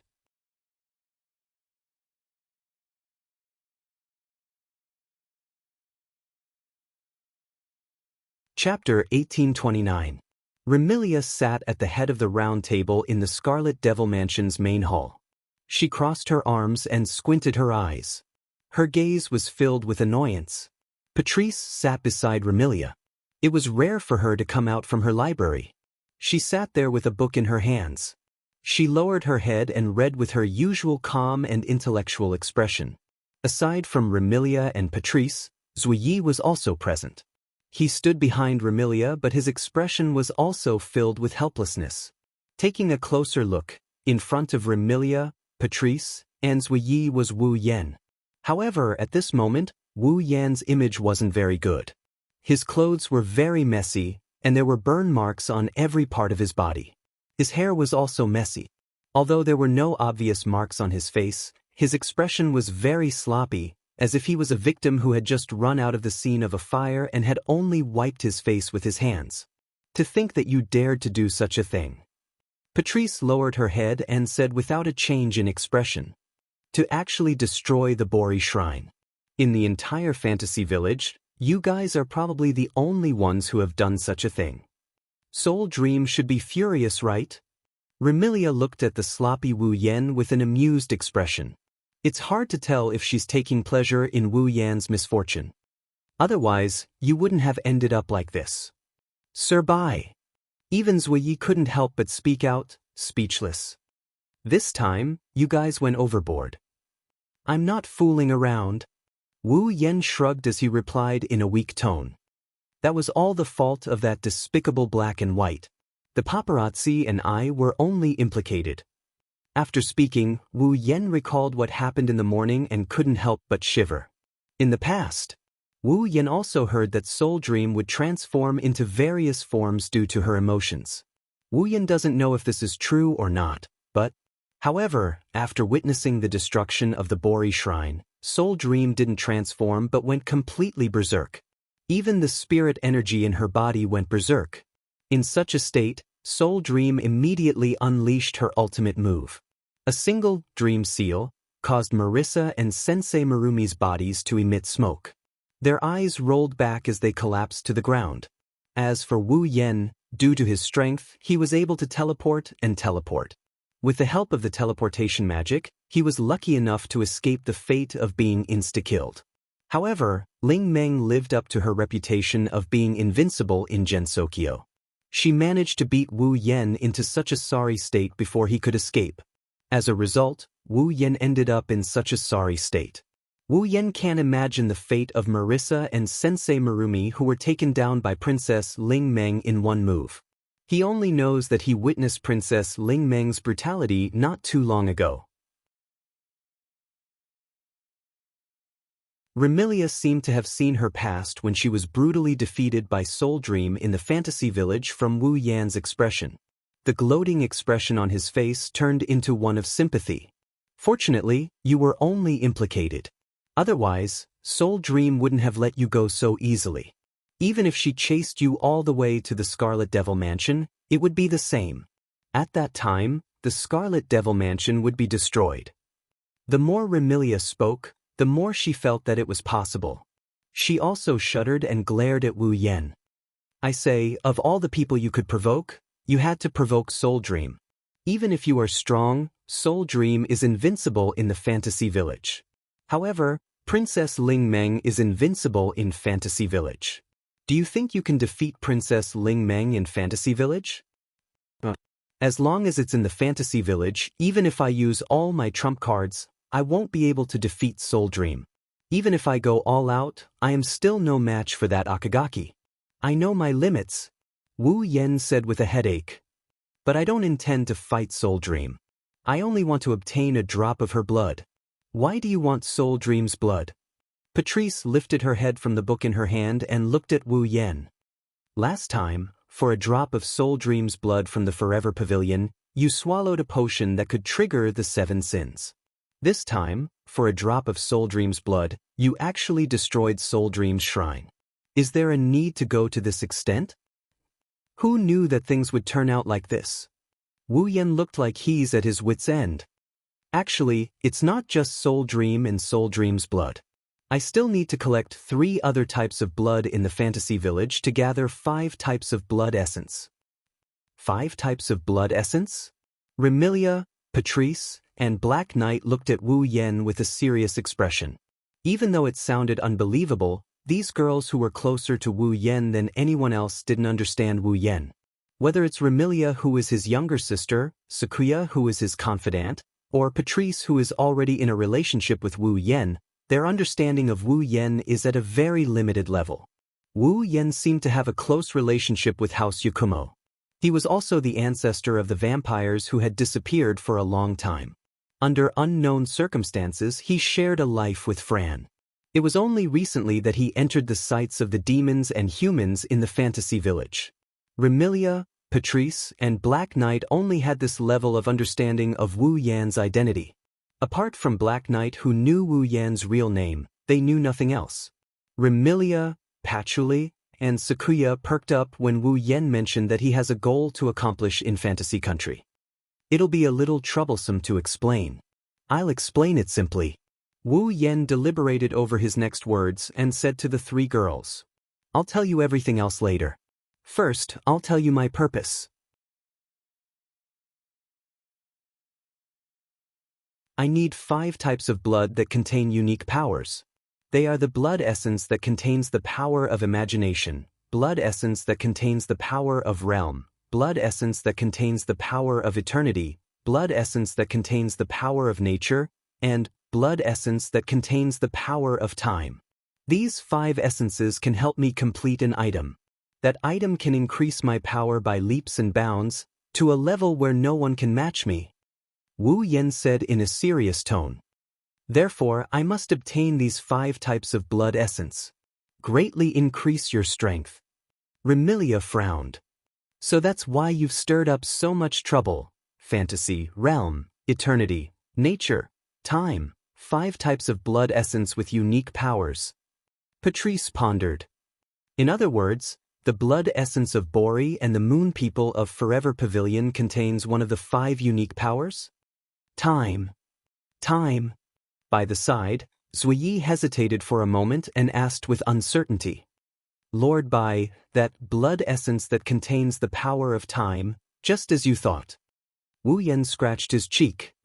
It's your blood, Black Knight. Hearing this, Suye's expression didn't change, and he only nodded. Lord Bai, do you need me to give you a drop of blood? No need. No need. Wu Yan said awkwardly. Even though it's a little embarrassing, Black Knight, I already took a drop of your blood during your battle with Remilia. I'm sorry I didn't tell you. Don't say that. Black Knight's expression revealed an indescribable gentleness. It's good that I can help Lord Bai. Wu Yan and Sakuya looked at each other and then, as if attracted to each other, they didn't look away. Ahem. Remilia purposely coughed when she saw this. Her voice sounded a bit dissatisfied. It woke Wu Yan and Kuei up. The two immediately averted their gazes in an embarrassed manner. Patrice merely swept an indifferent glance and spoke with an emotionless face.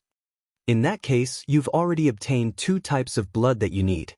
Is which Boli your next target? Ha! You're really unlucky. Remilia pursed her lips. Of all the people, it just had to be that Soul Dream. It's because of this that I have a headache. Wu Yan bitterly laughed. I can't beat her in a fight, and even if I can, I won't be able to injure her. If I were to set a trap, it would be very suspenseful due to the other party's extraordinary luck and intuition. On top of that, I don't even know if I can succeed in setting a trap. Hearing this, Remilia rolled her eyes and suddenly laughed. If you only want Soul Dream's blood, I have a way. Wu Yan's eyes lit up.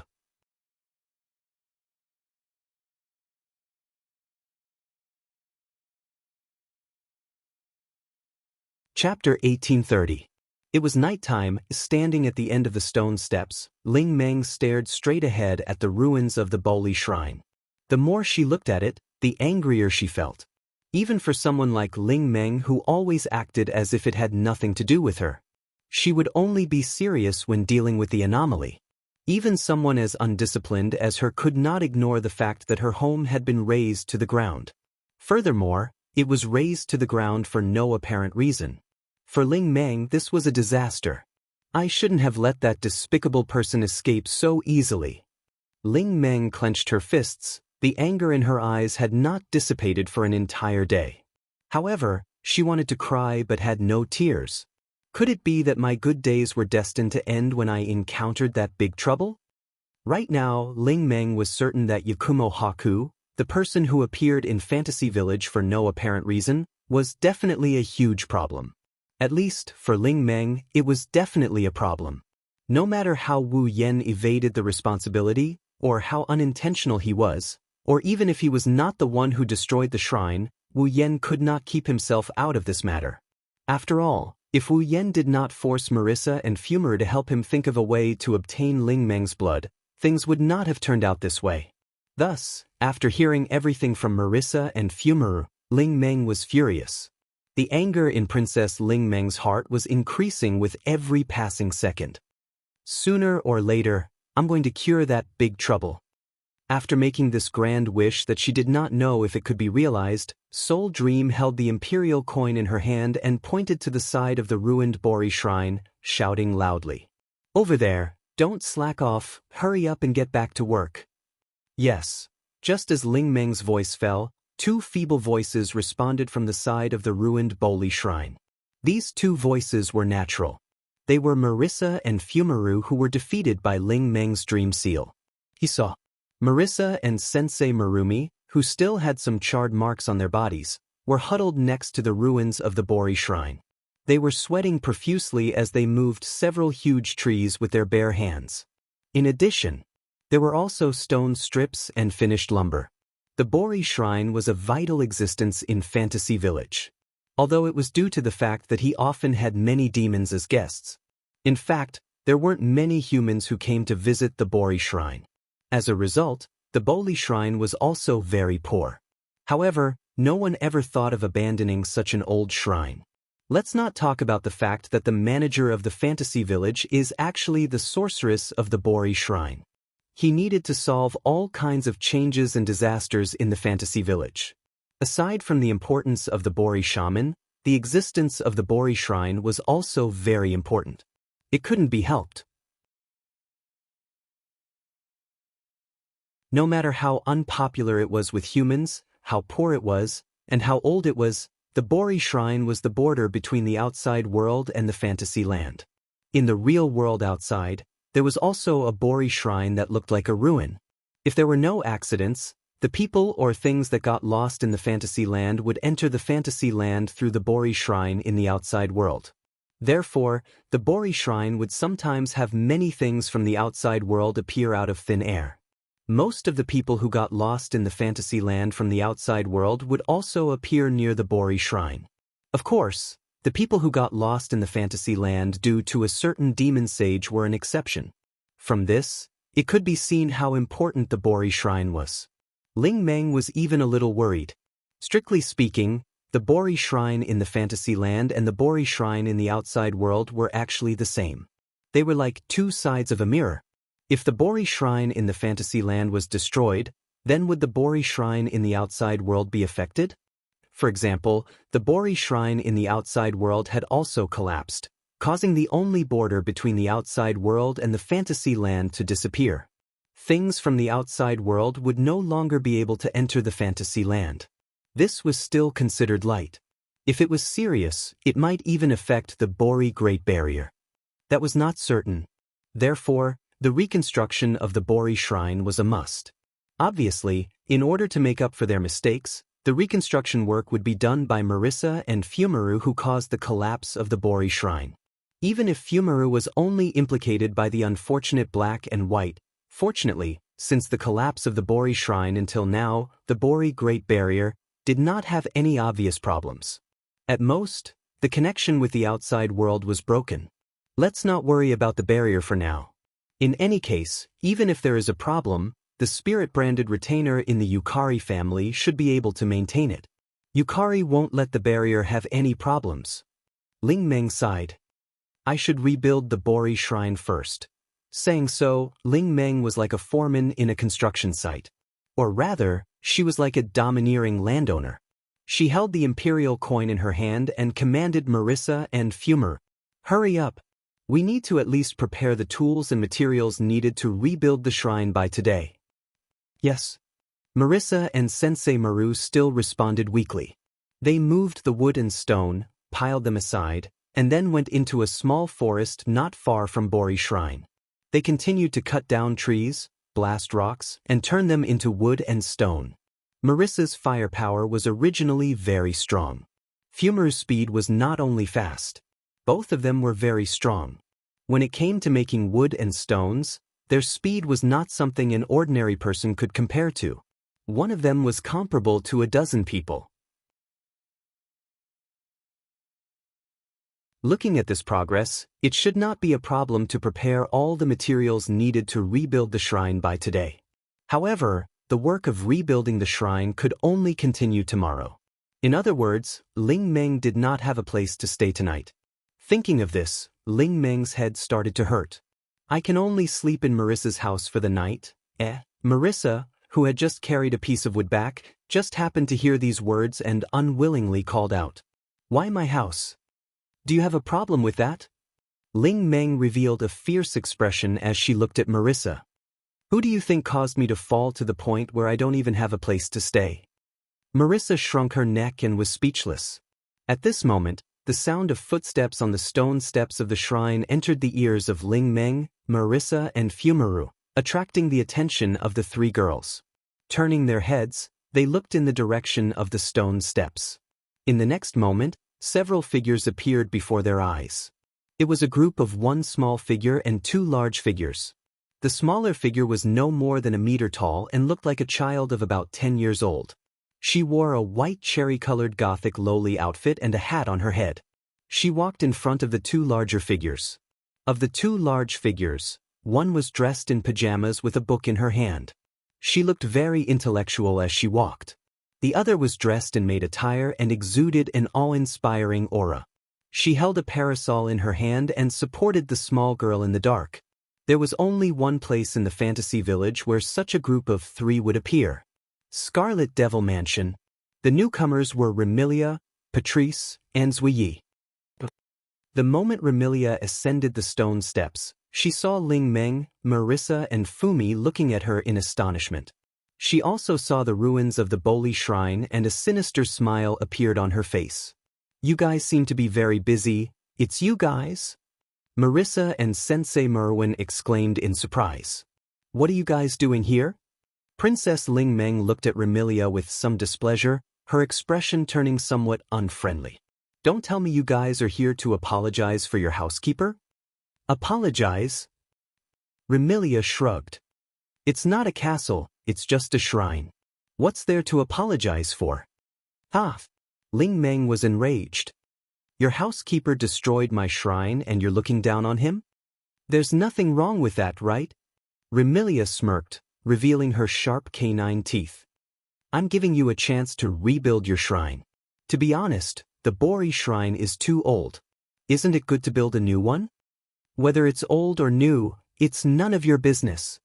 Ling Meng snorted and waved her hand at Remilia in disdain. If there's nothing else, hurry up and leave. Don't be a hindrance. Isn't there nothing else? Patrice suddenly spoke. Remilia is here to invite you to the hot springs. You're tuning in to the Passion Pages YouTube channel. We're so grateful for your support and don't forget to subscribe to join us on this incredible journey through captivating stories. Your generosity through donations truly makes a world of difference, as it's the primary source of revenue that allows me to expand and enhance this channel for you. Thank you from the bottom of my heart for being a part of this adventure.